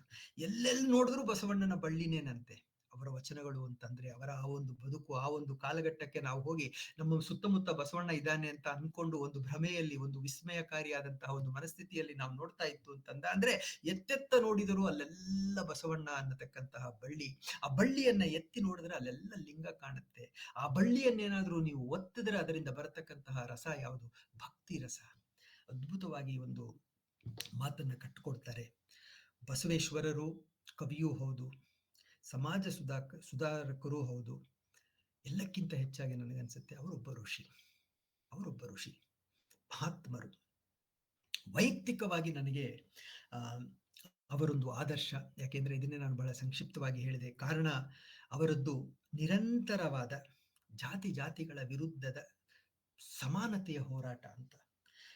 ಯಾರ್ಯಾರು ಜಾತಿಗಳ ವಿರುದ್ಧ ಹೋರಾಡ್ತಾರೋ ಅವರು ಸಾಮಾನ್ಯರಾಗಿರಬಹುದು, ಅಸಾಮಾನ್ಯರಾಗಿರಬಹುದು, ನಮ್ಮ ಮಠಗಳ ಗುರುಗಳಾಗಿರಬಹುದು, ನಮ್ಮ ಶ್ರದ್ಧಾ ಭಕ್ತಿಯ ಕೇಂದ್ರಗಳ ಆಚಾರ್ಯರಾಗಿರಬಹುದು, ಯಾರು ಜಾತಿಯ ವಿರುದ್ಧ ಹೋರಾಡಲ್ವೋ ಅವರೆಲ್ಲರೂ ಕೂಡ ವೇದೋಕ್ತವಾದಂತಹ ಚಿಂತನೆಗೆ ಶಾಮೀಲಾಗಿಲ್ಲ ಅಂತಲೇ ನನ್ನ ಒಂದು ಬಲವಾದಂತಹ ನಂಬಿಕೆ ಅಂತ. ಇಲ್ಲಿ ಬಹಳ ಸೂಕ್ಷ್ಮವಾಗಿ ಹೇಳಬೇಕು ಅಂತಂದ್ರೆ, ಸನಾತನದ ಬಗ್ಗೆ ಈ ದಿನಗಳಲ್ಲಿ ವಾಸ್ತವದಲ್ಲಿ ಅನೇಕ ಚರ್ಚೆಗಳಾಗ್ತಾ ಇದೆ. ಸನಾತನವನ್ನ ಸಂಪೂರ್ಣವಾಗಿ ನಾಶ ಮಾಡಬೇಕು, ಯಾರಿಗೂ ಸಾಧ್ಯ ಇಲ್ಲ. ಯಾಕೆಂದ್ರೆ ಸನಾತನ ಅನ್ನೋದು ಒಂದು ಧರ್ಮವೂ ಅಲ್ಲ, ಒಂದು ಮತವೂ ಅಲ್ಲ, ಅದೊಂದು ಚಿಂತನೆ. ಇರ್ಲಿ, ಆ ಒಂದು ವಿಷಯದ ಬಗ್ಗೆ ನಾನು ಹೆಚ್ಚಿಗೆ ಮಾತನಾಡ್ಲಿಕ್ಕೆ ಹೋಗಲ್ಲ. ಆದ್ರೆ ಇಂತಹ ಒಂದು ಸಂಕಷ್ಟದ ಸಮಯದಲ್ಲಿ ನಾವೆಲ್ಲ ಹೋಗ್ತಾ ಇರುವಾಗ, ಜಾತೀಯತೆಯನ್ನ ನಾವೇ ಮೀರದೇ ಇತ್ತು ಅಂದ್ರೆ ನಮಗೆ ಇದರಿಂದ ಒದಗತಕ್ಕಂತಹ ಸಂಕಷ್ಟಗಳು ಇನ್ನೂ ಹೆಚ್ಚು. ಆ ಒಂದು ವೆರಿ ಪ್ರಾಕ್ಟಿಕಲ್, ಆ ಒಂದು ವೇದದಲ್ಲಿ, ಆ ಒಂದು ವಿಷಯದಲ್ಲಿ ನಾವು ಯೋಚನೆ ಮಾಡಿದಾಗಲೂ ಕೂಡ ಬಸವಣ್ಣನವರನ್ನ ನಾವು ನಮ್ಮ ಚಿಂತನೆಯಲ್ಲಿ ಮಾತ್ರ ಅಲ್ಲ, ನಮ್ಮ ನಡಾವಳಿಯಲ್ಲಿ ತಂದುಕೊಳ್ಬೇಕು. ಯಾರನ್ನು ಕೂಡ ನಿಮ್ದ್ಯಾವ್ದು ಜಾತಿ ಅಂತ ಕೇಳಬಾರ್ದು. ಭಕ್ತರದೊಂದು ಜಾತಿ, ಭಕ್ತರಲ್ಲರದೊಂದು ಜಾತಿ, ಮಾನವರದೊಂದು ಜಾತಿ, ಮಾನವರಲ್ಲದೊಂದು ಜಾತಿ. ಇಷ್ಟನ್ನೇ ಇಟ್ಕೊಂಡು ಮುಂದುವರೆದರೆ ಪ್ರಾಯಶಃ ಬಸವಣ್ಣನವರನ್ನ ಓದಿಕೊಂಡ ನಮಗೂ ಕೂಡ ಅವರ ಹಾದಿಯಲ್ಲಿ ಒಂದಷ್ಟು ಸಾರ್ಥಕ ಹೆಜ್ಜೆಗಳನ್ನು ಹಾಕ್ಲಿಕ್ಕೆ ಸಾಧ್ಯ ಅಂತ. ಕಡೆಯದಾಗಿ ನನ್ನ ಕನ್ನಡೋತ್ಸವ ನೃತ್ಯ ನಾಟಕ ಬರೆದಾಗ ನಾನು ಬಸವಣ್ಣನವರನ್ನ ಹಾಗೂ ಅಕ್ಕಮಹಾದೇವಿಯನ್ನ ಹಾಗೂ ಅಲ್ಲಮರನ್ನ ಒಂದು ಜಾಗಕ್ಕೆ ಕರೆತಂದು ಅವರ ವಿಷಯವಾಗಿ ಒಂದಷ್ಟು ಪದ್ಯಗಳನ್ನು ಬರೆದಿದ್ದೆ. ನನಗನ್ಸುತ್ತೆ ಅಕ್ಕ ಮಹಾದೇವಿ ಮೊದಲನೆಯದಾಗಿ ಬಸವಣ್ಣ. ನಮ್ಮ ಸನಾತನ ನಮಗೆ ಮುಕ್ತಿಗಾಗಿ, ಮುಕ್ತಿ ಅಂತಂದ್ರೆ ಸ್ವರ್ಗ ಗಿರ್ಗ ಅಂತಲ್ಲ, ಇಲ್ಲಿ ಇರೋ ಹೊತ್ತಿನಲ್ಲಿ ಆನಂದವನ್ನ ಅನುಭವಿಸುವುದು ಅದೇ ಮುಕ್ತಿ ಅಂತ. ಆ ಒಂದು ಮನಸ್ಥಿತಿಯನ್ನ ನಮಗೆ ಕೊಡೋದಕ್ಕೆ ನಮ್ಮ ಸನಾತನ 3 ಮಾರ್ಗಗಳನ್ನ ಕೊಟ್ಟಿದೆ. ಒಂದು ಕರ್ಮ ಮಾರ್ಗ, ಅದು ಬಸವಣ್ಣನವರು ಕರ್ಮದಲ್ಲೇ ನಿರತರಾಗಿ ಅದರಲ್ಲೇ ಒಂದು ಮುಕ್ತಿಯನ್ನ ಪಡ್ಕೊಂಡ್ರು, ಇದ್ದಷ್ಟು ದಿನ ಆನಂದದಲ್ಲಿದ್ರು, ಅದೇ ಮುಕ್ತಿ ಅಂತ. ಎರಡನೆಯದು ಅಕ್ಕ ಮಹಾದೇವಿ ಭಕ್ತಿ ಅಂತ. ನೀನಿಲ್ಲದೆ ಬೇರೆ ಯಾರೂ ಇಲ್ಲ, ನೀನೇ ನನ್ನ ಗಂಡ. ಹೇಳಲಿಕ್ಕೆ ಹೆಂಗ್ರಿ ಸಾಧ್ಯ ಇದು? ಅಕ್ಕ ಮಹಾದೇವಿ ಇನ್ನೊಂದು ಲೆವೆಲ್ನಲ್ಲಿ ಅದ್ಭುತವಾದಂತಹ ಭಕ್ತಿ ಅವಳು ಅಂತ. ಹಾಗಾಗಿ ಅವಳು ಭಕ್ತಿ ಪಥದ ಒಂದು ಸಂಕೇತವಾಯ್ತು ಅಂದ್ರೆ ಜ್ಞಾನಪಥ. ಪ್ರಶ್ನೆ ಮಾಡಿ ಪ್ರಶ್ನೆ ಮಾಡಿ ಪ್ರಶ್ನೆ ಮಾಡಿ, ಇದು ಸತ್ಯ, ಸತ್ಯದಲ್ಲಿ ಮಾತ್ರ ನನಗೆ ಶ್ರದ್ಧೆ. ವೇದ ಸಂಹಿತೆಯಲ್ಲಿ ಹೇಳ್ತಾರೆ ಶ್ರದ್ಧೆ ಅಂತ ಹೇಳಿದಾಗ ಶ್ರದ್ಧೆಯನ್ನ ಸತ್ಯದ ಜೊತೆಗೆ ಸೇರ್ಪಡಿಸಿ ಸತ್ಯವಲ್ಲದರ ಜೊತೆಗೆ ಇರೋದು ಅಶ್ರದ್ಧಾ ಅಂತ ಹೇಳ್ತಾರೆ. ಅಂತಂದ್ರೆ ನಂಬಿಕೆಯನ್ನ ಮೀರಿದುದು ಶ್ರದ್ಧೆ, ಸತ್ಯದಲ್ಲಿ ನಾವಿಡತಕ್ಕಂತಹ ನಂಬಿಕೆ ಶ್ರದ್ಧೆ ಅಂತ. ಆ ರೀತಿಯಲ್ಲಿ ಅಲ್ಲಮ ಜ್ಞಾನ ಮಾರ್ಗದ ಒಂದು ಸಂಕೇತ ಅಂತ. ಆಗ ಬಸವಣ್ಣನವರ ಒಂದು ಕಾವ್ಯದ ಒಂದಷ್ಟು ಪದಗಳನ್ನೇ ಬಳಸಿಕೊಂಡು ಬಸವಣ್ಣನವರ ಬಗ್ಗೆ ಚಿಂತನೆ ಮಾಡ್ತಾ ನಾನು ಬರೆದಂತಹ ಈ ಒಂದು ಪದ್ಯದ ಒಂದು 4-5 ಸಾಲುಗಳನ್ನ ತಮ್ಮೊಂದಿಗೆ ಹಂಚಿಕೊಂಡು ಪ್ರಾಯಶಃ ಉಪನ್ಯಾಸವನ್ನು ಮುಗಿಸಬಹುದು. ಉಳ್ಳವರು ಶಿವಾಲಯವ ಮಾಡಿಹರೋ, ನೀನೇನ ಮಾಡಿದೆಯೋ ಬಸವಣ್ಣ. ಉಳ್ಳವರು ಶಿವಾಲಯವ ಮಾಡಿಹರೋ, ನೀನೇನ ಮಾಡಿದೆಯೋ ಬಸವಣ್ಣ. ನಿನ್ನ ಕಾಲೇ ಕಂಬ ನಿನ್ನ ದೇಹ ದೇಗುಲ, ನಿನ್ನ ಕಾಲೇ ಕಂಬ ನಿನ್ನ ದೇಹ ದೇಗುಲ, ನಿನ್ನ ಶಿರವನ್ನೇ ಹೊನ್ನ ಕಲಶವಾಗಿಸಿದೆಯಯ್ಯ, ನಿನ್ನ ಶಿರವನ್ನೇ ಹೊನ್ನ ಕಲಶವಾಗಿಸಿದೆಯಯ್ಯ ಕೂಡಲ ಸಂಗಮ ದೇವ ಪೇಳಯ್ಯ. ಉಳ್ಳವರು ಶಿವಾಲಯವ ಮಾಡಿಹರೋ, ನೀನೇನ ಮಾಡಿದೆಯೋ ಬಸವಣ್ಣ. ನಿನ್ನ ಕಾಲೇ ಕಂಬ ನಿನ್ನ ದೇಹ ದೇಗುಲ, ನಿನ್ನ ಶಿರವನ್ನೇ ಹೊನ್ನ ಕಲಶವಾಗಿಸಿದೆಯಯ್ಯ ಕೂಡಲ ಸಂಗಮ ದೇವ ಪೇಳಯ್ಯ. ಭೇದ ಪ್ರಭೇದಗಳಿಗಳಿವುಂಟು. ಭೇದ ಪ್ರಭೇದಗಳು ಅಂತಂದ್ರೆ ವ್ಯತ್ಯಾಸಗಳು. ಭೇದ ಪ್ರಭೇದಗಳಿಗಳಿವುಂಟು, ಕರ್ಮಯುಗಕ್ಕಳಿವಿಲ್ಲ, ಜಂಗಮಕ್ಕಳಿವಿಲ್ಲ, ಬಸವ ತತ್ವಕ್ಕಳಿವಿಲ್ಲ, ಬಸವ ತತ್ವಕ್ಕಳಿವಿಲ್ಲ, ಬಸವ ತತ್ವಕ್ಕಳಿವಿಲ್ಲ ಅಂತ. ಇಂತಹ ಒಂದು ಎಲ್ಲರಿಗೂ ಮಾದರಿಯಾಗಬಲ್ಲ, ಸನಾತನವನ್ನ ಉಳಿಸಿಕೊಳ್ಳಲಿಕ್ಕೆ ಬೇಕಾದಂತಹ ಸಮಾನತೆಯನ್ನೇ ಭದ್ರ ಬುನಾದಿಯಾಗಿಟ್ಟುಕೊಂಡು ಬಾಳನ್ನ ಸವೆಸ್ತಾ ಸಂದೇಶವನ್ನ ಸಾರಿದಂತಹ ಈ ಒಂದು ಬಸವೇಶ್ವರರ ಬದುಕು, ಅವರ ವಚನಗಳು ಹಾಗೂ ಆ ಒಂದು ಬಸವ ತತ್ವಕ್ಕೆ ಅತ್ಯಂತ ಶ್ರದ್ಧೆಯಿಂದ ಸಾಷ್ಟಾಂಗವಾಗಿ ಶಿರವನ್ನ ಬಾಗಿಸಿ ನಾನು ನಮಸ್ಕರಿಸ್ತಾ ಇವತ್ತಿನ ಈ ಒಂದು ಉಪನ್ಯಾಸವನ್ನ ಮುಗಿಸ್ತಾ ಇದ್ದೇನೆ, ವಿರಮಿಸ್ತಾ ಇದ್ದೇನೆ. ಇಲ್ಲಿವರೆಗೂ ಕೂಡ ಒಂದು 12-15 ನಿಮಿಷಗಳ ಹೆಚ್ಚೆ ತಗೊಂಡೆ. ಆದರೂ ಕೂಡ ನಿಮ್ಮೆಲ್ಲರ ತಾಳ್ಮೆ, ಅದಕ್ಕಾಗಿ ನಾನು ತುಂಬಾ ಧನ್ಯವಾದಗಳನ್ನು ಅರ್ಪಿಸ್ತಾ ಈ ಒಂದು ಅವಕಾಶವನ್ನ ಕೊಟ್ಟು, ಈ ಅವಕಾಶದ ಜೊತೆಗೆ ಮತ್ತೊಮ್ಮೆ ಬಸವಣ್ಣನವ್ರನ್ನ ಓದ್ಕೋಬೇಕು ಅಂತ ನನಗೆ ನಿನ್ನೆಯಿಂದ ಬಸವಣ್ಣನವ್ರನ್ನ ಓದ್ತಾ ಅನ್ನಿಸ್ತಿದೆ. ಇನ್ನೊಂದು ತಿಂಗಳು ಬರೀ ಆ ಒಂದು ಓದ್ನಲ್ಲೇ ಇರೋಣ ಅಂತ. ಅಂತಹ ಒಂದು ಅವಕಾಶವನ್ನ ಕೇಳದೆಯೇ ನನಗೆ ದಯಪಾಲಿಸಿದಂತಹ ಸ್ನೇಹಿತರಾದ ಜಗನ್ನಾಥ್ ಹಾಗೂ ಡಾಕ್ಟರ್ ಅಶ್ವಥ್ ಕುಮಾರ್ ಅವರಿಗೆ ಮತ್ತೊಮ್ಮೆ ನನ್ನ ಧನ್ಯವಾದಗಳನ್ನ ತಿಳಿಸ್ತಾ ಮಾತನ್ನ ಮುಗಿಸ್ತೇನೆ. ಎಲ್ರೂ ಆರೋಗ್ಯವಾಗಿರಿ, ನಗ್ತಾ ಇರಿ. ನಿಮ್ಮ ಸತೀಶ್ ಬೆಳ್ಳೂರು. ನಮಸ್ಕಾರ. ನಮಸ್ಕಾರ ಸರ್, ಸೊಗಸಾಗಿತ್ತು. ಎಲ್ಲ ಮರೆತು ನಾವು ಕೇಳ್ತಾ ಕೂತ್ಕೊಂಡ್ಬಿಟ್ವಿ. ಕಾವ್ಯ ಅಲ್ಲ ಗದ್ಯ ಎಲ್ಲ ಮದ್ಯದ್ದು ಅಂತ ಹೇಳಿದ್ರಿ. ಎಲ್ಲ ಮರೆತು ಬಸವಣ್ಣವ್ರ ಕಲ್ಯಾಣದಲ್ಲಿ ಹೋಗಿ ಸೇರ್ಬಿಟ್ರು, ಒಳ್ಳೇದನ್ನ ನೆನಪಿಸ್ಕೊಳ್ಳೋಣ ಅಂದ್ರಿ. ವಚನಗಳಿಗೆ ಸುಲಭ ಮತ್ತು ಅದು ಒಂದು ರೀತಿ ಮುಕ್ತಕ. ಅದನ್ನು ಓದಿದ್ರೆ ಸಂಪೂರ್ಣ ಅರ್ಥಗಳು ಸಿಗತ್ತೆ ಹೊರತು ಬೇರೆ ಇದನ್ನು ಓದ್ಕೊಂಡು ಇದನ್ನ ಅರ್ಥ ಮಾಡ್ಕೊಳ್ಳೋ ಅವಶ್ಯಕತೆ ಇಲ್ಲ ಅಂದ್ರಿ. ಅದು ಸರ್ವಕಾಲಿಕ ಅಂದ್ರಿ. ಬಹಳ ಚೆನ್ನಾಗಿತ್ತು, ಸೊಗಸಾಗಿ ಭಾಷಣ ಮಾಡಿದ್ರಿ. ಬಹಳ ಸಂತೋಷ ಆಯ್ತು. ನೀವು ಈ ತರ ಮಾಡ್ತೀರಾ ಅಂತ ನಮಗೆ ಮೊದಲೇ ಗೊತ್ತಿತ್ತು, ಅದರಿಂದ ಕೃತಜ್ಞತೆಗಳು. ಈಗ ಯಾರಾದ್ರೂ ಪ್ರಶ್ನೆಗಳನ್ನ ಕೇಳೋದಿದ್ರೆ ದಯವಿಟ್ಟು ಶ್ರೀ ಸತ್ಯೇಶ್ ಅವರನ್ನ ಕೇಳ್ಬೋದು. ಅವ್ರಿಗೆ ಎಷ್ಟು ಪ್ರವಚನ ಕೊಟ್ಟಿದ್ದಾರೆ ಅಂತ ನನಗೆ ಗೊತ್ತಿಲ್ಲ, ಯಾಕಂದ್ರೆ ಸುಮಾರು ಸಲ ಅವರ ಪ್ರವಚನಗಳನ್ನ ನಾನು ವಾಕಿಂಗ್ ಹೋಗ್ತಾ ಪ್ರತಿ ವಾರ ಕೇಳ್ತಾ ಇದ್ದೆ. ಅಷ್ಟು ಪ್ರವಚನಗಳನ್ನು ಕೊಟ್ಬಿಟ್ಟಿದ್ದಾರೆ ಅವರು. ಆಯ್ತು, ಈಗ ಪ್ರಶ್ನೆಗಳನ್ನು ಕೇಳೋರು ಯಾರಾದ್ರೂ ಇದ್ದೀರಾ? ಕೇಳಬಹುದು.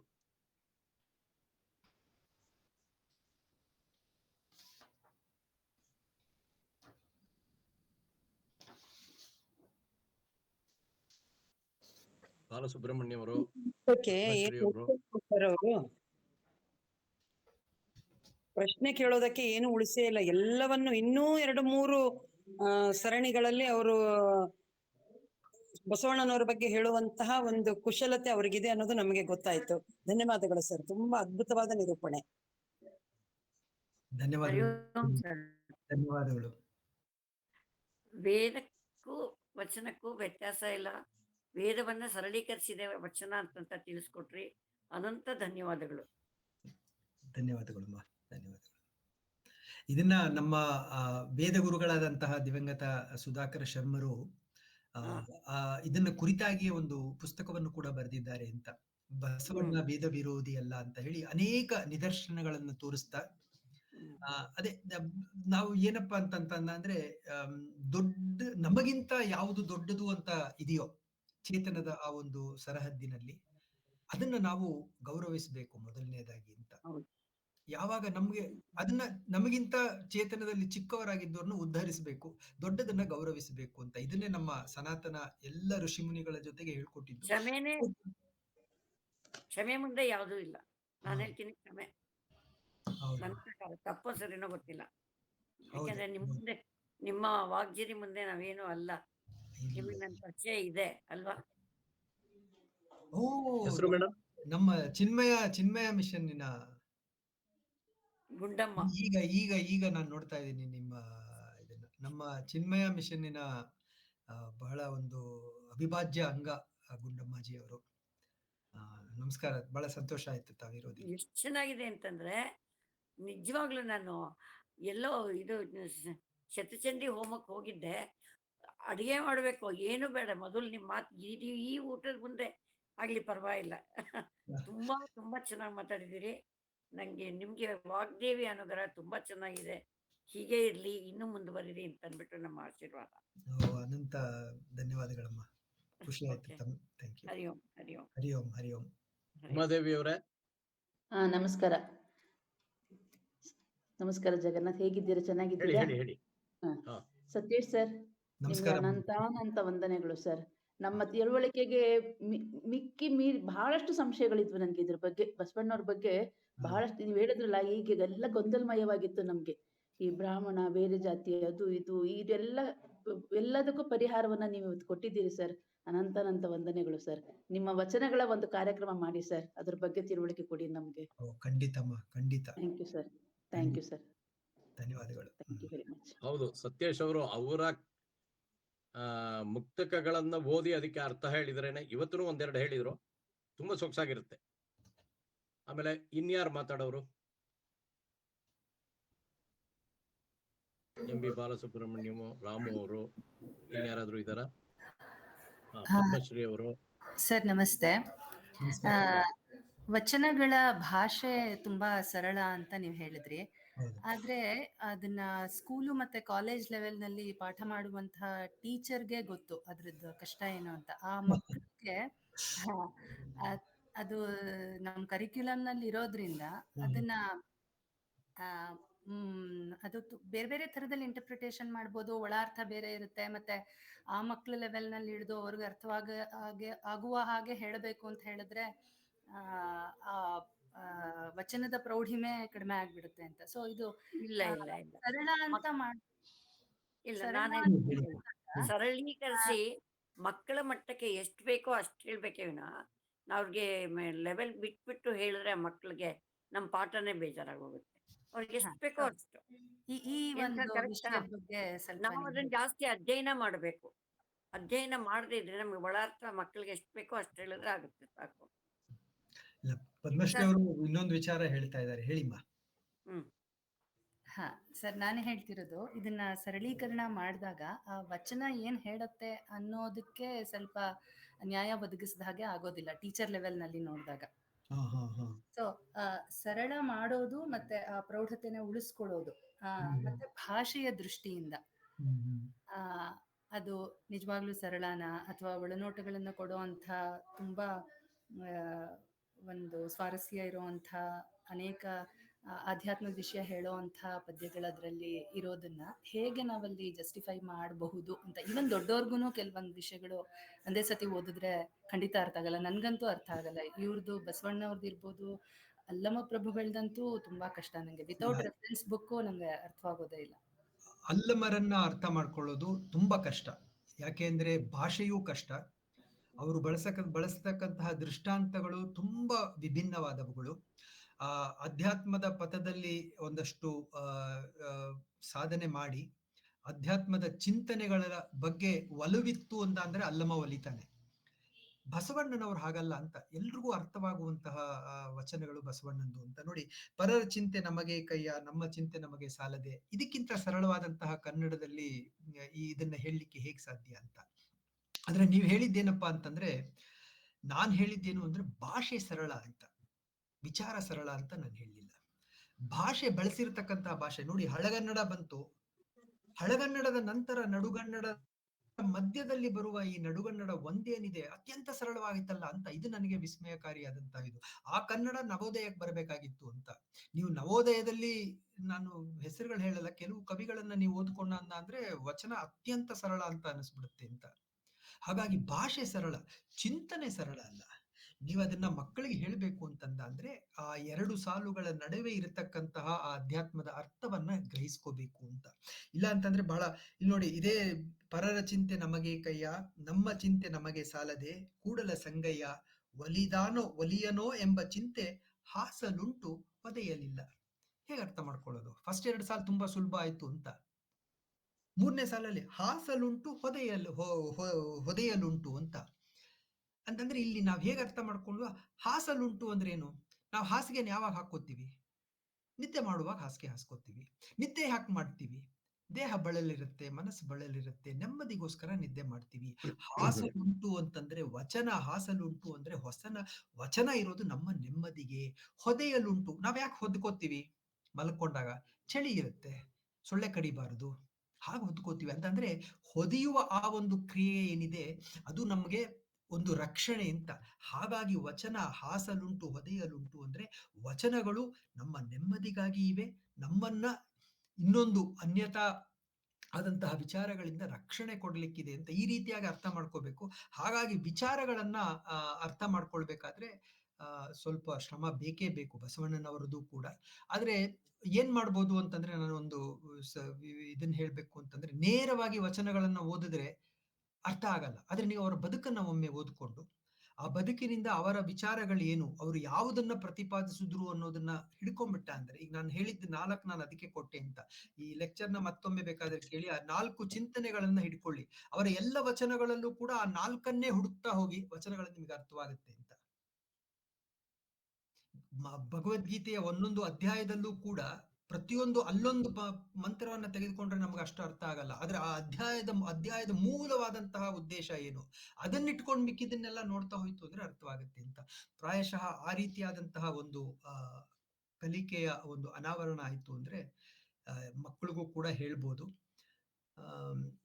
ನೋಡಿ, ನಮ್ಮ ಬಹಳ ಹಿಂದೆ ವೇದಗಳು ಪ್ರಚಲಿತದಲ್ಲಿದ್ದಂತಹ ಕಾಲದಲ್ಲಿ 8ನೇ ವಯಸ್ಸಿಗೆ ಉಪನಯನ ಆಗೋದು, 8ನೇ ವಯಸ್ಸಿಗೆ ವೇದಾರಂಭ ಅಂತ.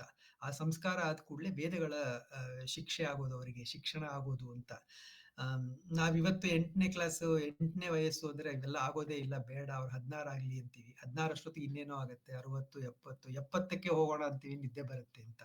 ಹಾಗಾಗಿ ಇದು ಮಕ್ಕಳಿಗೆ ಅರ್ಥ ಆಗಲ್ಲ ಅಂತಲ್ಲ, ಹೇಳಿದ್ರೆ ಖಂಡಿತವಾಗಿಯೂ ಮಕ್ಕಳಿಗೆ ಅರ್ಥ ಆಗುತ್ತೆ. ಅರ್ಥ ಆಗೋ ವಯಸ್ಸಿನಲ್ಲಿಯೇ ಅರ್ಥ ಆಯ್ತು ಅಂದ್ರೆ ಅವರ ಬದುಕೆ ಬಹಳ ವಿಭಿನ್ನವಾಗಿರುತ್ತೆ ಅನ್ನೋದು ಒಂದು ವಿಚಾರ. Thank you sir.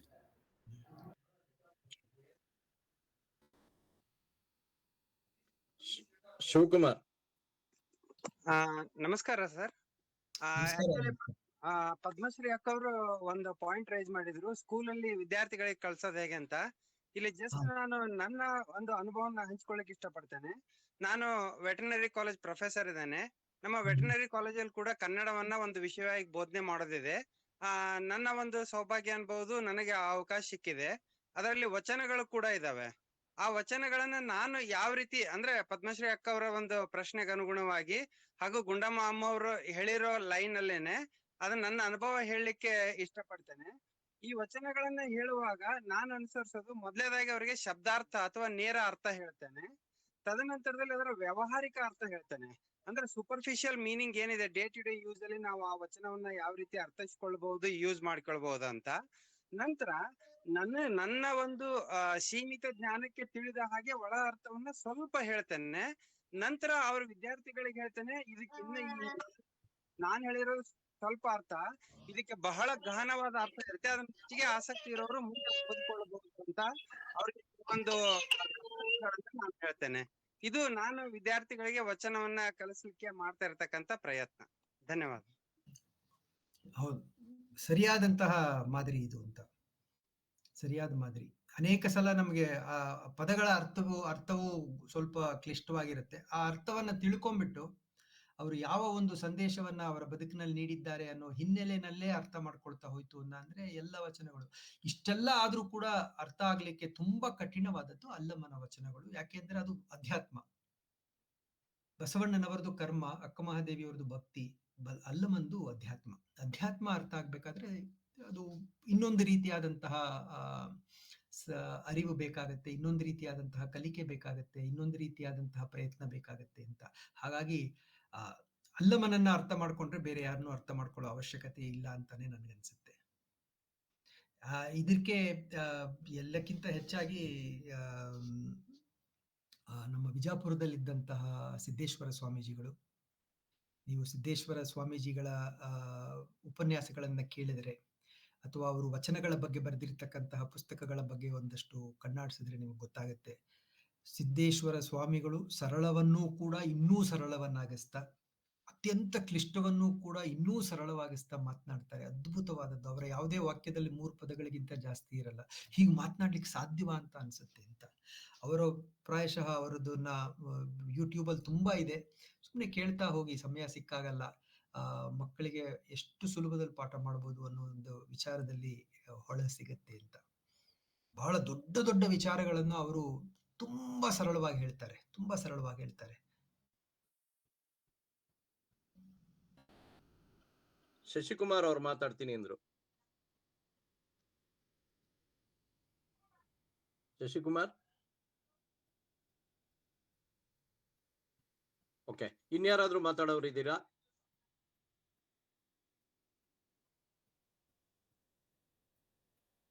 ನಾನು ಹೇಳ್ಬೋದಾ? ಹೇಳಿ. ಉಪನ್ಯಾಸ ತುಂಬಾ ಚೆನ್ನಾಗಿತ್ತು. ತಿಳಿದಿದ್ದು ವಿಷಯಗಳು ತುಂಬಾ ಅರ್ಥ ಆಯ್ತು. ಅದೇ ಅವರು ಕೇಳಿದ್ರಲ್ಲ ಮಕ್ಕಳಿಗೆ ಹೇಗೆ ಹೇಳೋದು ಅಂತ. ನಾನು ಒಂದ್ಸಲಿ ಒಂದಷ್ಟು ಓದ್ಬೇಕಾಗಿ ಬಂದಿತ್ತು, ವಚನಗಳ ಬಗ್ಗೆ ತಿಳ್ಕೊಬೇಕಾಗಿತ್ತು. ಆನ್ಲೈನಲ್ಲಿ ವಚನ ವೀಕ್ ಅಂತ ಒಂದು ಅಂತರ್ಜಾಲ ಇದೆ, ಜಾಗ ಇದೆ. ಅಲ್ಲಿ ಒಬ್ರು ಯಾರೋ ಪುಣ್ಯಾತ್ಮರು ತುಂಬ ಚೆನ್ನಾಗಿ ಎಲ್ಲ ವಚನಗಳು ಹೆಚ್ಚು ಕಡಿಮೆ ನಾವು ರೆಗ್ಯುಲರ್ ಆಗಿ ಯೂಸ್ ಮಾಡೋದು ಪಠ್ಯಪುಸ್ತಕಗಳಲ್ಲಿ ಇರೋವಂಥದ್ದು ಅವನ್ನೆಲ್ಲ ತುಂಬ ಚೆನ್ನಾಗಿ ಎಕ್ಸ್ಪ್ಲೇನ್ ಮಾಡಿದ್ದಾರೆ. ಪ್ರಾಯಶಃ ನೀವು ಅದನ್ನು ಓದಿದ್ರೆ ನೀವು ಅವರಿಗೆ ಖಂಡಿತವಾಗಿ ವಿವರಿಸ್ಬೋದು ಅಂತ ಅನಿಸುತ್ತೆ. ತುಂಬ ಚೆನ್ನಾಗಿ ಎಕ್ಸ್ಪ್ಲೇನ್ ಮಾಡಿದ್ದಾರೆ. ಸೊ ಅದೊಂದು ನನಗಂತೂ ತುಂಬ ಉಪಯೋಗ ಆಯಿತು. ಅದೇ ಹೇಳ್ತೀನಿ, ಅದೇ ಹೇಳಬೇಕಾಗಿತ್ತು. ಸೊ ಗೀತಾ ವೀಣಾ ಅವರು ಅಂತಾನೆ ಹೆಸರುವಾಸಿ. ಗೀತೆ ಬಗ್ಗೆ ಪ್ರತಿ ವಾರ ಬರಿತಾ ಇರ್ತಾರೆ ವೀಣಾ ಅವರು. ಬಹಳ ಚೆನ್ನಾಗಿ ಬರೀತಾರೆ ಅವರು.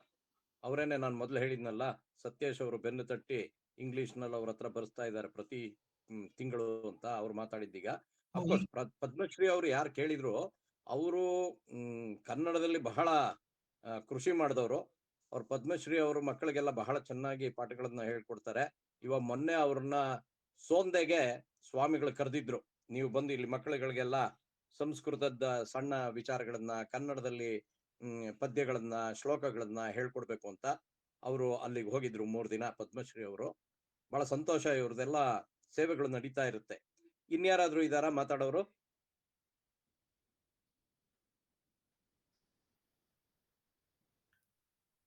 ಸರ್, ನಿಮ್ಮ ಭಾಷಣ ಬಹಳ ಸೊಗಸಾಗಿತ್ತು.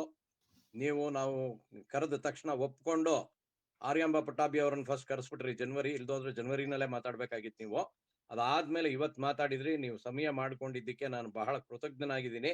ಮೊದಲು ನಿಮಗೆ ಪ್ರತಿ ವಾರಾನೂ ಒಂದೊಂದು ಭಾಷಣ ಇದ್ದಿದ್ರಿಂದ ನಿಮ್ಮನ್ನ 1 ವರ್ಷ ನಾನು ಕರೆಯಕ್ಕಾಗ್ಲೇ ಇಲ್ಲ, ನೀವು ಹೇಳಿದ್ರಿ. ಅದಾದ್ಮೇಲೆ ನಾನು ಕೇಳ್ಕೊಂಡೆ, ಇಲ್ಲ ಖಂಡಿತ ಬರ್ತೀನಿ ಅಂತ ಹೇಳಿದ್ರಿ, ಬಂದ್ರಿ, ಇಷ್ಟೊಂದು ಸೊಗಸಾಗಿ ಮಾತಾಡಿದೀರಾ. ಇನ್ಯಾವಾಗಾದ್ರೂ ನಿಮ್ಮ ನವ್ಯಜೀವಿ ಮುಕ್ತಕಗಳನ್ನ ನಮ್ಗೆಲ್ಲ ಒಂದ್ಸಲ ಪರಿಚಯ ಮಾಡಿಸ್ಬೇಕು ಹೆಚ್ಚಾಗಿ ಅಂತ